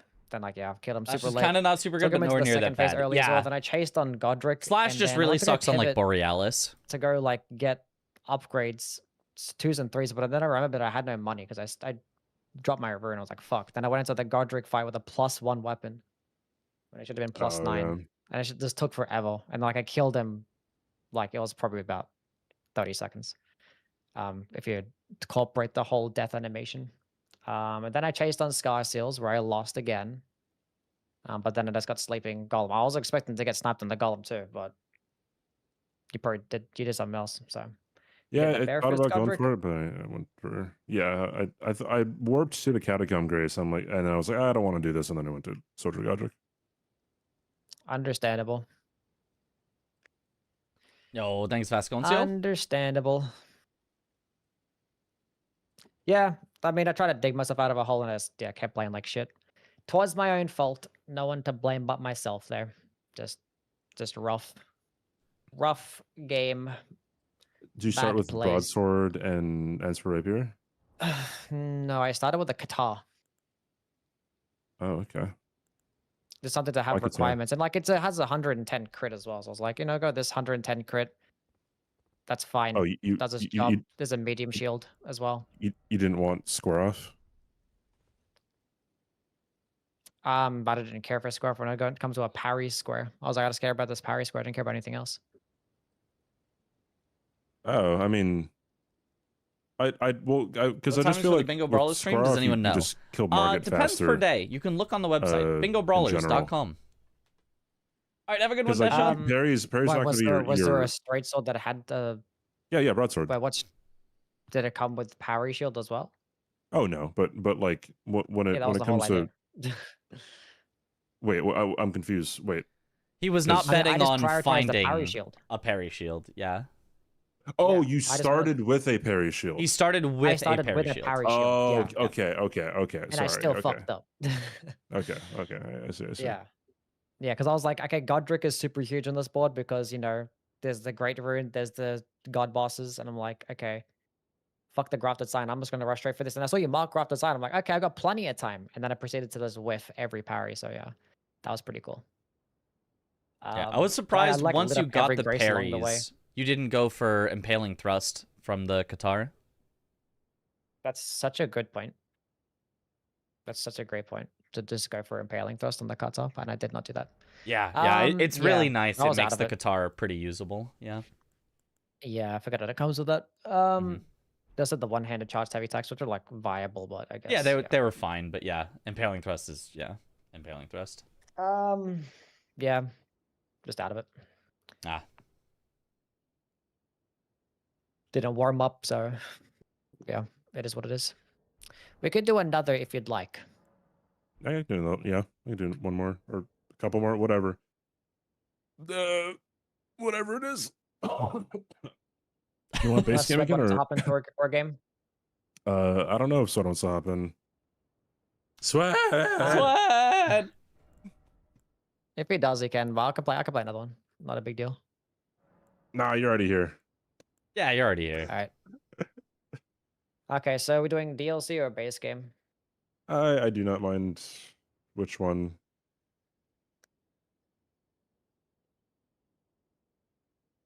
What does the chat want to say? Chat. All right, Sweat. I'm They're doing expecting a lot another of one, ones. unless Yeah, unless there it you is. you come in and say, oh, I wanna hop in. What does one mean? Otherwise, they're going again. If you had to guess, which one do you think one means? Base game. Yes. Smile. Okay, let's go to another base game. I'm running a poll too. I don't Okay. know if Mitch's chat has a preference. I don't know. We kind of talked about what we like in them earlier, but I feel like we like to watch both.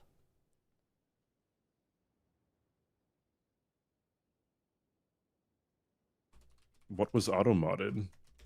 The- Two mods at the same time. The face, the Oh, face holding back tears. yeah, that one.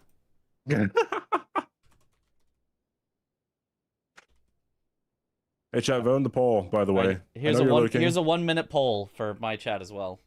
We can combine results. Yeah, you guys can tie the results again. If they tie it exactly on both of our streams, that would be impressive. Yeah.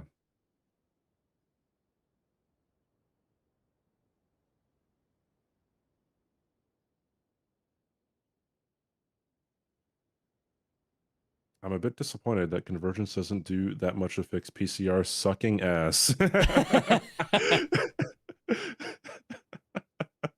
So true. Chat, vote. Half of you guys are sleeping.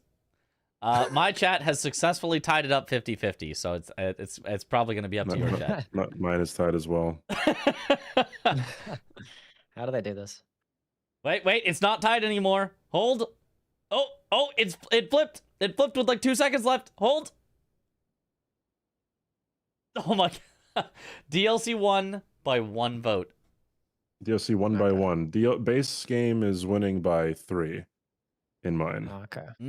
So it won by 2. So it has now won by 1. 1 overall. Yeah. Yeah. Okay. That makes sense. Uh-huh. The math does in fact math. Mm-hmm. Adding a Ja, as it should be. Everyone else.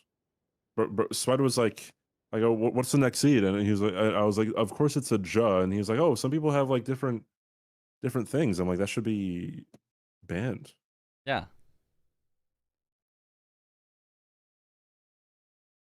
Ja. Ba is reserved for special occasions.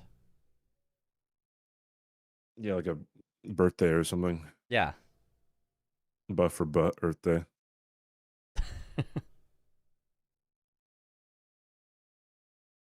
Anybody's birthday in chat? Statistically, it has to be somebody's birthday. Maybe, yeah. Yeah. And statistically, there's like a 99.999999 repeating chance that 2 people have the same birthdays in chat. Oh, it's V-Swed's birthday. Happy birthday, V-Swed.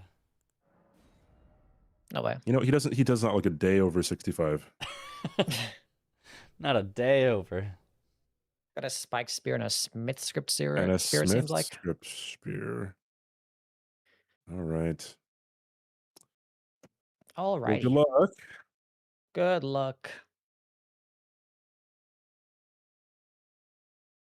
All right. Happy 70th birthday, V-Swed.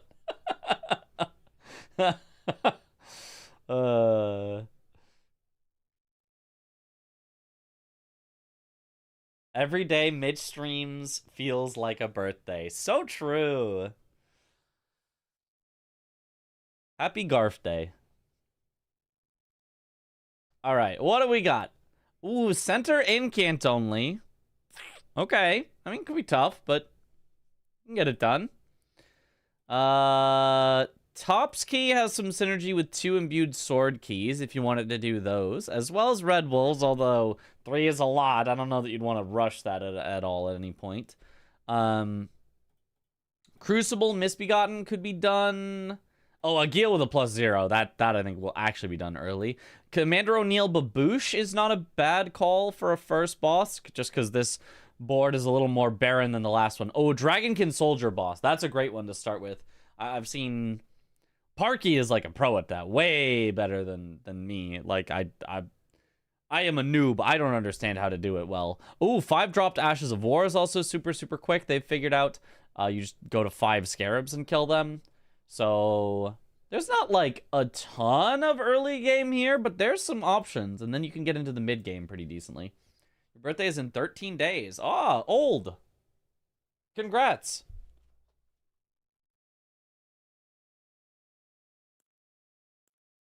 I watch you often, but I'd probably take a day off on your birthday. Fair. That's fair. Watching me is work. That is how it works. Ooh, Rusted Anchor start. Okay. Interesting. Alternatively, ooh, just Great Axe start is also solid. Oh, also just Heavy Mace, Big Mace, whatever it's called. Great Mace, that's it. Some really good potential starts here that they could pick from. Ooh, CWD maybe gonna go with the Great Axe for late game, but starting with the Venomous Fang for early. A little early into late. He's kind of got an option for both. I'm gonna turn Yui's stream volume up a little. I feel like he's super quiet. Did not get exactly 100%. We're at 101%, which is clearly too high. Yo, what up, Camel? Venomous Fang and Rusted Anchor. That's, yeah. There are some potential starts here. Can we still drop T3s in Swed's chat if it's not his birthday? No, it's illegal, actually. Oh, Overloaded. A class starting Overloaded. That's funny. He was missing out on the Qatar. Oh, he could have had a Qatar. Would have been so much better.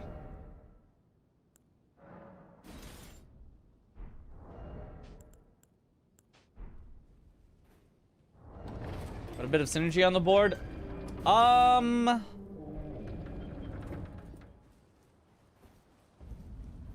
Let me think about where there is synergy on the board.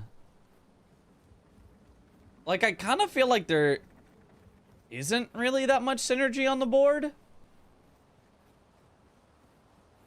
Like, there's kind of the stuff that's always synergy is synergy on the board, but I'm not seeing any, like, strong particular synergy. Like, obviously, Moog always gets you a bunch of runes, right? Like, Melania always gets you a bunch of runes. So, like, there is that synergy there. But you're not going to do Melania in Cant only. That's not happening. You're not doing Moog in Cant only. That's not happening. You're not doing Morgoth in Cant only.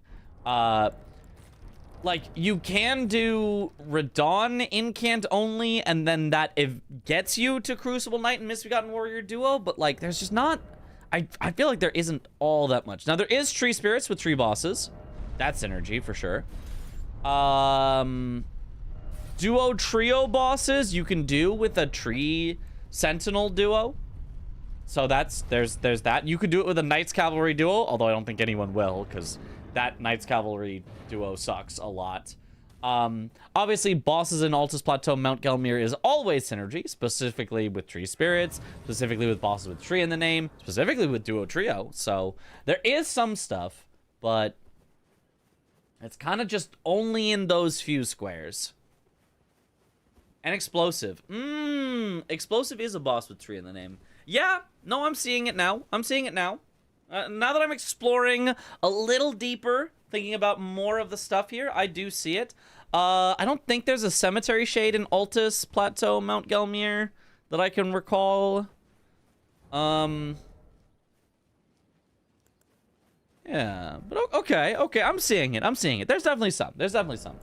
Tops plus Red Wolves plus Imbued Sword Keys. That's, yeah. There is synergy there. Yep. There is a Raya Lucaria synergy.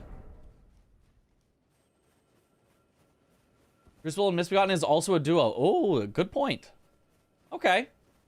Yeah. You're right. There is synergy. I still think you probably rush a Geel or a Dragonkin Soldier start. Looks like both of them might be going past a Geel, so it could be a Dragonkin Soldier. Or you can just get Torrent before going to before going to a Geel. That is also something that people will do. Yui starting with an unusable weapon is a little rougher for him. There's a shade in the Hero's Grave in Gelmir. Oh, you're right. It's a non-boss one, but it doesn't have to be. Right. Look how red that Tarnished is. See, that is a lobster right there. Go straight for Morgoth to confuse the opponent. Heck yeah.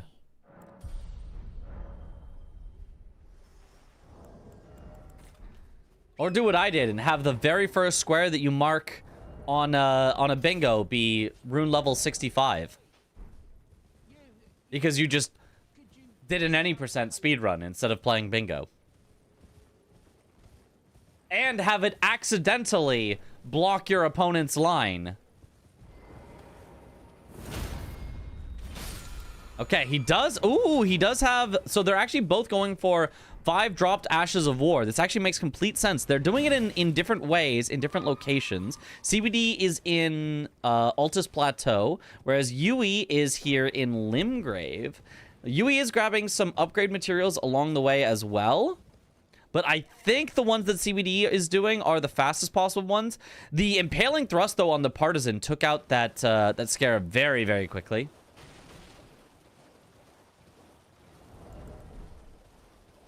Weapon is totally usable. I mean, it is now. Now that he's got stats. The Partisan very usable here. There's Ash of War Unsheath. Okay, looks like he's trying to warp out now. He's probably gonna have to do a little quit out. Oh, he's even mogging. Slightly faster than a quit out. Incan only is first square to stun lock your opponent. Yes. Yes, true. That's a red boy. Oh, the synergy seems like it is independent of the starting source. Yeah, it's more mid-game synergy. My brain looks for early stuff and, like, filters out everything that is not early stuff. So I did miss a lot of the synergy on my first look. Because if it's not early synergy, then what's the point? We're in the early game. We're not going to do that yet. Oh, he's actually is going for a Gil with a +0 weapon. With Impaling Thrust. Very nice. And dragons are weak to piercing damage, so even better. Should get a stagger very soon on a Gil. Oh, that's so unlucky. That a Gil flew up there and now is breathing breath on him. That's bouncing everywhere. Oh my god, that bounce. Yeah. Dragons are stupid. We love that FromSoft just programmed dragons incorrectly as a joke. We love it. Game of the year, by the way. Well, the fire physics are so bad in this game. Yep. And apparently it's just a single bit. If you go into the code and you change a single 1 to a 0, that stops happening. They could just do one single flip of 1 bit and fire just wouldn't bounce like that. It's not that way in DS3. True.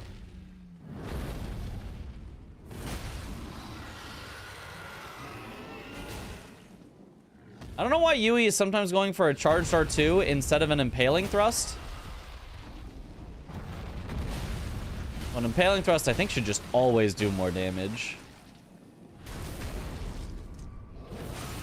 Done it for 4 games straight, I don't think we'll see an improvement. No, I'm pretty sure Elden Rings is uniquely bad. I'm pretty sure it did not do... I know it doesn't do that in Sekiro. I mean, there is no fire like that in Sekiro.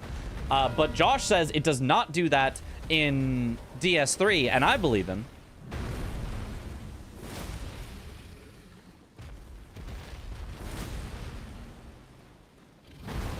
So I think it is uniquely bad in Elden Ring. They actually made it worse. Fire doesn't bounce in DS3. So yeah, so they literally just added it in Elden Ring for no reason, and everyone hates it. Doesn't Demon of Hatred have kind of that flame? No, very, very different flame. Not even at all the same. And Demon of Hatred cannot have bouncing flame whatsoever. Now, I suppose if you're being very pedantic with it, you could argue that Ishin's flame can actually bounce off the wall. That's technically, I don't think what happens, but if he's right up next to a wall when he does the like overhead like Ichimonji into sweep with fire, the fire can kind of get stuck on the wall, so the visual like goes forward, but the hitbox actually stays right in front of him, so you dodge through the fire and then still get hit. So Gravetender Frost Breath might bounce actually. Yeah, it can. Oh, so they maybe updated it for the DLC. Maybe they copied the code from the DLC Frost Breath. Oh. So it is DS3's fault. No! It can't be my goat's fault. No! Can't believe it's already the week. Yep. No longer the weekend. My dear breath doesn't bounce, though, and he came after. Well, I mean, I guess he did, yeah. Interesting. You mind if I ask how old you are? Your skill is unmatched. Oh, thank you. You may ask. But what if I instead gave a riddle as an answer?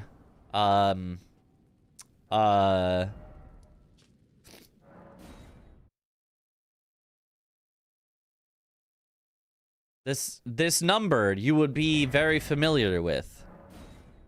If you, if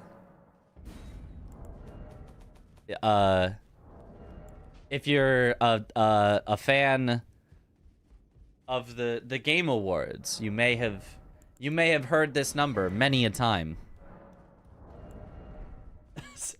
No, it's not 6'7".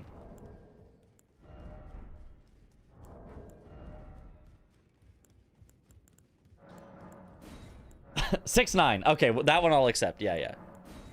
I'm definitely 69. Uh-huh.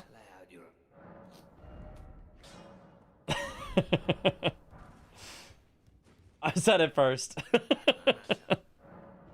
How did you know? Don't look over 30 though. Oh, thank you.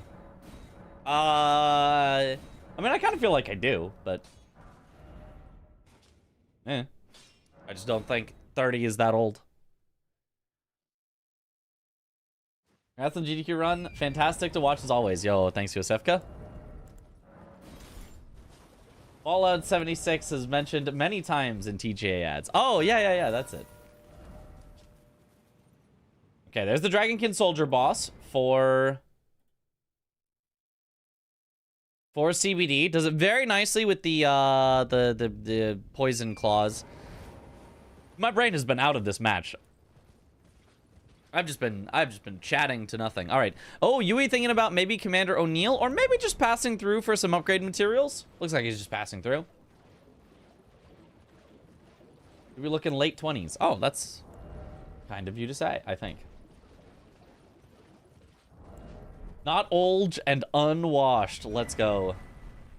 Wasn't that GDQ right now? Well, the pregame and live version was fantastic. Yeah. Unk status.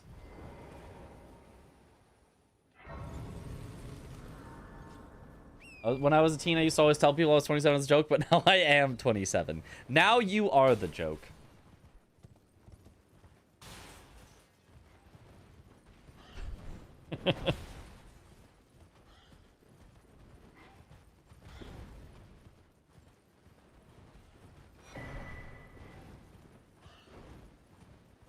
I mean, honestly, you know, aside from being a streamer where it's a bit of a young person's game, like, I feel like there's so many people that I know, you know, through GDQ stuff, you know, staff, runners often a lot of the times, commentators, people just at the event that are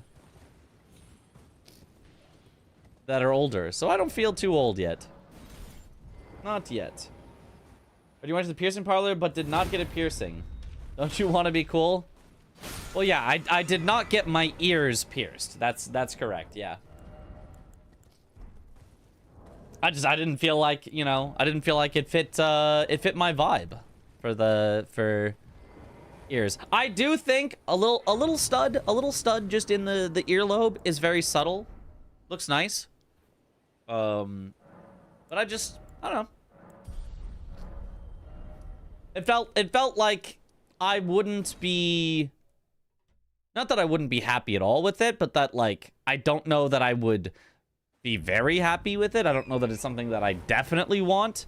And there's a lot of annoyance, you know. Obviously, you're paying the money to get it done, but then you're also, it can be hurting and swelling, and we were about to go on a flight, and then you have to, like, maintain it for the next, like, 3 or 6 months or something to make sure that it doesn't, you know, close up or get infected. And it just felt like it's a lot of effort, not just the getting pierced part, but, like, it's just effort for a while for something that I'm not sure that I would want, that I'm not sure if I would like the look of it or whatever. So not something I was willing to just, you know, take a chance on. Are they watching each other's streams? No, absolutely not. That would be against the spirit of the rules. Both of them just upgrading their weapon right now, which makes a lot of sense. You do need to upgrade at some point. And this board, I mean, there's just not a lot of early. It's a lot of late games. So very, very good idea for them to just get a bunch of upgrades now.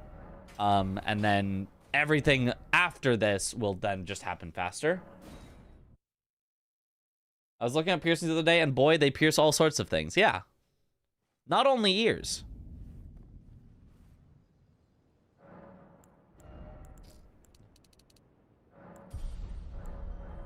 Piercings are gross. I mean, I don't think so. I feel like they're fine. I just don't know that it fits my vibe. I'll see Mitchell's crazy colored hair someday. I also don't feel like that fits my vibe.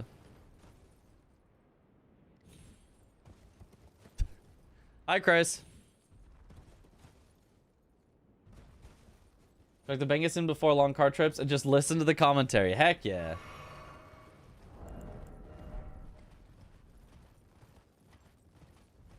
Your septum pierced last Friday. You love it. Oh, nice.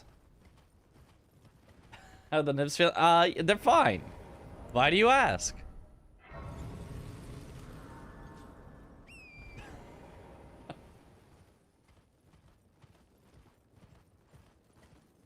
Is there a list for what graces the runners get off the start? Probably. Are they here? What? From what? From what?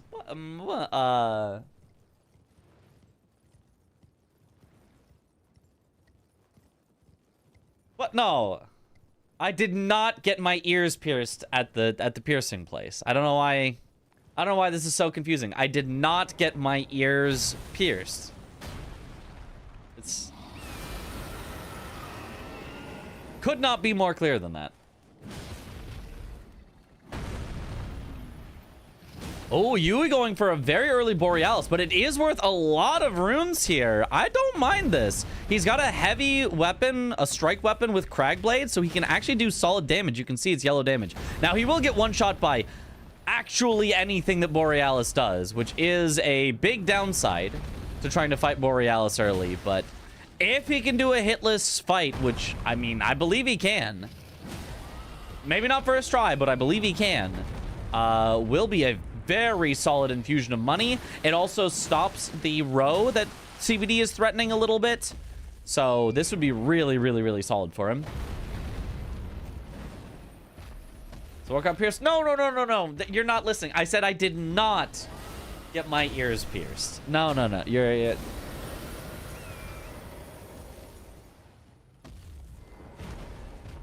Yui is very red, yeah. He's 1,000 times better than me at Borealis. Holy. It's all that Night Rain Dragon Breath. Josh, I think you might be better, actually. I don't know. Jinxed. Oh, hey, it's the move that kills you. Yep.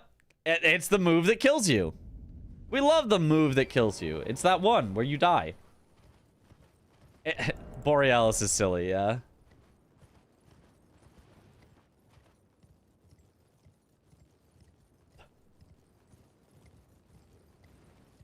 Where's the money Wetblade and Elden Ring for money infusion? That's what we need.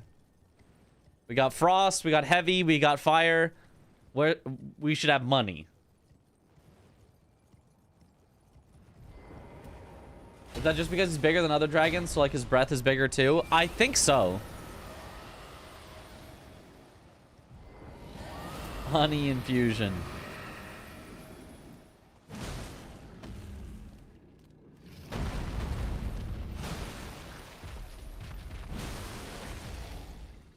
We have stone infusions where we get smithing stones every hit. Yeah, but they're like smithing zeros. You have to combine 100 of them into a smithing one. Oh, it's the other move that kills you. And CBD has AFK Crystallians? Okay. Can you do the one-handed punches with Venomous Fang? Is it good? Does it work? Or is there no point to that with Venomous Fang? There is Festive Grease. That is money grease, but no money infusion. It's the other move that kills you. Yeah, Borealis has a couple of moves that kill you. So even though Yui's damage was not horrible, it just doesn't matter if Borealis does the move that kills you.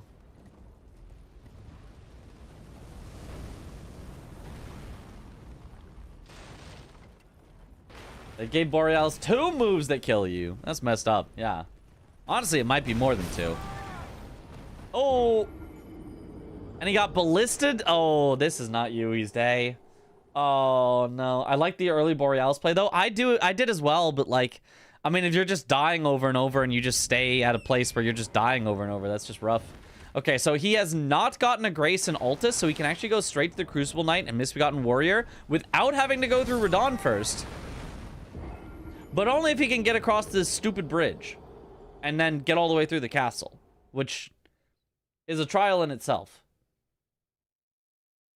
I recall there was a speed run somewhere where we would basically quit out every 5 steps. We would walk 5 steps, quit out. Walk 5 steps, quit out. Walk 5 steps, quit out. Now, it was a speed run, so it counted as in-game time, so it didn't matter that we did that. But, like, that was the only way anybody came up with to consistently get across the bridge, was to quit out every 5 steps, which was horrible.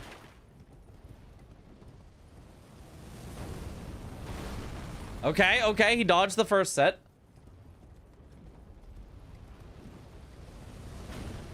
Alright. People saw me going for Borealis early, very consistent. Now everyone tries it. Most of the time it's just very funny. Oh boy. So you're the Borealis master is what you're saying. Uh-oh. Uh-oh. Yui! Oh! He's fine. He's so fine, actually. Never been more fine. I remember some stupid stuff with Bloodhound Step and Godric's Great Rune. Yeah, and then we would quit out because every time you quit out with Godric's Great Rune active, you would get some mana back and health. So you could just quit out every few Bloodhound steps to get more mana to do more Bloodhound steps. Yeah. Disgusting.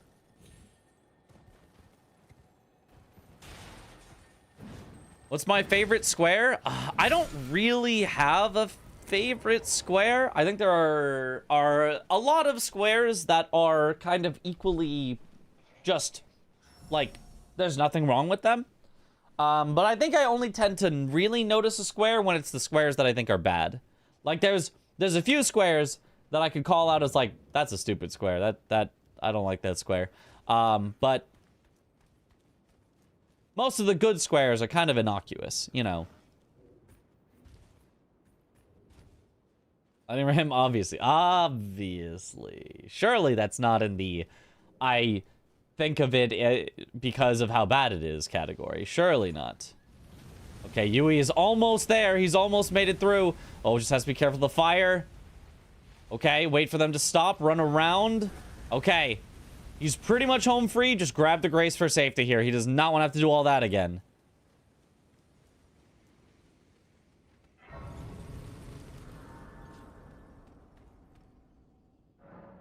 Double Estelle? I kind of feel like Double Estelle is pretty... kind of a lot. Oh, I don't know about that square. Kind of a lot.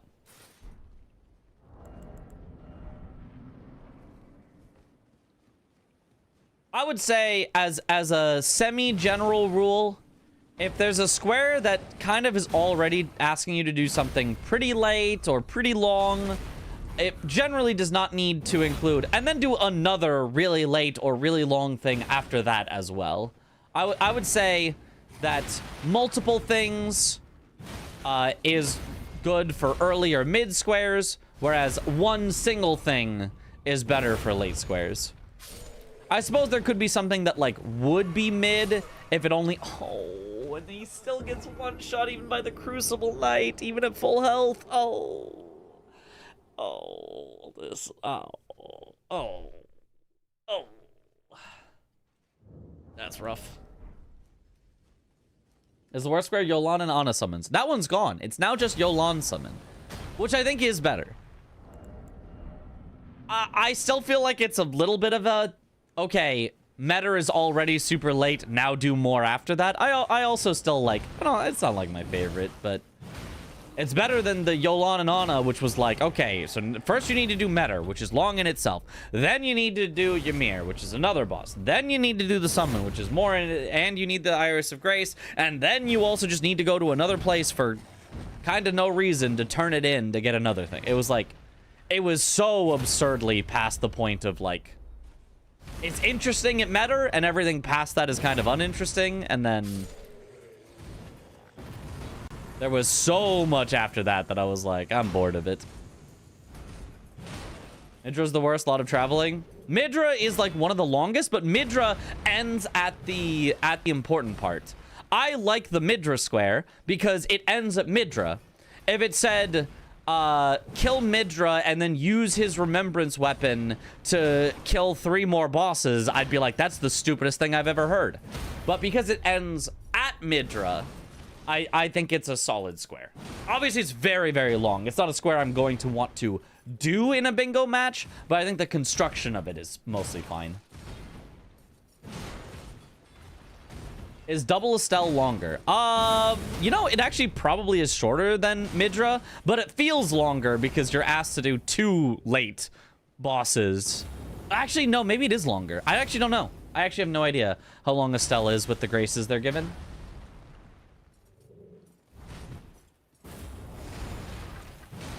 Double Estelle is not longer. Okay. Makes sense. It's not that long. Okay.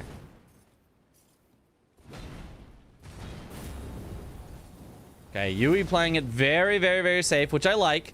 Because unfortunately, sometimes Crucible Knights, they just don't really give you openings. Yeah, do not attack that shield. Because if you attack it just the wrong time, right as he starts his attack, you just die. So very nice. CBD headed straight for Melania, by the way. And also, nobody has marked a square in 16 minutes for either of them. In case anybody was wondering. We'll see if CBD can also get the Melania fight down first try. That is... I mean, both of them are going to get one shot. If CBD gets it, it is almost certainly a 2-for-1. Arguably kind of a 2.5, 2.25 for 1. Because he will get to rune level 65. And he also progresses towards Morgott. So... if CBD can get this, it will be a very, very powerful play.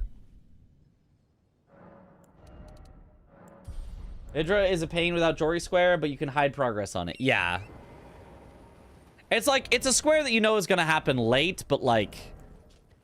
yeah, there's usually at least a little bit of synergy. Hippos could be on the way to Midra. Catacombs, Jory, Maddinghand, Rakshasa, 4 nameless mausoleums, perfume bottles. Like, there's so many things that it is very, very likely that if Midra is on the board, there's also at least a little bit of synergy. So even though he takes incredibly long to get to, it's like not that bad. Oh, Yui dismounts and immediately dies. Let's see if CBD can do better with Melania here. Another one.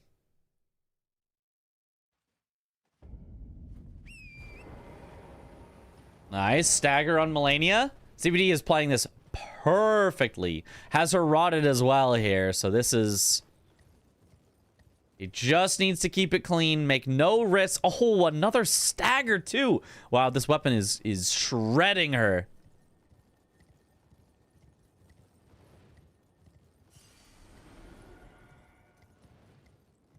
Okay, gets her to do the phase transition again. He's using Rot against the Goddess of Rot. She's rottable. So...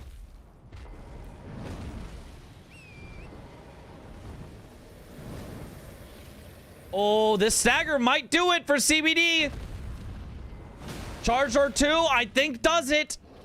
Bang! There it is. Melania down. Use that foul foot for more runes.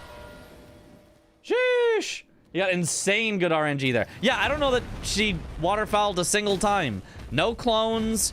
She didn't do any, like, extra follow-ups that stall. She just did, oh, here's an easy attack to punish. Just, like, over and over and over again.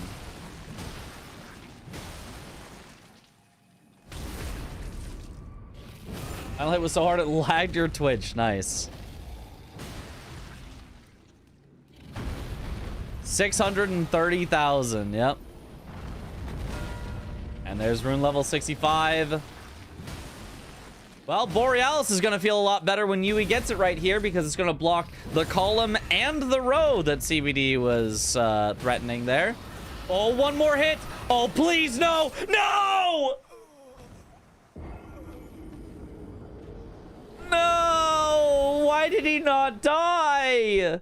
Why did he not die? Oh, no. I can call it here. I don't play anymore. He just did the move that kills you. All right. Yeah. Yeah. I I am so fucking done.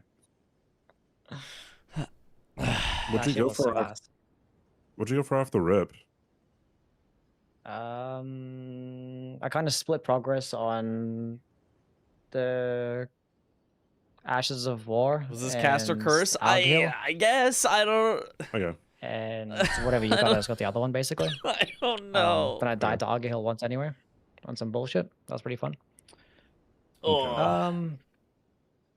So yeah, there was that, and then what else does the board look like? Then I went to Dragonkin. I didn't really Who can get possibly far blame there, 'cause, like, I Yui? just Nobody go set up can. first, and by the time I was gonna go there, you already marked it. And then I went to Borealis, and then yeah. Okay.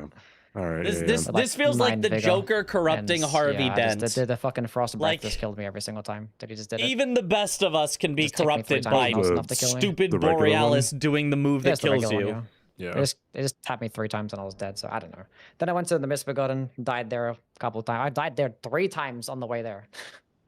Then I died to the Mist Forgotten once.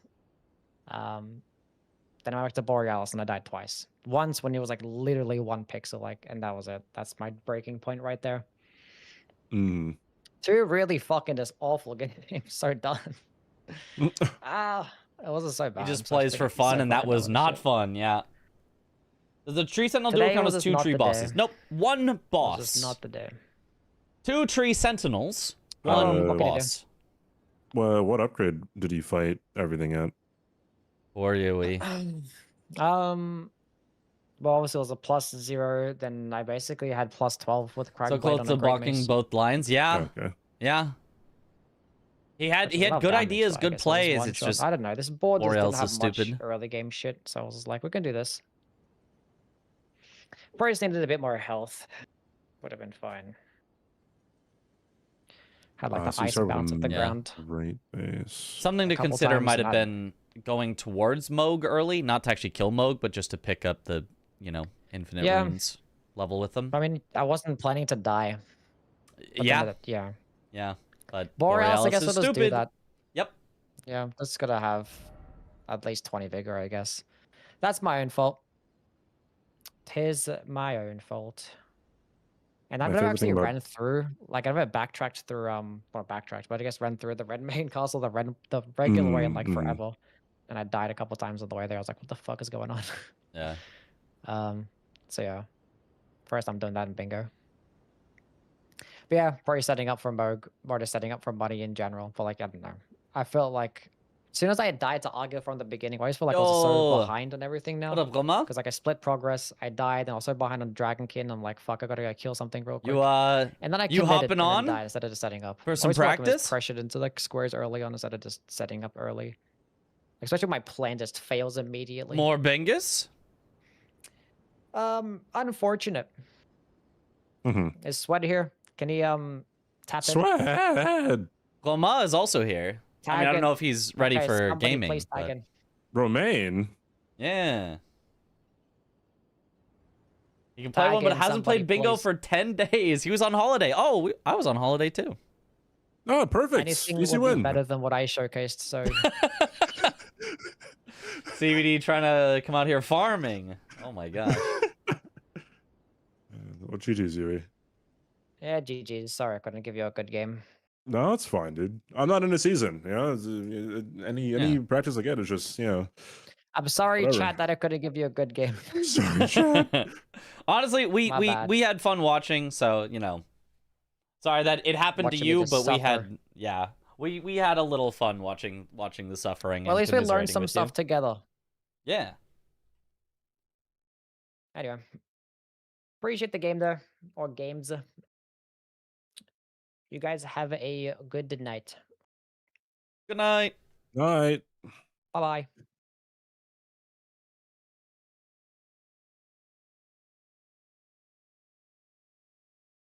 All right. And I guess we head back to the Bingus We Brawlers. head back.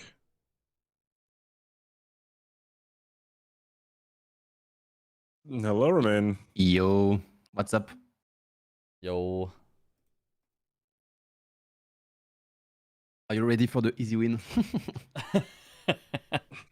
Yeah, yeah. Nothing's ever bad happen when someone says, "Oh, this will be easy," and then they lose. Yeah. Yeah. It wouldn't be very embarrassing or anything for CBD. No. Like, imagine I haven't played Elden Ring for 10 days. You're just like, wow. Oh, Sweat joining as well. Wow. Hello, Swed. I want the perspective. Of course. Aha. Mm. I thought you were I was gonna come looking in and at- be like, I would like to face Roma since he hasn't practiced for 10 days. I want the win. Everyone wants no. a The Daisy two win, yeah. offline people. CBD streamer, you can play. We're doing base No, game or dude, DLC? I could. It's up to you. Let's do base game. All right. Why is CB not in the season? Star Zero Chris. Everything's his fault. Yep. Mm. I mean, really though, if you lose to Chris, you kind of should just be kicked out. I mean, Oh, wow. you know, Mm. Well, no, I mean, not necessarily. I think Chris should just be kicked out because he just cheats okay. all the time. That's true. That's true. Yeah. Yeah.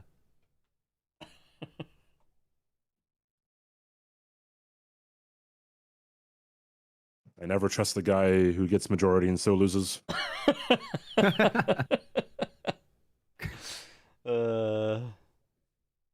Where were you in holidays, Mitch? Where was I on holiday? Yeah. I was at Games Done Quick. Ah, yeah. I have to watch your run. You did the 4 players, all bosses. Yeah. We were very happy with how it turned out. It was very fun. I really have to watch it, yeah. Have you ever done anything for like speed-ons? No, actually, no. I only like submitted once, but yeah, maybe next year. I don't know. Would love to do something with Chemist, maybe one time. Would be fun. But yeah, would love that. Yeah, I love doing marathon runs like that. I find it super fun. Yeah, and being on stage, I guess, is a lot of fun playing Elden Ring on stage or other Yeah. games on stage. Yeah. Okay. All right. Hydrate.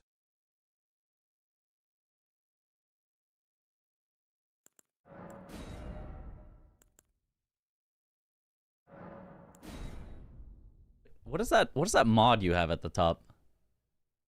This reshade.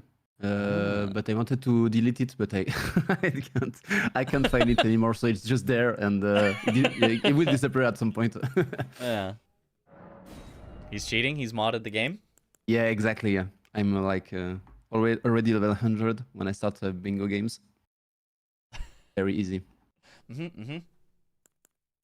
Okay, I have the Great Mace. Yeah, I have a great mace. I heard you're cheating.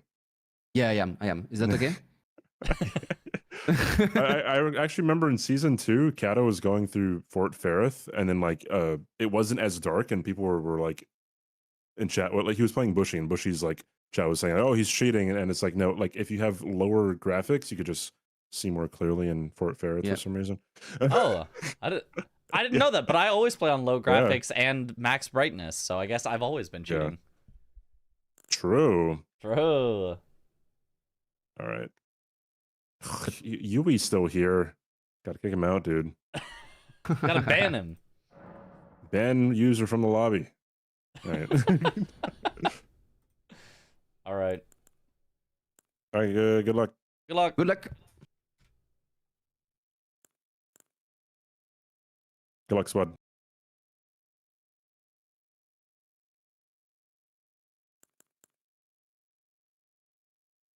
All right. Couldn't figure out how to uninstall Reshade, so just reinstalled Elden Ring. That's one way to do it. Yeah.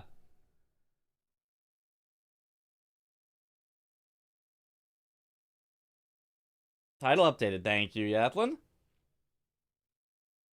Spent 6 hours on Gnichiro. Anything you'd suggest? I would suggest learning his attacks very carefully. You know, making sure that you understand each of them, being able to, you know, go for the deflections. Don't just try to block them.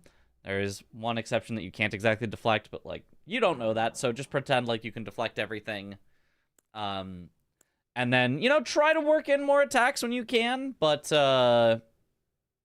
focus mostly on if you can find a way to always not get damaged, then you'll get through the fight eventually. I would say focus on learning it that way, and then once you get confident, go ham on the attacks.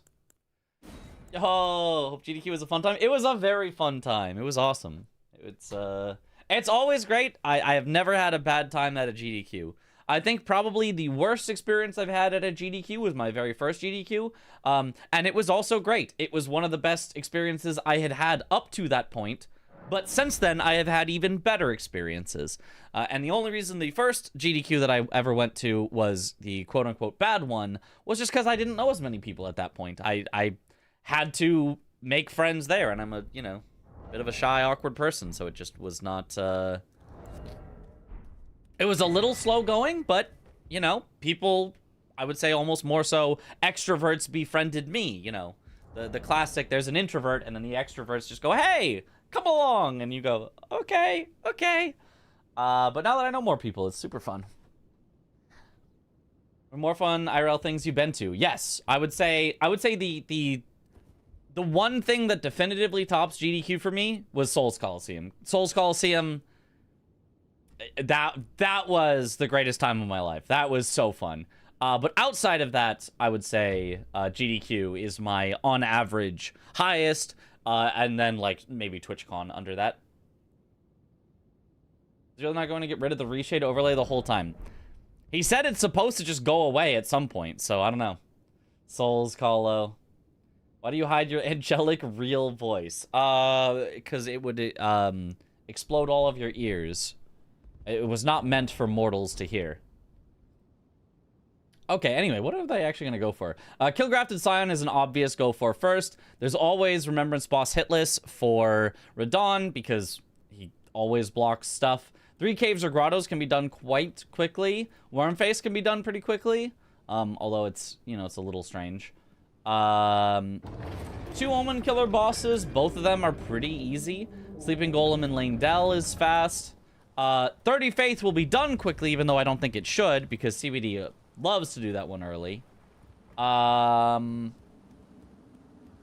could go 2 Falling Star Beasts, or at least 1 Falling Star Beast in order to get yourself a Somber 6. Wouldn't be terrible. CBD start with Perfume, must have Faith. I would imagine so, yeah. So CBD, definitely going for the Faith. The classic CBD. The viewer couch is way more comfy anyway. Yo, what up, Yui? You did awesome during the GDQ run with adding context. Thank you. That is where I think I excel the most in commentary, is trying to actually be like, what is actually going on? What is the big thing here to pay attention to, or think about, or look at, or what is our goal here? As opposed to just, yeah, so we kill this boss, then we kill this boss. When I saw reference Souls Colo weekly, it was such a fun event to watch. It was so good. Hop 1 for sure.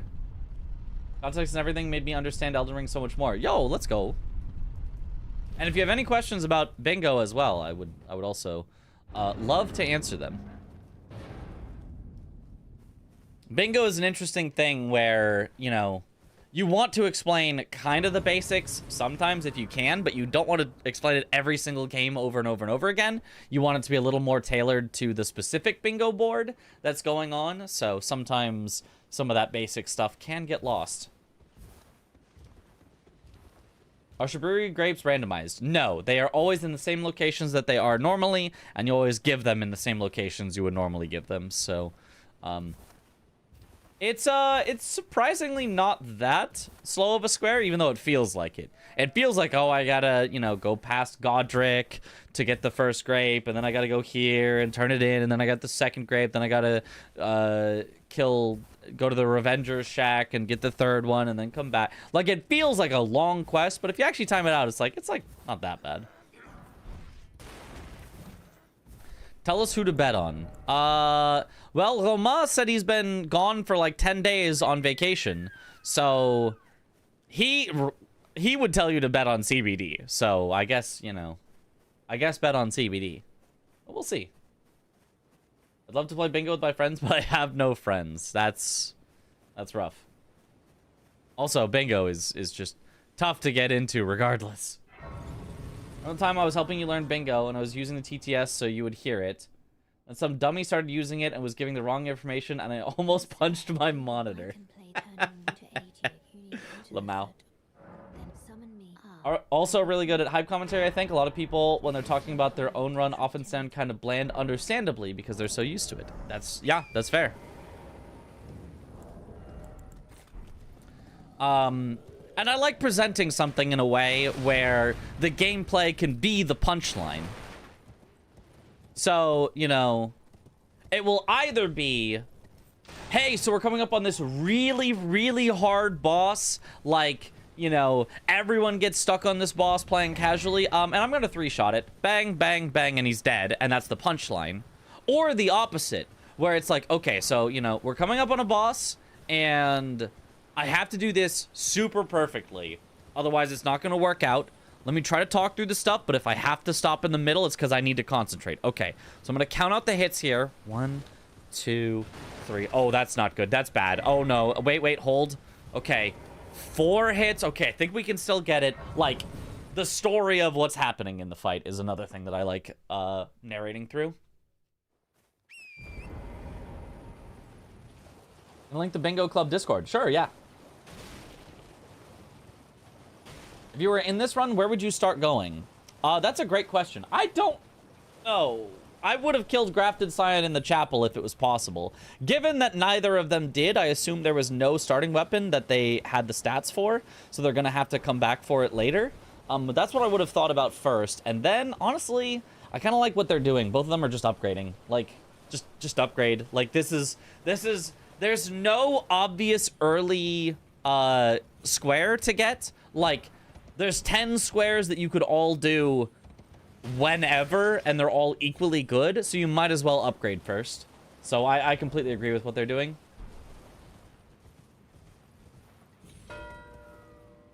$30 faith from CBD. I mean, unsurprising, I did say he was gonna rush that. I didn't necessarily mean literally the first square, but I guess that works.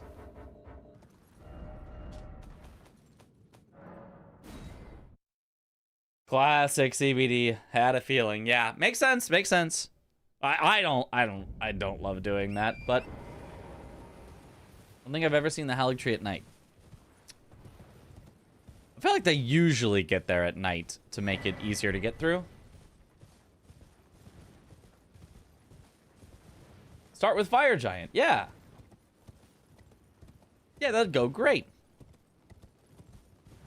Maybe Yui is thinking about Wormface first? I wouldn't be opposed to that. I think that could be a worthy first square. What was your absolute favorite square to get on a bingo yourself? The one where you get really excited if you see it's on the board.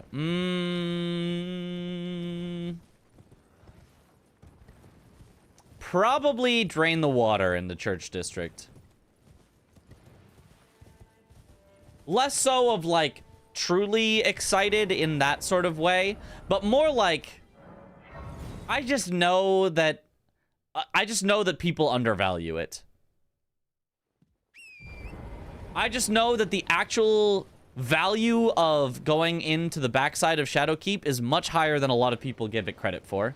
That a lot of people will be like, I'm just gonna go through Hippo. Like today, we saw 2 players, both Parky and Raydans, go through Golden Hippo when it was, I believe in both cases, objectively slower to do so.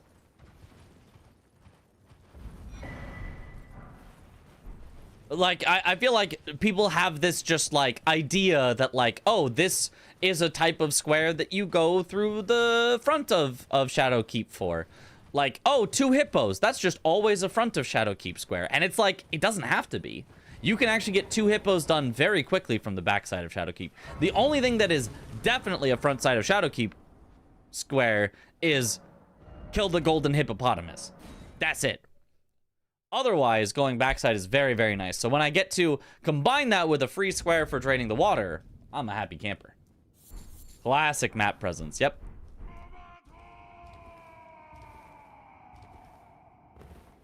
Does bingo change how you get to the Halig tree? Yes, they use a mod where they have some graces unlocked from the start. Kill a boss of each too, I suppose. Yes, true. But that's a bit of a later square, so sometimes it's still not worth it to do it early. Doll of Cutie. Yo, thank you for the Prime sub. Welcome back to the bunch. Enjoy the emotes. You get some sleep? Have a good night, everyone. All right, have a good night, Hyperion. Like, if one person went backside of Shadowkeep and another person went front side, specifically because there is one of each on the board, and let's say they were racing on something like Golden Braid. I'm just throwing out an example. I know that's one that favors backside, but that's kind of the point. If they both go for Golden Braid, one person wins Golden Braid because they went backside. Even if the other person has 1/3 of the progress towards kill one of each, like, obviously the person who got the Golden Braid square is just going to be way ahead. So I would say if you're going through Hippo to get into Shadowkeep because you actually want something in Shadowkeep because it's valuable, sometimes, you know, going backside can just be more worth it. Front to back skip is legal. It is legal. Yes, you can do that. It just takes a bit longer. It's just not super fast. We gotta go to the gym. Told myself I was gonna leave 15 minutes ago. All right, have a good one, Quenter. Good night. I just came home from work in the early morning. Nice. It's night for me. I mean, it's technically morning. It's 2 a.m., but, like, that's night. I would call that night. Edge cases with everything. If a board took you straight to front section, then immediately south, it makes sense. Yeah, for sure. It is not as though there's never a reason to go to front side. It's just, all things being equal, backside of Shadowkeep is usually better, and players usually go front side. So there is an incorrect overlap of what is usually better with what is usually done. So there is some percentage of the time, 20 or 30% of the time, that somebody will go front side when it would have been objectively better and faster to go backside instead. On more than 95% of the boards, front to back skip is not worth it. I don't know about more than 95%, but yeah, front to back skip is slower than you would expect. How'd the last game go with Yui? It looked like it was going to be a good match, and then Borealis was Borealis, and then they called it early because Borealis was Borealis.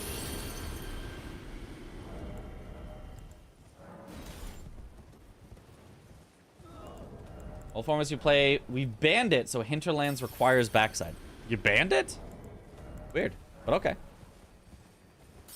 Most times there's stuff in Church District or at Ymir, and at that point it's kind of meh. Yeah, for sure, for sure. I agree.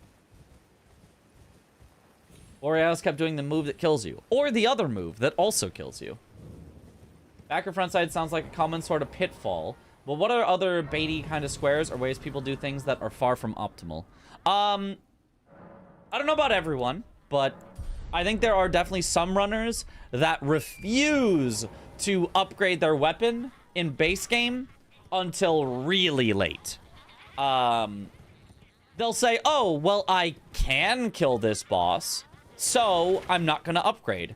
As long as I can kill something, I'm not going to upgrade. When you should instead be saying, I should upgrade as much as I can, as early as I can, unless I have something I need to get to right now. If there's nothing pressing, if there's nothing important going on, the earlier you can upgrade, the faster you will be overall, and it is not close.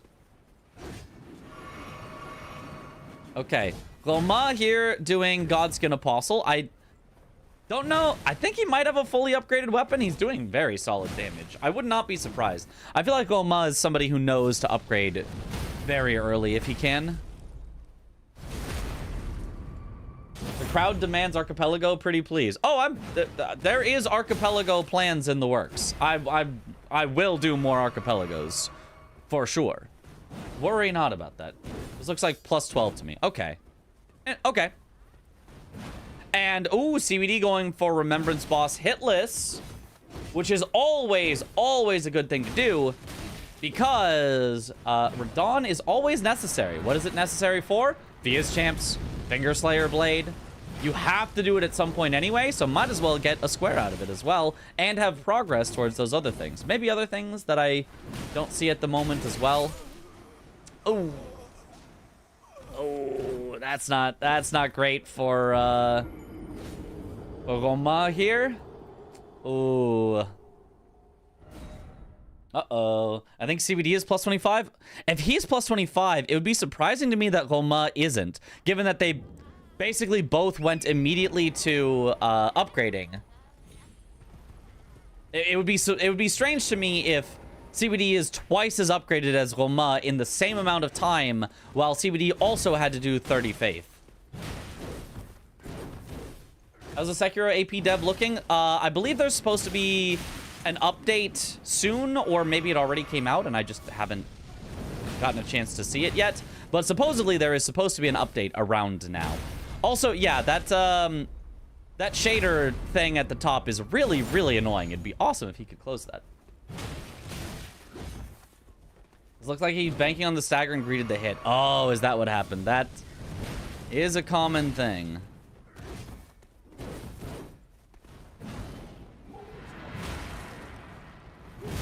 Ooh, slightly early roll in. Okay, get behind. Very nice. Get the stagger. Very nice. I'm going to assume CBD is still hitless there, even though he's lower on health. I'm going to assume he just didn't heal up to full to start out the fight. Oh, he's going for the cheese. This is allowed. A little stinky cheese.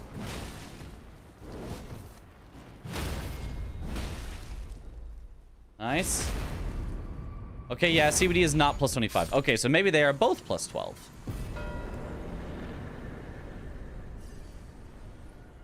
All right, there's Godskin Apostle, tied up 1-1 for Roma. But CBD should get this Remembrance Boss hitless square very soon. I mean, after running Radon down for an hour. But should get it, which will put CBD both ahead in square. Oh, great stars here. Ooh, just the objectively better version of the weapon he's using. Ooh, he did not get the full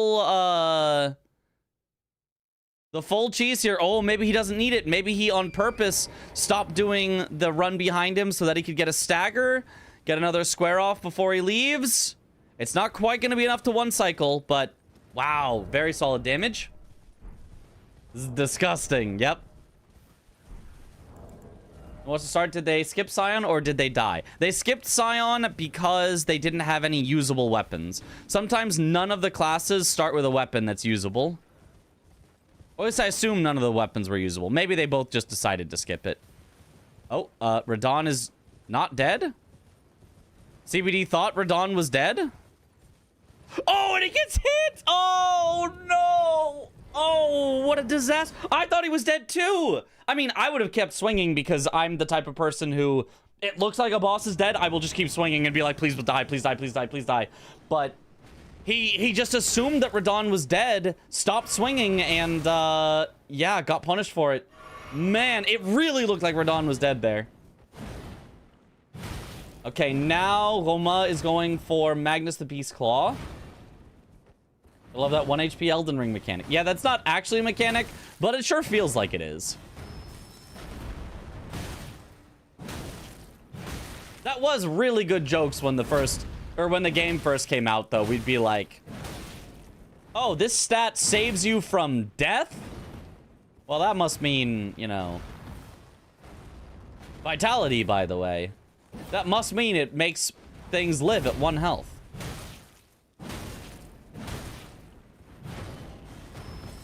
Okay. Very nice so far from Roma. Oh, barely dodged the Lion's Claw. Oh, God. Oh, there it is. Just had to get that one final hit in. How did CBD lose that HP?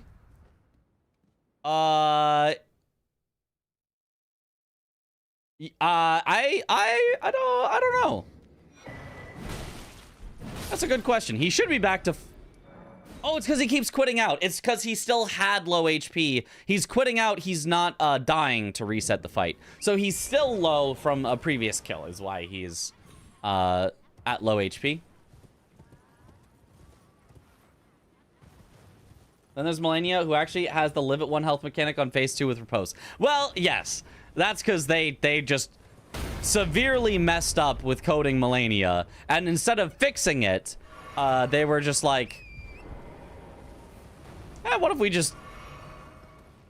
we, instead of fixing it, just make it so she doesn't die between phases? Good enough. That's a feature. Yeah. I mean, it is a feature, but it's a feature that is a band-aid fix to a very big bug. But it is literally something they put in on purpose.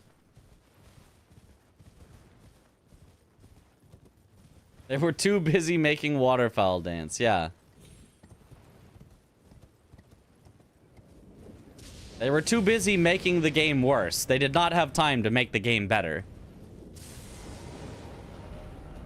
That would be simply silly. Okay. He's got Radon in the loop. Okay. I think he's gonna just keep the loop the whole time this time. Absolutely no getting off the horse. Just sit behind him and smack him once. Smack him once. Smack him once. Okay, now Roma is fully upgrading. I wonder if he'll actually go for the line he has sort of set up here. I kind of doubt it, but could. It's a feature, but a bad one. It's a feature specifically for randomizers, so you have to fight both Millennia phases. Yeah. When does Bingo Brawlers Season 6 start? It starts this weekend. This very weekend. July 17th. Still think you're getting heal off a full block is crazy. First time I ever fought her. That made me so mad. I mean, yeah, I tried blocking. It didn't work, and I was like, okay, well, I just won't do that. I honestly wouldn't really mind that if waterfowl didn't exist. It's just like, waterfowl is just so bad, it ruins every other mechanic she has in the fight. Like the lifesteal on Melania, I actually think is a super cool, unique addition to her. That I'm like, that's awesome. And then she lifesteals on waterfowl, and I'm like, that sucks. It's stupid now, actually.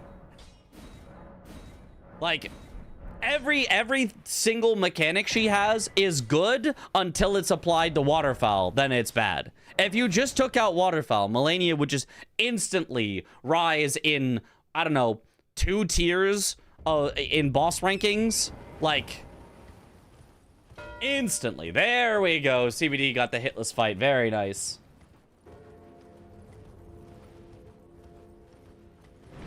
So are you a commentator? Don't know yet. The commentator schedule is not released. Only the player schedule. What is a weapon if you see in a bingo game you think it just makes the rest of the game way easier? Alabaster Lord Sword. Because it's the only one where it has the unique property that while you were swinging it, you're just not going to run out of stamina. It's just like a whole mechanic of the game you just don't have to worry about. Where if you use any other weapon, you might just be like, oh, I just ran out of stamina as they were attacking and now I die. And you just don't have to worry about that with Alablaster. Commentator schedule is all Domo. Solo Domo. Do we know if Domo has a co-caster for officials? The site just has himself listed. He just hasn't scheduled any yet, I'm pretty sure. It could be that he wants to do the whole season solo. That seems really hard. I would not bet on that. And I hope it's not, because I want to do commentary. Just selfishly, I just really like doing commentary. But, you know, it is his event. If he decided I want to do solo commentary for everything, he could. What if I was easy dodge was the discourse we're having in 2026? I mean, no.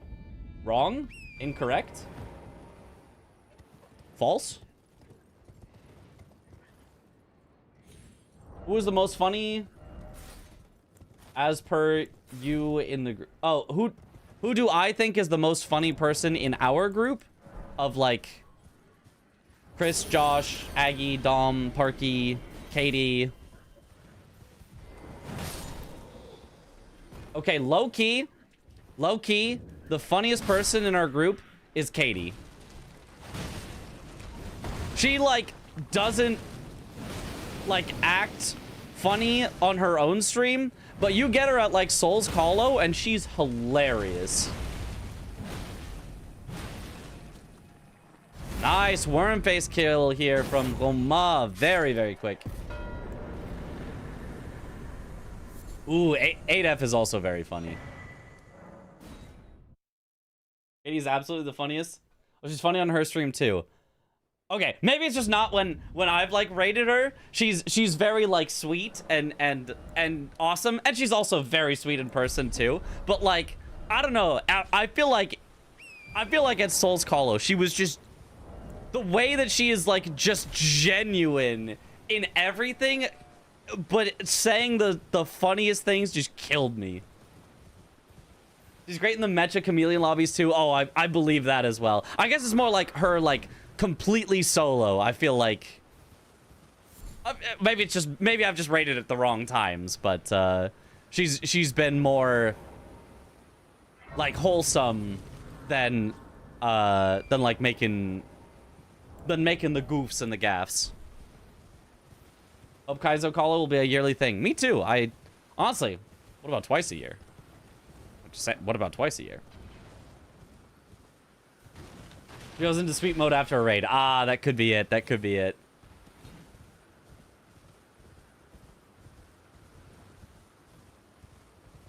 I like Josh's dry deadpan humor. Yeah. You could be the type of person who vibes off other people. I think so. Are Metroidvania is the best game genre for Archie? As an overall total genre? Probably, yeah. I would say probably. I'd be sad if we didn't have you in the season. Yeah, I would also be sad if I was not commentating at all in the season.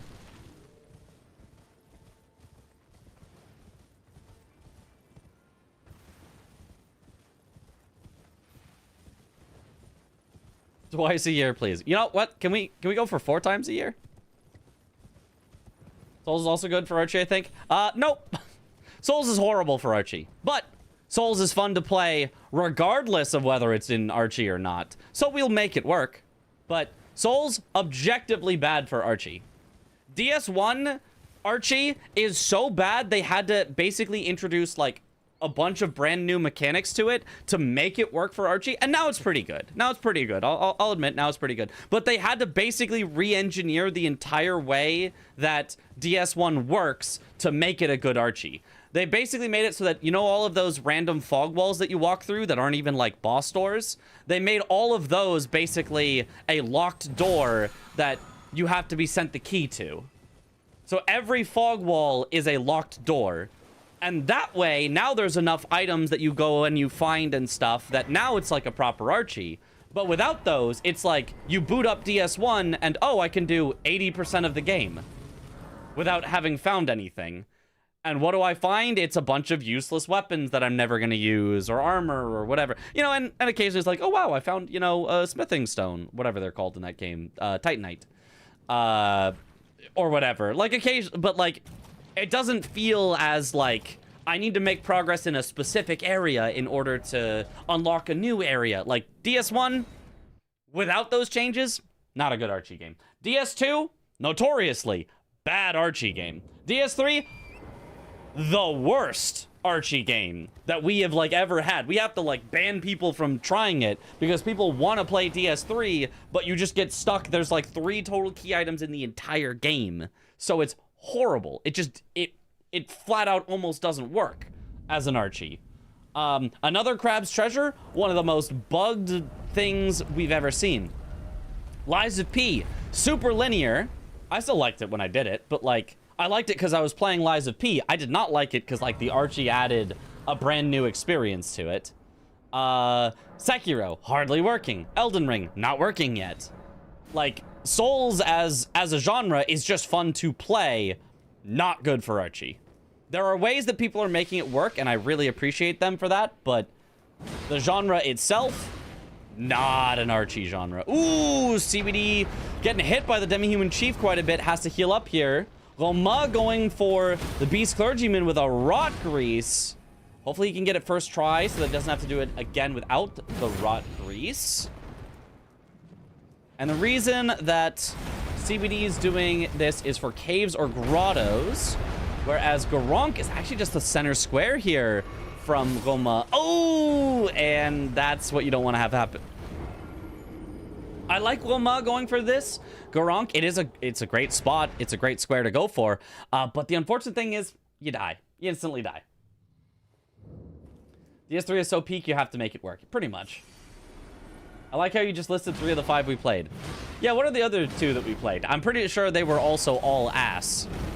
I'm pretty sure every Souls game is ass in Archipelago. I mean, I'm gonna do them anyway. I don't care. I love playing Souls games.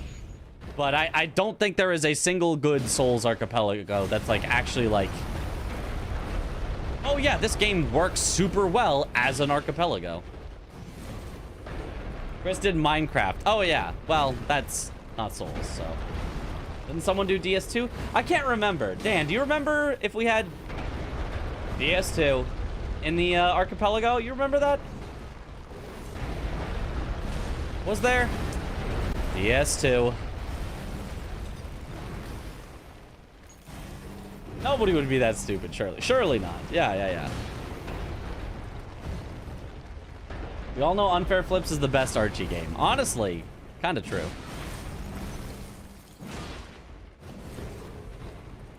Caves and Grotto's Limgrave boss's play looks better to me with his line. That's a good point. The Limgrave bosses, in order to block what Roma is doing, would be quite nice. The Caves and Grottos setting up another possible one. CBD is going for those, it looks like. But the Garonk, I mean, just center square is always nice to have, even if CBD has blocked some of the... Oh, it was one hit away. Oh no. This is a night of disasters. Everybody playing tonight has just had disaster after disaster. Oh. Between having Deathlink on or off, what do you prefer? Deathlink on 100% every time. Deathlink is what makes the Archies IMO.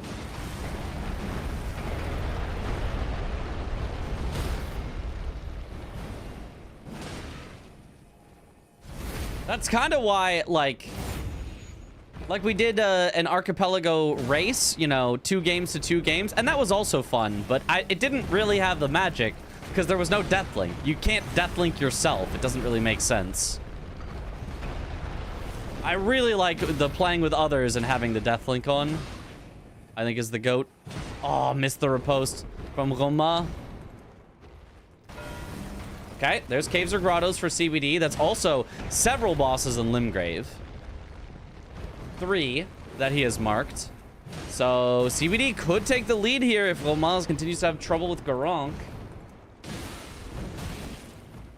Tonight shall be known as the Night of Incidents. Yeah, it might have to be. Oh, that's very nice. Okay, take the riposte. Nice. It's very close on Garonk. 1 bleed proc would do it, or just a few more hits. Okay, he's playing it nice and safe. I like that.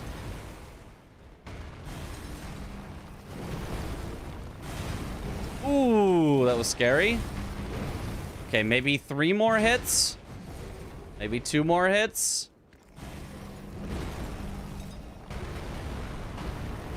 Maybe 1 more hit.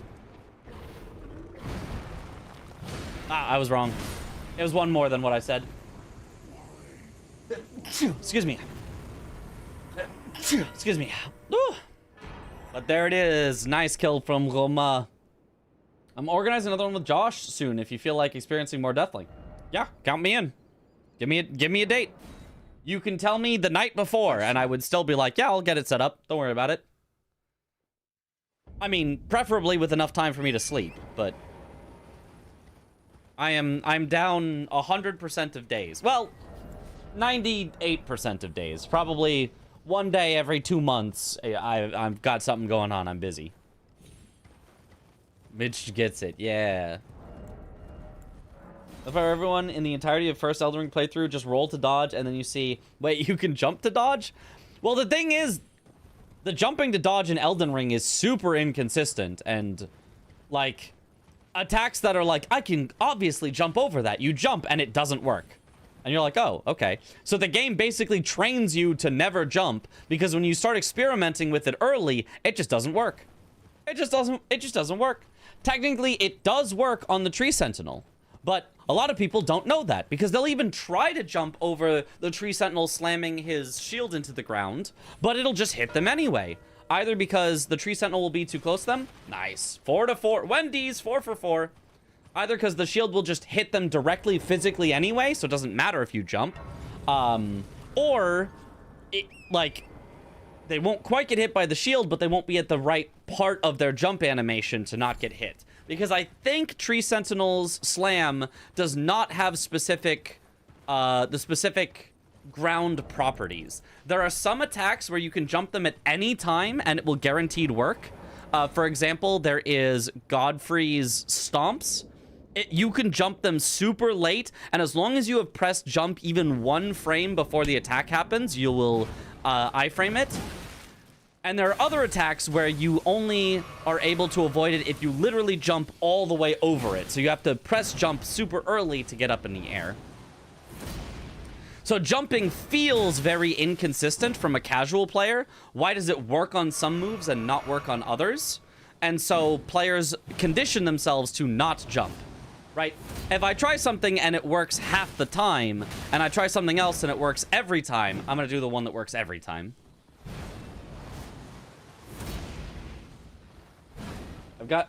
I gotta know that we can jump Malekith's 3 slash attacks. I actually have no idea. I don't think I've ever tried it.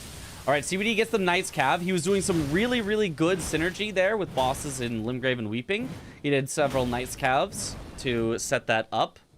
So CBD now with the lead here because of some incidents that Roma has had. Roma, though, not scared of just heading straight to awful, awful squares like Roundtable Knight Vike. He says, well, technically this can be fast, so if I get it first try, that would be an advantage for me. Doesn't jumping remove your hitbox from your legs only or something silly? So jumping does 2 things. Jumping makes you completely invulnerable to specific ground attacks, such as Godfrey's Stomp. And once you actually leave the ground, which is, I don't know, 10 frames into your jump animation or something. I don't know the frame window, but a little bit after you press the button, your character will first crouch, then they jump, and when they finally jump, then your lower body becomes immune, but only your lower body. So, yeah, those are the 2 ways that you can avoid attacks. You can either literally go over it, or you can use iframes from specific ground-based attacks. Are you gonna give us a real-time huh when Roma marks this? He didn't look that surprised. He did do a little glance over, but he kind of, I think he was just like, oh, okay.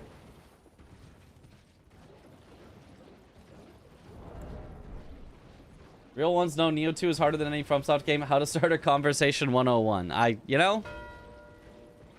Oh, and 4 bosses in Kayla Dragonbear. Wow. Yeah, CBD founding all the synergy there. Very nice. I wouldn't know. I would not know because I didn't like that game. Didn't want to finish it. Don't know. Who knows? Because I played Elden Ring first. I have PTSD when it comes to jumping in Sekiro, but I'm trying to fix that. Yeah, no, in Sekiro, it's very, very consistent. As long as it's designated as a sweep attack.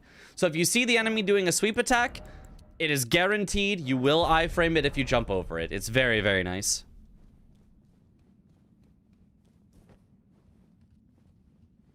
Ask him after the match. I promise he'll rant about it. Then maybe I don't even have to ask him. Maybe he'll just rant about it unprompted. Okay, CBD going for his second Falling Star Beast here.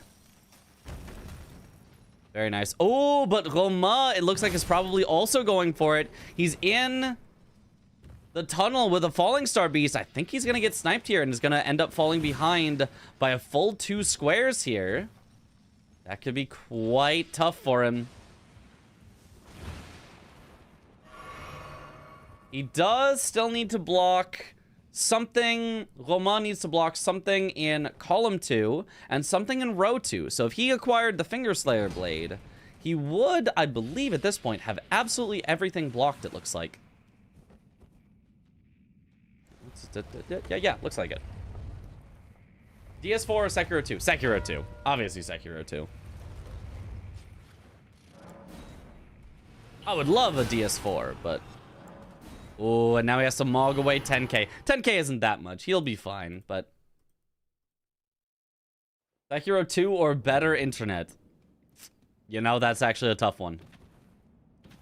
Sekiro 2. I can always pay $1 billion to move to somewhere else with better internet. Probably. But I can't pay $1 billion to get Sekiro 2. Does anybody do the bow squares at all? Eventually. You could do it on Godric. It wouldn't be too bad, but eh. Sekiro 2 or better internet is insane. Sekiro 2 or 9 Souls 2? Still Sekiro 2.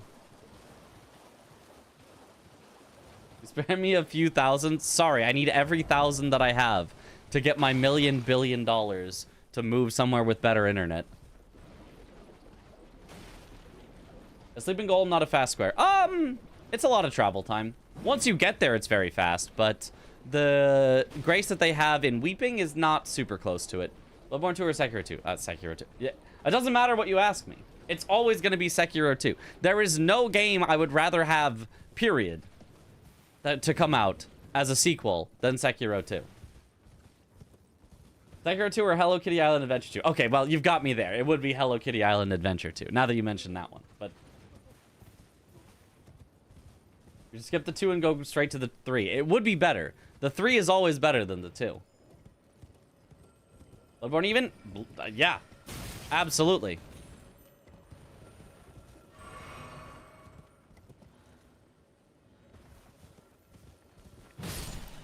Sekiro 2, but on Switch 2 or Dustbloods on PC?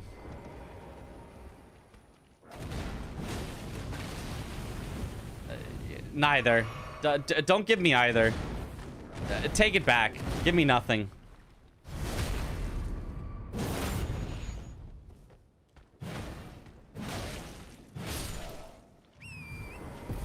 Sekiro 2 by Ubisoft or Sekiro 2 by Riot Games? Ubisoft. Frick Riot Games. Oh, they're both going for Omen Killers now, which is also a boss in Liurnia. So good synergy found from both of them. Roma is running down here, not porting out. I'm surprised. What is down here that he's going for? What? Explosive? The Erdtree Avatar over here for just another boss in Liurnia, I guess? Yeah, CBD going actually for the Omen Killer bosses, so is gonna snipe Roma on this, which is gonna be pretty unfortunate for him.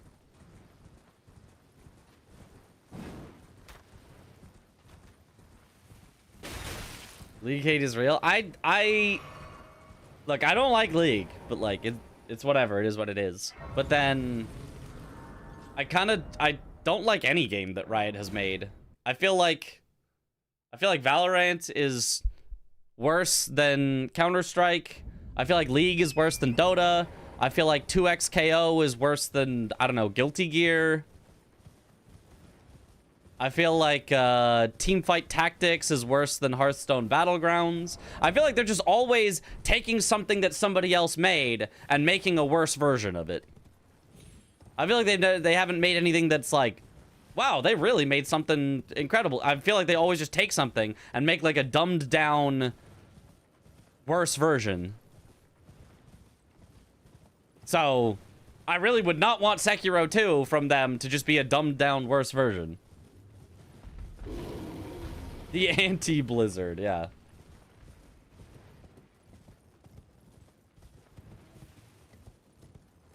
League worse than Dota is the worst thing I heard today. It is like, if you've played both, like, if you've actually played both, I feel like it's impossible to like League better. Like, you just can't. It's so much worse. Like, League has the social aspect and, like, markets itself so well and has, like, the tournaments. But actually playing them, like, I'm not even saying Dota's, like, great or anything, but, like, League is miles worse in, like, every way, I feel like.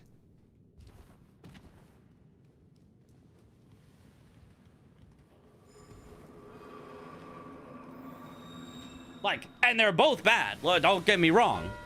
And I've spent a lot of my life playing bad games like Dota. But, oh, yeah, and then Roma gets sniped here as well.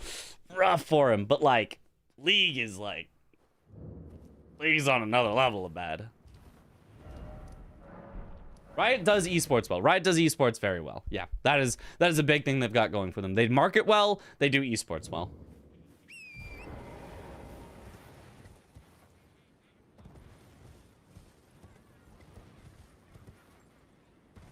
I did play both, but my friends played League, so it was easier to get into it than Dota. Yeah, it's easier to get into, and it's more popular, and your friends are playing it, so you're going to play with your friends on League 100%. I totally get why people play League. Totally get it. But, like, me having sat down and played both in solo queue, because there was a time in my life where I was a MOBA player. I know, gross as it is. Like, it was night and day, the amount of fun that I had between the two. Ooh, they are both now going for the larval tears from transforming enemies. They are, like, always going for the same thing, and so far I think CBD has gotten the successful snipe a few times in a row now. Goma is really gonna need to get the snipe back if he wants to come back in this. I assume console-exclusive game speedruns don't happen at GDQ? No, they do. They absolutely do. There's a ton of, like, Mario and Zelda speedruns, for example. Oba, have you played Smite? I have played Smite. It was unique. It was interesting. I liked it, but I didn't get a chance to get any good at it. Uh-oh. Something has happened to CBD's internet? Little hiccup. He's back. We'll just refresh to bring him back up. Okay, I think they're both on their second transforming enemy.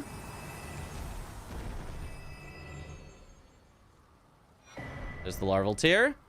Okay, who will get the third one first?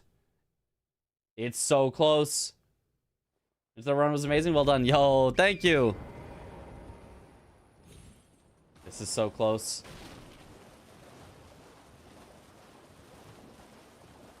Is there a Bloodborne Archie? No. As far as I know, there isn't. There probably could be for the emulator version, but it would be very hard to make it for, like, the console version, if not impossible. Is Bloodborne a MOBA? No. Thank goodness. Let's see back, yo. What up, Nekti?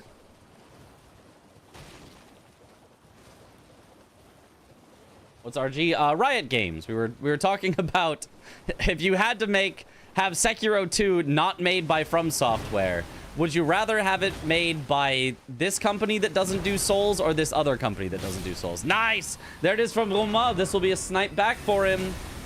Oh, just kidding, not yet, because I forgot. The Lobter is only the phase 1 part.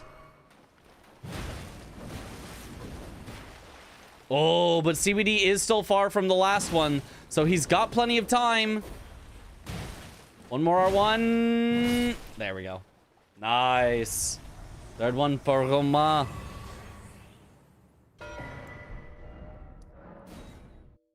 CBD needs a refresh again. Yeah. Don't know what's up. Is video buffering? Use the low latency toggle under the advanced menu in settings to disable low latency mode. No, I will not.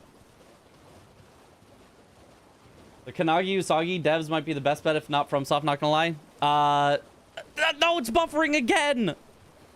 The Kanagi Usagi probably solo dev, that just, you know,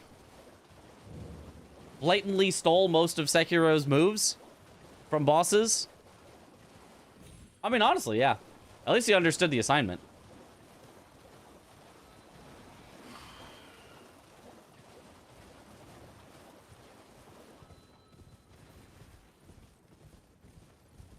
Deep Rock Galactic devs are pretty base too.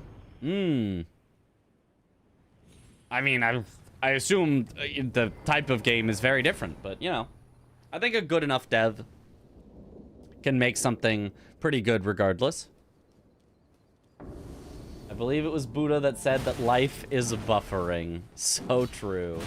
Okay, so now bosses in Liurnia, they've both marked it as 1-1.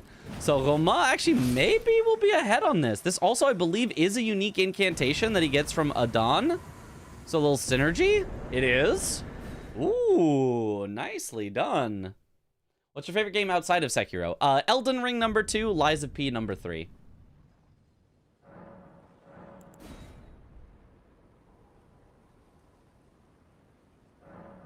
Ninja Theory dev, make it the DMC devs. The British one, they'd have interesting decisions. But is Ninja Theory, is that the Neo devs or is that not? It's Ninja something. Lies of P2 or Nine Souls 2? I'd probably say Lies of P2. But I mean, we're getting Lies of P2. So if you're asking me if I can add one on, I would add on Nine Souls 2 and then keep the Lies of P2 that we're already getting. But if you're asking me in order to get Nine Souls 2, I'd have to cancel the Lies of P2, then I would not make that trade. That's Team Ninja. Oh, that's a different one. Okay. Team Ninja is Neo, Ninja Theory is Senua. Oh, okay. Okay. I played like a demo of the second Senua game, I think. It was interesting.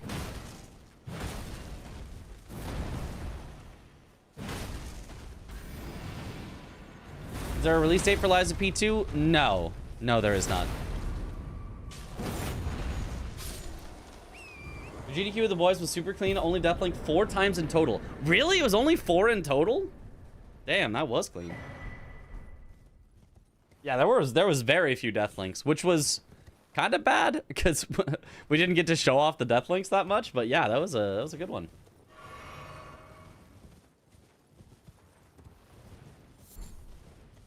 And any MMORPG game I'm hooked on. Not currently, no. I have not played them in a while. I was hooked on WoW for many years, and then for a while I did Final Fantasy 14? 14 is the MMO. With a smaller group of friends, but I don't know. If WoW had not gone to crap, I may never have become a streamer. Like, I feel like the only reason I was able to, like, you know, devote myself to Sekiro and learn the speedruns and stuff was because I just did not want to play WoW anymore, because, man, it sucked.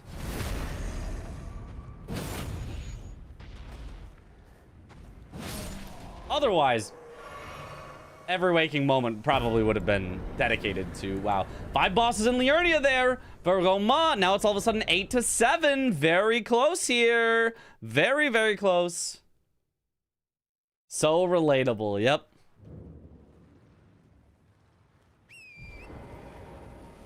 Are you gonna play Lords of the Fallen 2 when it comes out? Yeah, I will.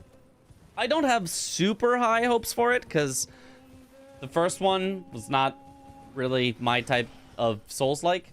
But I'll try it. I will absolutely try it. I will give it as fair of a shake as I can, and if it's awesome, then it's awesome. WoW will suck your life away. Yep.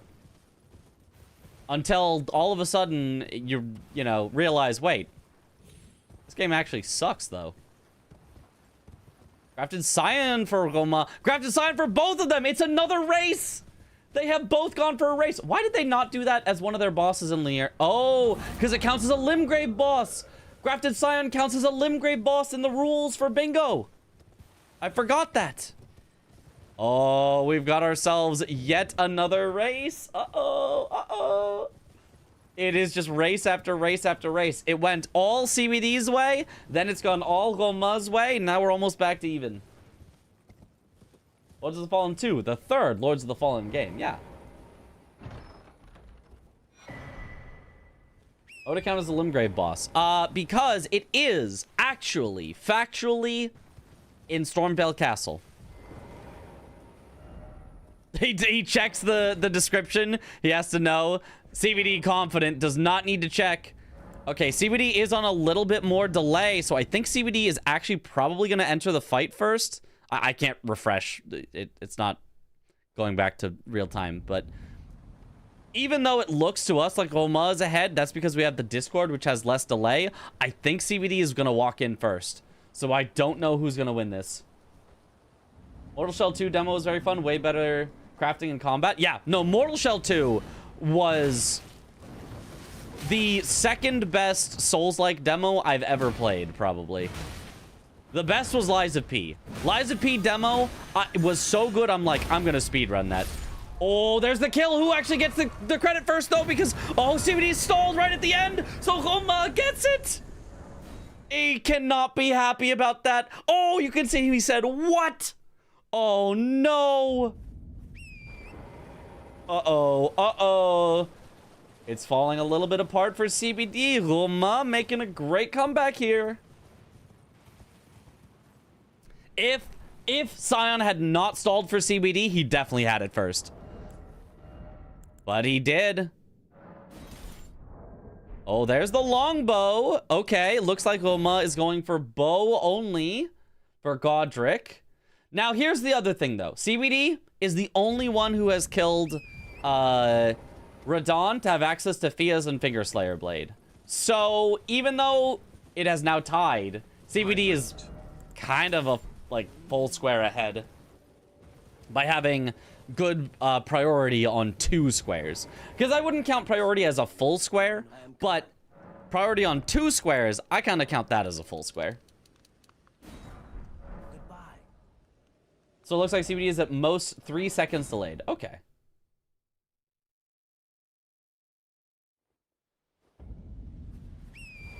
Thank you for the hydrate. CBD has won enough for today. True.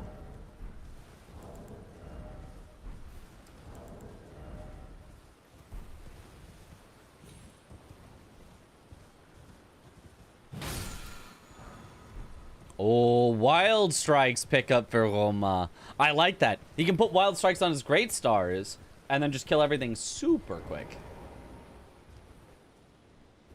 That would be nice.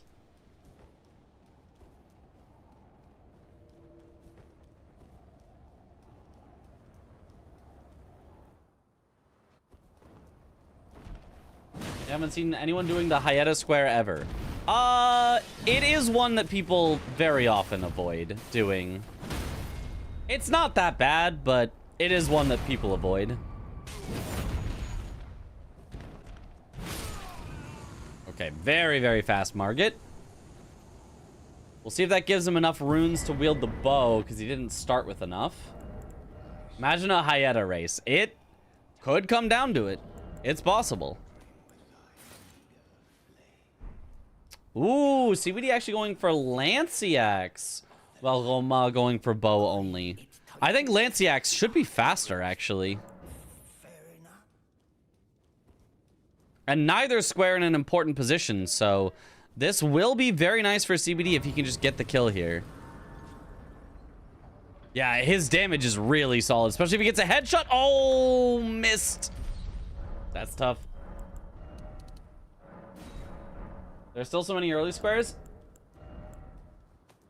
Are there? I think the only early square left is Sleeping Golem and Lane-Dell. I mean, I guess you could argue 2 Misbegotten bosses is kind of early.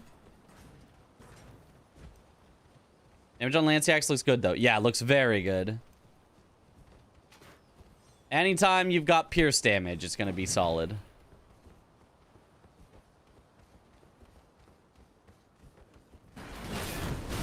Oh, okay, okay. Roma does not make it through super cleanly here, but is able to heal up now. Hopefully make it through. CBD gets so baffled by things so easily. that just are not actually baffling. Kind of feels like he assumes everyone thinks exactly like he does and never considers anything else. That feels like a harsh way to put it, but the sentiment of CBD does get baffled quite easily. I do agree with that.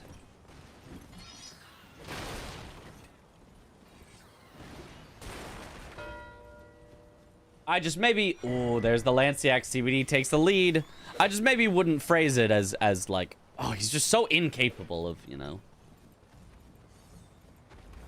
considering things other than his own perspective. Like... I think it's more like he just... You know... He has a particular way of playing, and he is very confident in that way of playing. So seeing other ways is... baffling. When it really shouldn't be. Why did that Lanciax not fly away? Part of the mod? Yeah, must be. That's gotta be. Oh, honestly, damage. Not bad with the bow. Oh, missed with that mighty shot, though.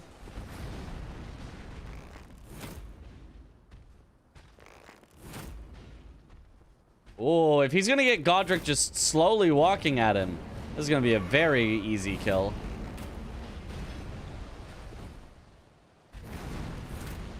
Oh, the gravestone stopped it.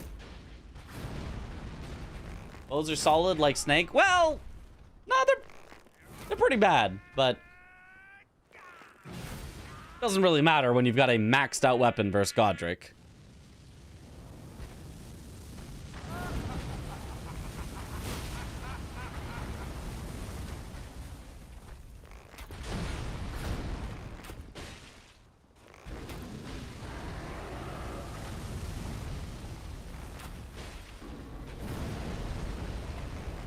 Practice on a live stream? Yes. We are practicing commentary while we are currently live watching Roma and CBD.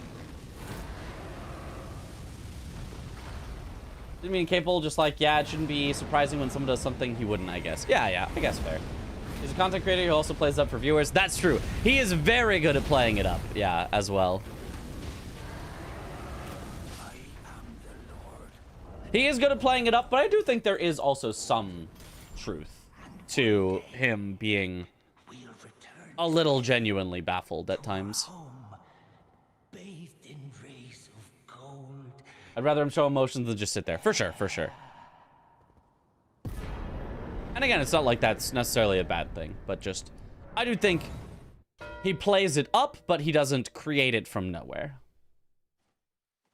All right, there is the bow only. Now, the nice thing about having that bow only is that it gets you... actually gets you access to nothing. I mean, kind of arguably gets you closer to the Hyeta grapes, but for the most part, CBD just going Lanciax was kind of just better than Roma going bow only.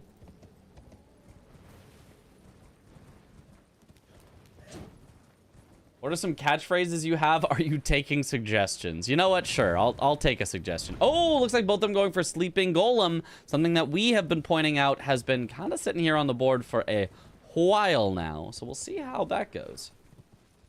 Maybe a little more incredulous than baffled anyway. Yeah. Main thing he gets baffled by is when people use the C-square, get square playstyle, because it's not a very optimal way to play. Not necessarily. Sometimes C-square, get square is the optimal way to play on a particular board.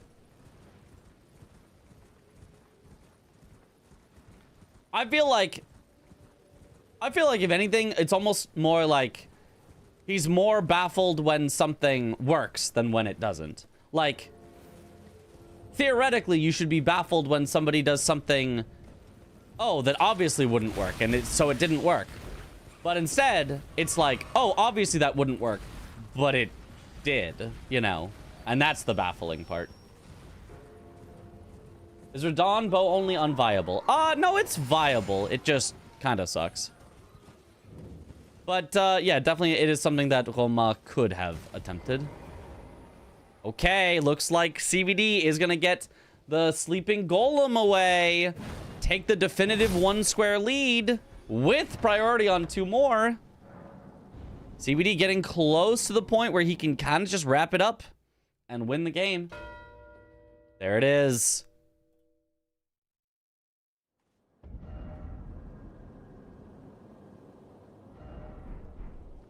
All casters have this catchphrase. He's got to be careful. True. There are so few squares in Lanedale, capital access barely matters anymore. Yeah, no squares there, yeah.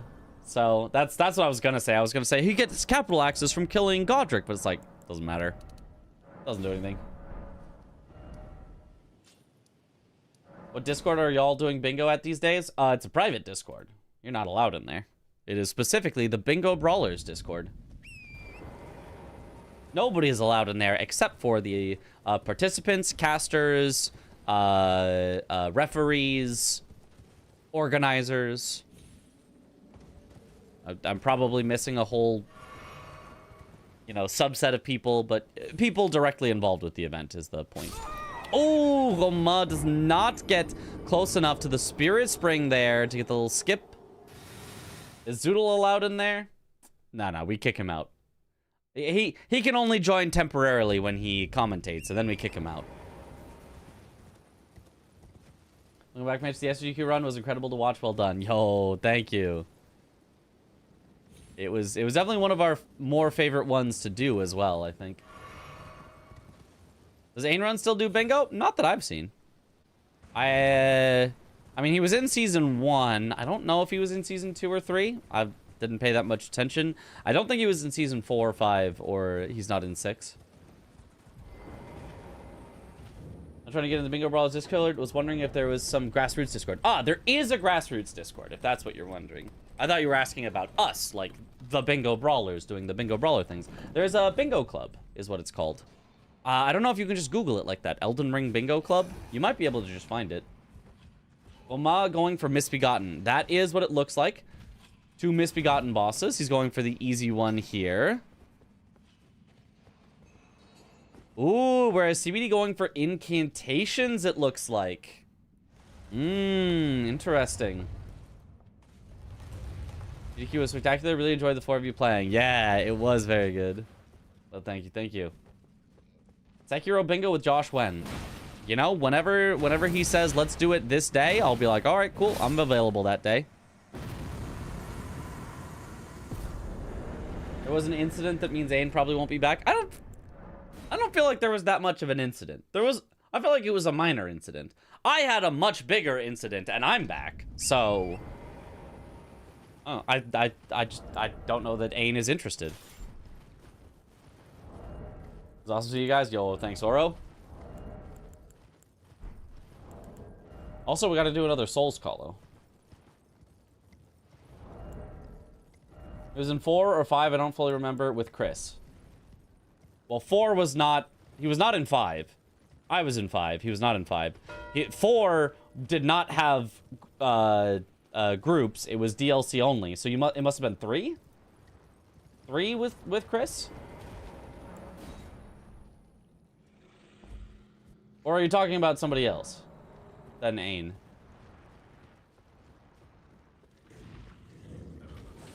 Wouldn't Castle Morn be better for Misbegotten if he has to go there for Grape to win? You actually... I don't think you need to go to Castle Morn at all for the grapes. Oh, I guess you need to go kind of near Castle Morn to talk to Arena once, but not like that close. This is the second fastest Misbegotten boss. Well, actually, the actual second fastest, based on what he needs to do, would be what CBD is doing right now, end the festival after Radon, and then do that Misbegotten. So this is... CBD could snipe it away because he has the Misbegotten and Crucible Knight duo. Potentially, at least. But barring that, barring wanting to do Radon or having Radon already dead, this is the second fastest. Just because it is faster to get to it. And then the boss fight isn't, like, that long. Even though, yeah, Castle Morn, you would instantly kill the Misbegotten, but getting there takes a lot longer. Okay, just remember team positive vibes. Yeah. 8F and Chris is, yeah. I was like, I would find it very weird if Ain and Chris were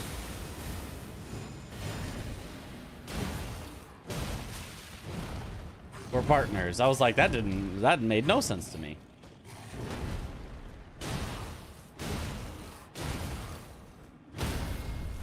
Takes 1 minute 50 to get through Morn, not even including Torrent. Honestly, a minute 50 isn't that much. I think it's also a lot of you have to ride all the way down there.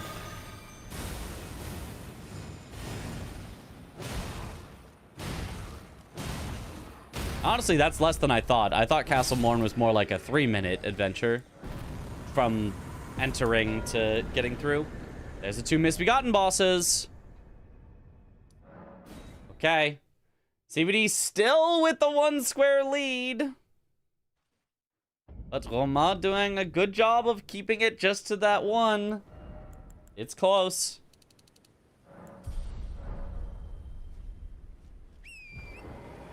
There's the elevator. Yeah, the elevator takes a while in itself, I feel like. If he just sends it on his Radon Prio, he wins. That's true. Which is why Roma knows he has to go through Radon now. He has no other option.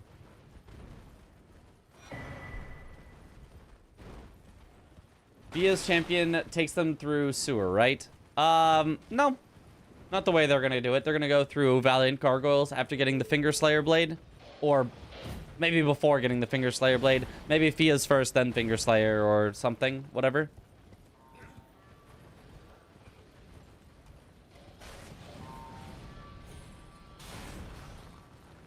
The Grassroots Bingo is kind of dead right now. Not like the good old days. There was a good old days? I feel like it's as popular as it's ever been. For the Grassroots Bingo.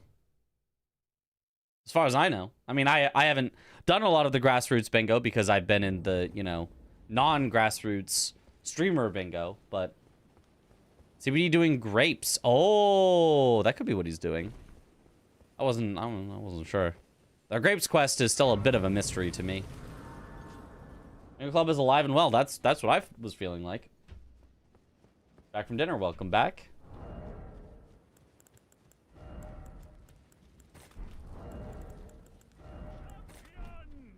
Champions! Yes, it is grapes. Okay, he's talking to Arena. This makes sense? Why is anyone doing Fire Giant? Do you want to do Fire Giant? You know, you can go do Fire Giant. You can go take the square from them. I'm sure they wouldn't mind. It's mostly because Fire Giant is a very, very, very long fight and sucks to do. Didn't even know Bingo continued after Season 2 until just now this stream. Really? Because it has grown. It has exploded and expanded in size. Just feed eyeballs to a blind girl. Yeah, very normal thing to do. You guys might be the most dreaded there is either Gargs or get capital access and go through sewers. Another bad area, perhaps. Yeah, mostly just takes forever to do all of that. Yeah, going through Gargs is very annoying. But mostly also Fia's themselves is very annoying.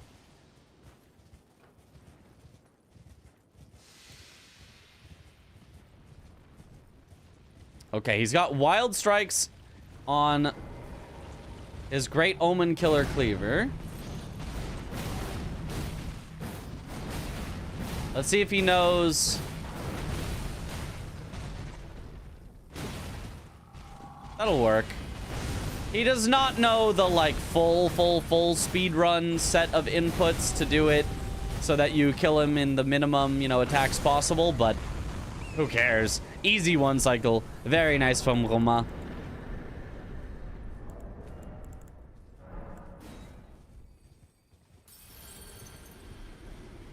One to 2 years ago, there were 2 to 3 servers with 10 to 12 games going on at all times. There was? I guess if you say so. I don't know. Telling me those aren't grapes? Oh, no, definitely grapes. Just Shabriri just has a special vineyard for the grapes. Don't worry about it. Well, there was Florida stacks to make it better. Yeah, better. Let's go with that. Better. I'm kind of surprised, I feel like, that he's sticking with the Great Omen Killer Cleaver. I think Great Stars is just better. Mostly because it's strike damage. And obviously strike is going to be way better against, for example, gargoyles. But I don't think there's anything he's going to do where strike would be worse. I feel like he should put this on Great Stars. He found Great Stars this game, right? Or was that the previous game? Am I thinking of the Yui game? I thought there was Great Stars. I don't know. Maybe I'm wrong. What's your favorite questline in Elden Ring? I don't know. Ronnie's, I guess. I think it's the only one I did.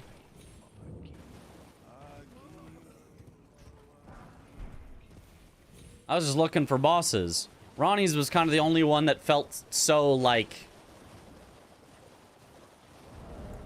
Okay, they're really trying to get me to do this quest line. Maybe there's a boss at the end. And there was. All I really wanted to do was find all the bosses. Oh, I guess I also did Fia's, probably. But, whatever. About Selen turning into a school of witches. I don't know. I've never done that one, I don't think. I think he has Great Stars because he got it at the merchant near Wormface. That's what I was thinking. The merchant near Wormface sold it and he bought it. So if so, he absolutely should be using Great Stars over Great Omen Killer Cleaver. I mean, I love Great Omen Killer Cleaver because it comes with Wild Strikes. But he just has Wild Strikes that he could put on anything. So Great Stars would just be better, I'm pretty sure.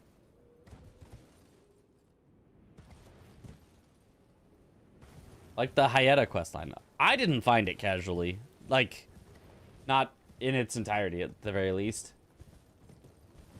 When that Space Scorpion for the first time was epic, it was cool. When it comes to Archies, what do you think is harder to deal with? Someone playing a Souls-like or a rogue-like? You know, I'm gonna test that, hopefully test that very theory. I wanna do rogue-like in an Archie at some point and see how bad it goes.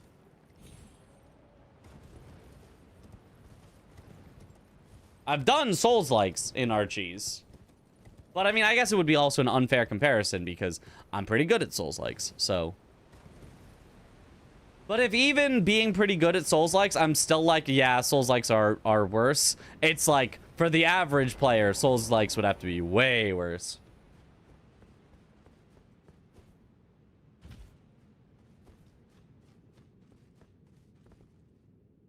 Alright, so if CBD gets Shabriri Grapes, Roma is now ahead on Fia's and Fingerslayer. So if it turns out to be CBD gets Hyeta Grapes, they both pivot to Fire Giant and race on it, and Roma wins, then Roma might just be ahead on everything left and just take the victory, take it home. But if CBD turns in the grapes and then goes for Fire Giant and wins it, then obviously he just wins. That'll be 13. There it is. Or if he gets Roma to pivot out, but then CBD goes for the underground stuff, he could also still win. So CBD obviously still in the driver's seat, but there is a chance, there is a way that Roma gets all 3 of the remaining squares and just wins it. Oh, he's even skipping a grace. Roma not scared of Fire Giant. Okay. Interesting. Is Gino in bingo this season? Nope. Hasn't been for at least a few seasons.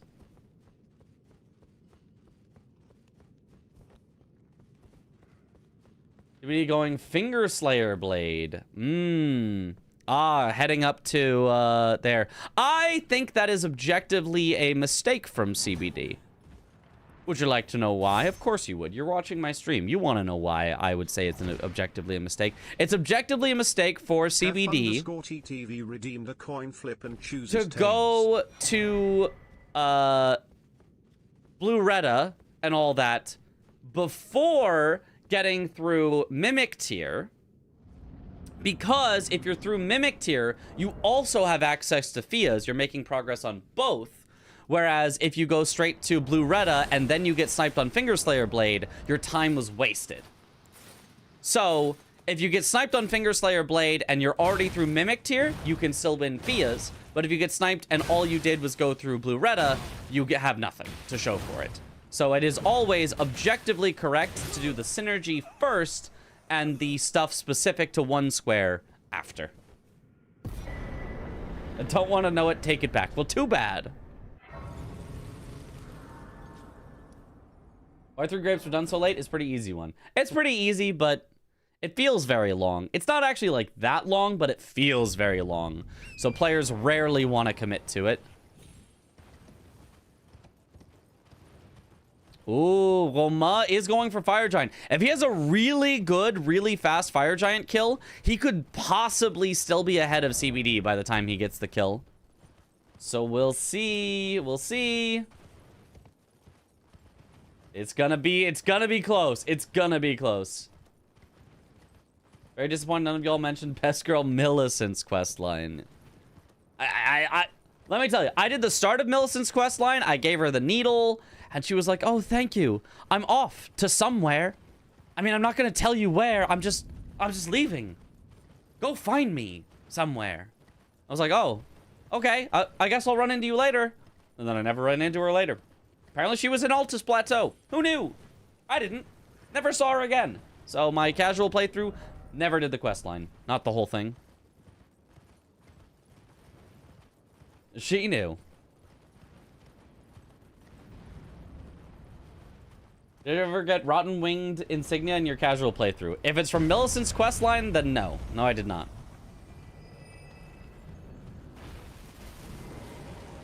I mean, I couldn't tell you for sure. I do not know what my build was casually. Using Gallery Shack at first. Yeah, I mean, I found the Gallery Shack start of the quest because it was, yeah, very simple. Quest lines also get essentially bricked when you do them out of order because the NPCs go to places you have been. Right, yeah. So you just never check there again. You missed out on an NPC battle. Oh, goody, NPC battle.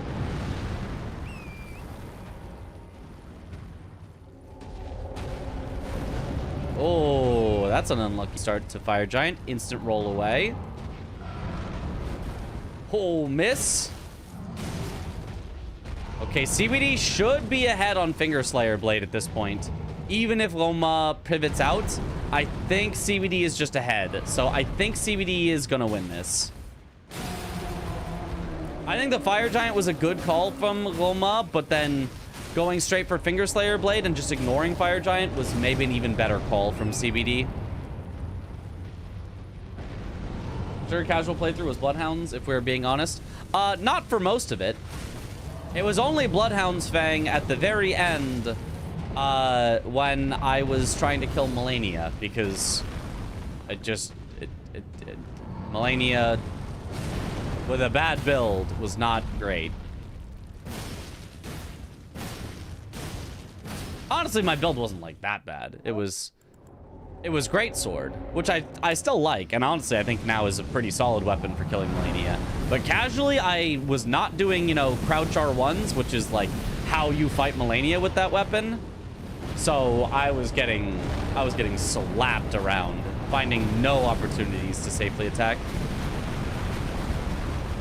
Love Bloodhound Swing for Melania. It's really good for Melania, yeah.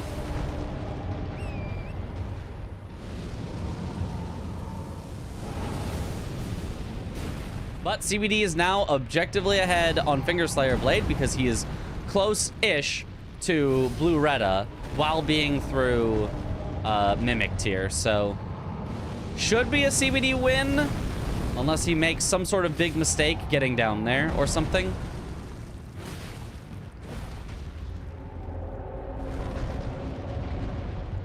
Wonder if CBD skips Finger Slayer and goes straight for Fias.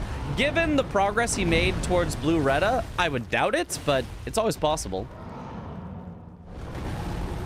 The result is tails.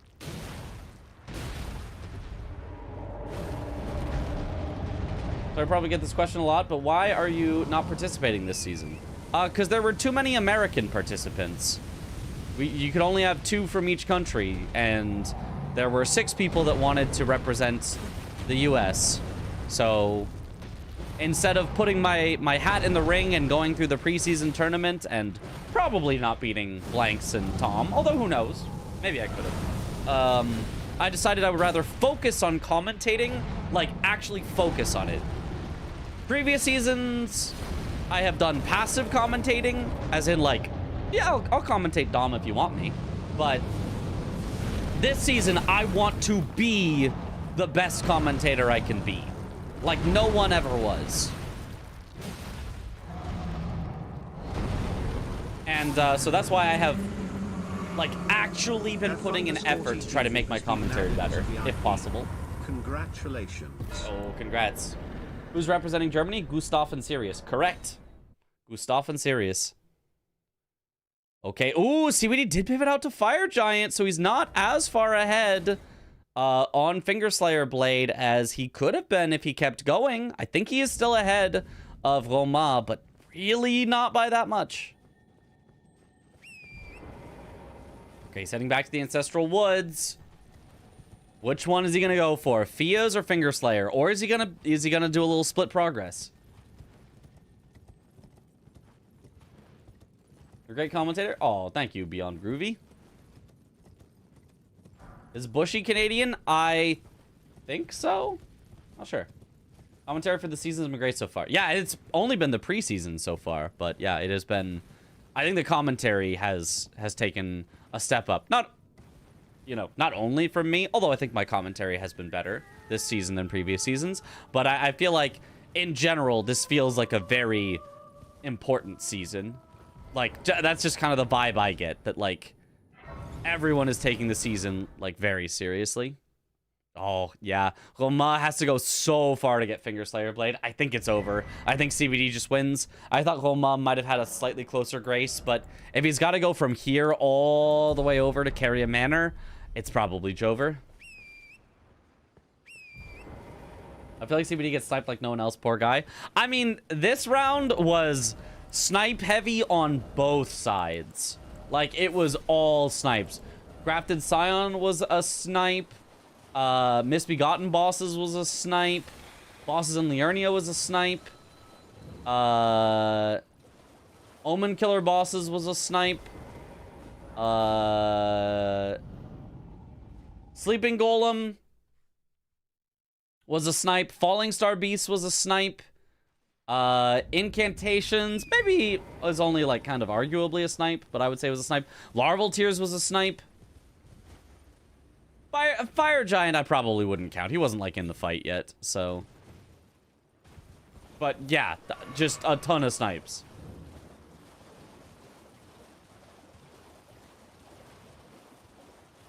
Carry a manor? How am I gonna carry a whole building? Like CBD could have ended it like 5 to 10 minutes ago without all the pivoting towards the end.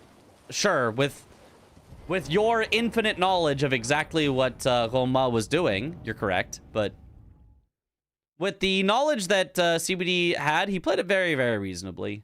He made sure to set up multiple win conditions so that kind of no matter what, he was probably going to be fine. It is also fine to send it. At the end of the day, the end game of Elden Ring Bingo is entirely a crapshoot no matter what. It's all guessing, but I think he made very, you know, reasonable calls and reasonable guesses. Why do people place weapon in the left slot instead of the right? Multiple reasons. Some of them aren't always applicable to Bingo, but it's just a good habit to have.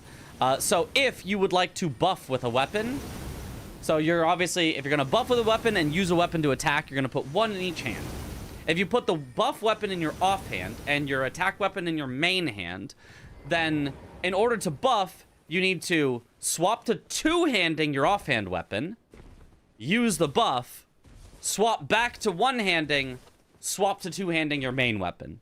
That is 4 total swaps. You have to go from two-handing to one-handing to two-handing the other way, back to one-handing, back to two-handing the other way. 4 swaps is a lot. Whereas if you put your using weapon in your offhand and your buffing weapon in your main hand, all you have to do is go from two-handing your weapon to one-handing, and now all of a sudden your buff weapon gets priority on Ash of War use, so you use your buff weapon, Then you get to swap back to two-handing. So now it only takes 2 swaps instead of 4. You save half of the swaps by putting it in your offhand. The other main reason is because if you are wielding a weapon on Torrent and it is in your main hand, it counts as one-handing the weapon on Torrent. Whereas if it's in your offhand, it counts as two-handing the weapon on Torrent. Technically, if you were already two-handing it when you get on Torrent, it will stay that way. But if you have to swap weapons while you are on Torrent, if you swap to your left-hand weapon, it automatically two-hands it. But if you swap to your main hand weapon, it only one-hands it. So you lose out on the strength bonus and damage. Didn't realize it even though I played through most of their games. Yeah, it's, yep. These are the optimizations you think about when speedrunning or bingo or other challenge running and stuff. That's why I thought CBD would go straight to Fias, correctly guessing that since he needed both, Roma would go Finger Slayer first. Yeah, yeah. I mean, Roma could also go Fias first, but yeah, it's you can kind of just go either, and it's gonna be a Gamba either way. Hot for us casuals. I mean, once you know it, it's a good habit to get into. But, yeah, makes a little enough difference for most play that, whatever.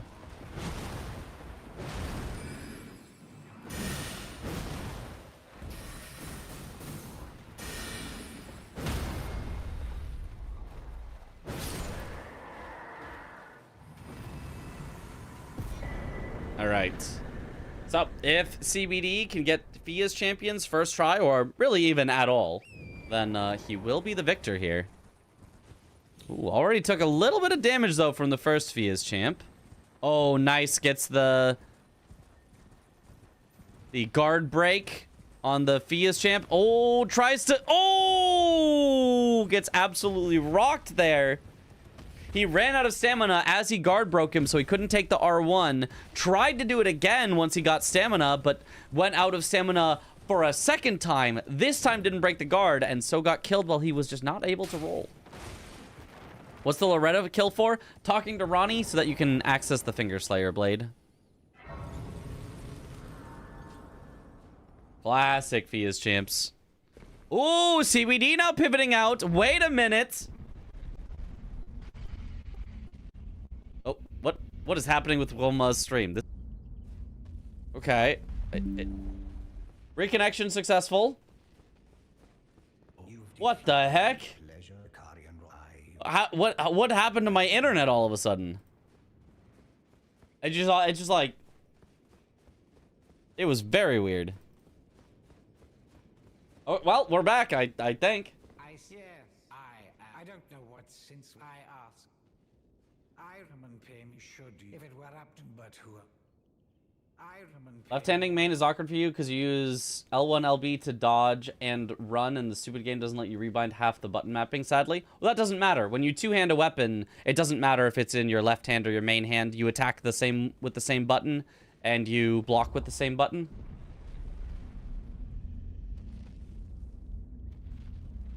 We're back. There'll be no Sekiro 2. Mitch is gonna need that internet. I really do need that internet. I really do.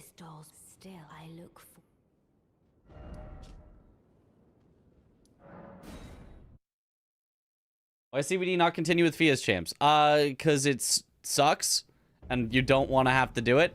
Okay, he is going back now. He set up a little bit more of the Finger Slayer blade. Now he's heading back to Fia's. If he gets it this try, he will still win. But if he has a couple more incidents. Can you hit the Finger Slayer before talking to Ronnie? Just like Millicent's Needle. No, you cannot. Unfortunately, it is not the case. Okay. Roma does not know the roll down to the bottom skip. Neither do I, so... Not like I can blame him, but... There is a skip that can get you down there faster. Should have chosen internet earlier and not Sekiro 2. Yeah, should have. Okay, CBD through with the first one.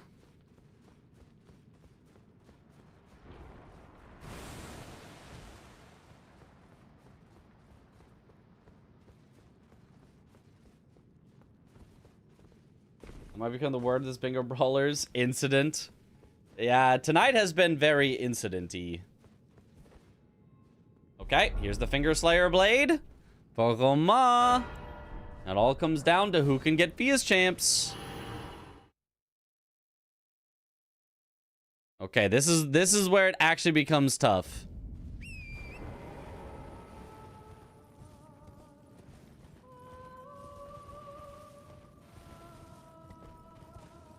Okay, so far so good for CBD. Nice, good hits.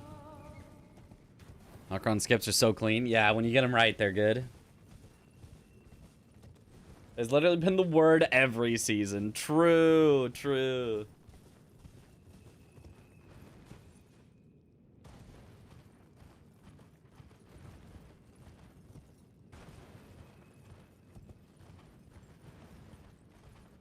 Oh, you got caught a little bit there. Just having to... Man, Fia's is so brutal. Just having to run around and run around. But, I mean, he's down to 2. That makes it significantly easier. Ooh, even catches that one out of the air. That's nice. There's Endure, so he's not going to want to... Ooh, challenge that. Actually gets hit there. Usually just running away is fine for that one. It seems very sleepy today. Yeah, my sleep schedule is not back to being fully degenerate, so I'm probably going to call it after this game. I think within a few days I'll be back to being fully degenerate, but I'm not there yet. I'm EP.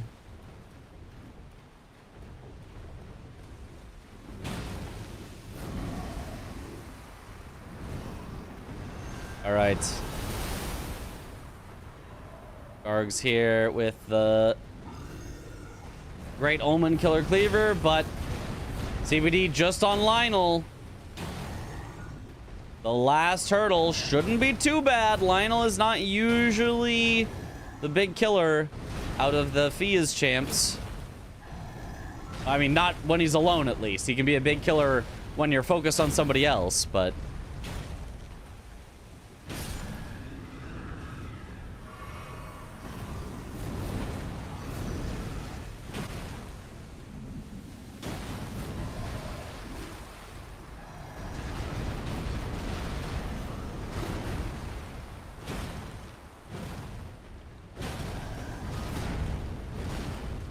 Nice. Both fights going pretty well. CBD just having to run around for quite a while, though. Okay, get some hits in. This could do it. Oh, not quite. Lionel ran away again. Ooh, runs in past the skulls. Risky, but did pay off for him. And that hit'll do it. CBD, the victor. 13-12. GG. Very nice. GG. What a close game. Wow. Did you go for a Finger Slayer blade or not at all? I had the Grace before Blue Loretta. Great match. Okay. Ah. NPC should have Yeah, FP and I just stamina. killed Change my the mind. I goblins. wouldn't change your mind. Yeah, I killed Gargs first, and then I started making progress. I got the Grace, and I came back because I tried Fia's, and then I died, and I had the Grace by EG, and so I got the Okay. Grace before. Did Blue you go Loretta. for the Fire Giant at all or no? I was past the invisible bridge. Nice match. Okay, Yeah. when you marked it. Okay, yeah. I was hoping you were already in the fight, but no. Yeah, GG, it was a close game. Yeah, I just got sniped 4 times. Jesus, dude. 3 Oh, in yeah. a row, too. I got sniped a lot as well. Yeah, you both just sniped each other on everything. You were just both going for the exact same things. That's funny. What did I snipe you on? Larval Tears, Liurnia bosses. Grafted Scion was, what, like 5 seconds? Yep. Oh, wow. No, there was one other one. Misbegotten bosses? Oh, Was Misbegotten pretty close. bosses, yeah. Yep. Okay, yeah. Yeah, you got me on Omen Killer bosses. I was going for Falling Star Beasts. Sleeping Golem. I was like just TP'd to the Golem. Mm-hmm. Is there another one? I don't think so. Yeah. Yeah. What fucked me is Gurenk. I died twice on him, and I lost a lot of momentum there. Oh, I died / reset the fight on Radon like 4 times. Oh, but you for the hitless? Yeah. Oh yeah. I got him 1 hit away, like literally 1 hit. Probably it was like you couldn't even see the health bar, and then he did the spin attack away, and then he did the I forgot what the spell is, but like the gravity balls into the AoE. So it's just like you just can't dodge it because it's two different things. Too difficult. Yeah. Yep. Yeah, I had Gurenk on like 1 HP as well, and just he dodged my last attack, and I had no stamina, and he killed me. That was quite sad as well. I guess the game was funny to watch now because all You can't dodge the AoE plus gravity balls. Not if he does them at the same time, because the gravity balls were already chasing CBD. I don't know, Mitch, but yeah. So he had to. What was the question? Yeah.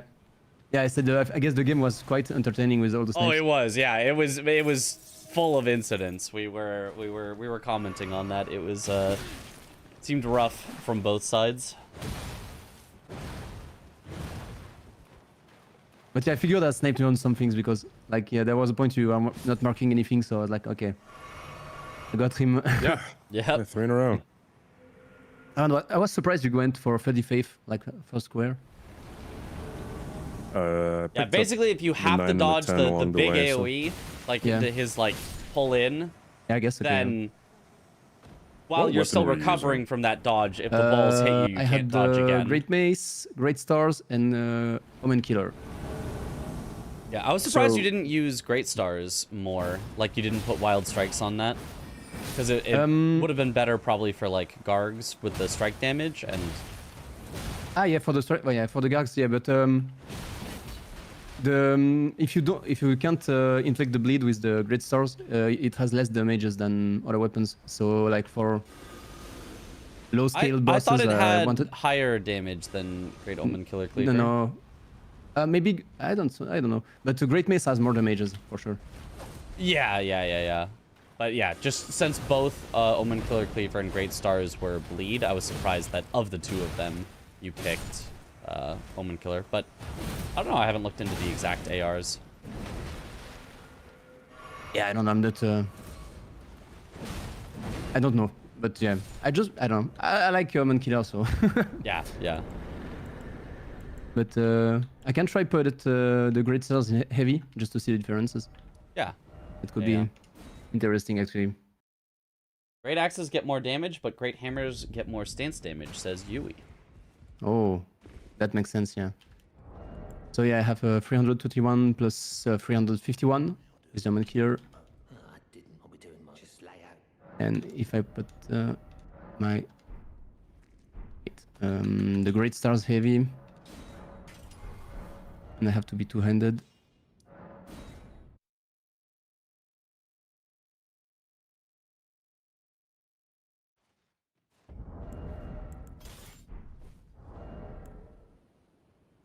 Yeah, so 305 plus 340, so it's like 30-40 difference, but more opposed damage with the Great Stars, I guess. Okay, yeah. And they have the same bleed buildup between the two of them? Exactly the same, yeah. Exactly the same. Okay. So yeah, I think Omen Killer is a bit better if you don't want to do poison damage. I don't know. I wanted to use the Giant Crusher as well, but not enough strength for to wield it. Yeah. That's a hard But when you have like a Mug or Malenia on the board, I've been using it. It can be quite good as well. Okay. I don't think I've used it before. Well, like on a bingo. Yeah, I mean, it's very rare, I would say. Yeah. You can't use it on every board. It's fun. Right. Oh, wow, it was a great game. Fuck. I should have... I was hesitating between Fingerslayer Blade and Fierce Champions. I didn't know which one to choose, so... Yeah. Yeah, I mean, I don't know. If you would have chose the other one, I mean, I was spending progress Yeah, because you were ahead, Uh, so you had split progress yeah. between the. So I was Hard to say. hoping. Yeah, I was hoping you went for a fire giant, but Yeah. you didn't. So yeah, it was hard. Oh, And I didn't expect you to go for the Yeta Shabiri grapes.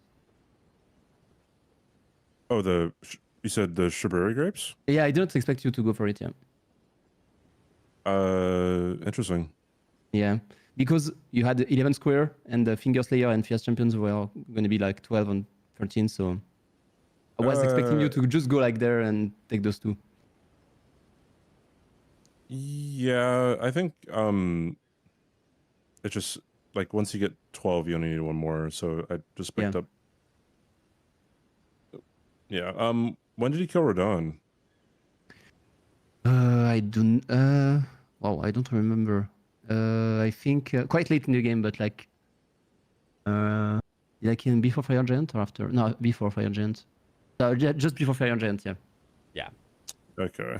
All right. So after the two Megaton bosses. Okay.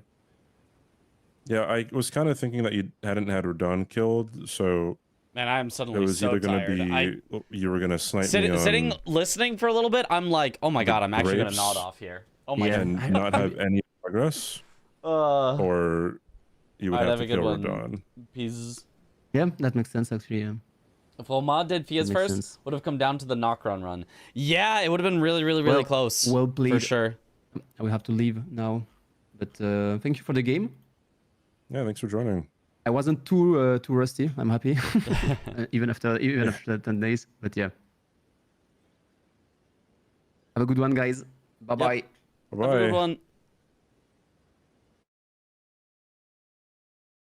All right, I must also to bed. I'm not yet back on a degenerate sleep schedule.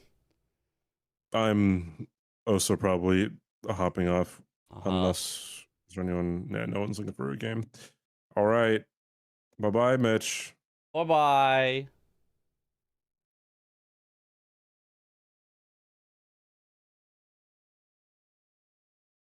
All right, boop. As implying this video and roll are boring. No. Well, that's how I can tell I'm tired as well. I just moved my mic away like I had already ended stream. I have not ended stream yet. Just like if I am actively doing something, such as actively commentating, I can stay up forever. I mean, I'll get tired, but like I could stay up forever theoretically. But as soon as I stop being active and I go to anything passive, watching a show, watching a movie, listening to people talk, you know, anything that is passive, my brain shuts down if I'm tired. Even sometimes if I'm not tired, if it's like if I'm not actively doing something, I can just fall asleep. Like it's bad. But yeah. Especially listening to people talk. I mean, listening to people talk is like fun. Like I love just hanging out with friends and we're just talking and whatever. But if I'm not an active part of the conversation, sometimes there's just a conversation that's just going on between people that are not me. But I'm there. I'm not gonna be like, guys, can we change the topic to something that that I have more things to talk about right now? You know, sometimes they're just like, you know, oh, hey, how was your, sponsor? Oh, yeah, great. The sponsor, yeah, and the talent company. And I'm like, I don't have any sponsors or talent agency right now or whatever. You know, that's probably not a great example, but, just something that's like, I don't have a lot personally to contribute. Like, if I'm just sitting there listening, even if it's super interesting, I'm like, damn, I really want to know about how they get sponsors and what it's like in their agency. But if I'm just listening, I'm still probably going to fall asleep. It's bad. But yeah, anyway. Let us raid. I think CBD said he was going to bed, so let us raid.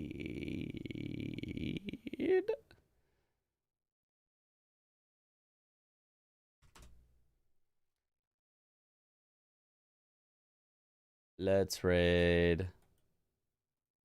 Hold on. Games Done Quick isn't like replaying our run right now, is it? Oh, it's a different run. That would be funny to raid into the replay of our own run. Let's raid. We were talking about him earlier. Ainrun, who's playing the Assassin's Creed Black Flag Remake? I assume? Resynced is apparently what it's called. Day 4. So, we'll rate it to him. But yeah. Just listening is the boring part. But, like, I don't know. Sometimes just listening is super interesting, but I still find it hard to stay awake. Like, I'm not bored. I'm just... It's just if I'm not active, then I can watch literally my favorite show. Or I can watch, literally, it doesn't matter. If I am just passive, I will just fall asleep, and it's a problem. It's probably like a go to the doctor problem, I feel like, almost. Like it's like, I cannot stay awake. It's bad. But anyway, thank you all for watching. Have a good night, or morning, or afternoon, or evening, wherever in the world you all happen to be. And I will see you all later. Have a good one, everyone. Bye-bye.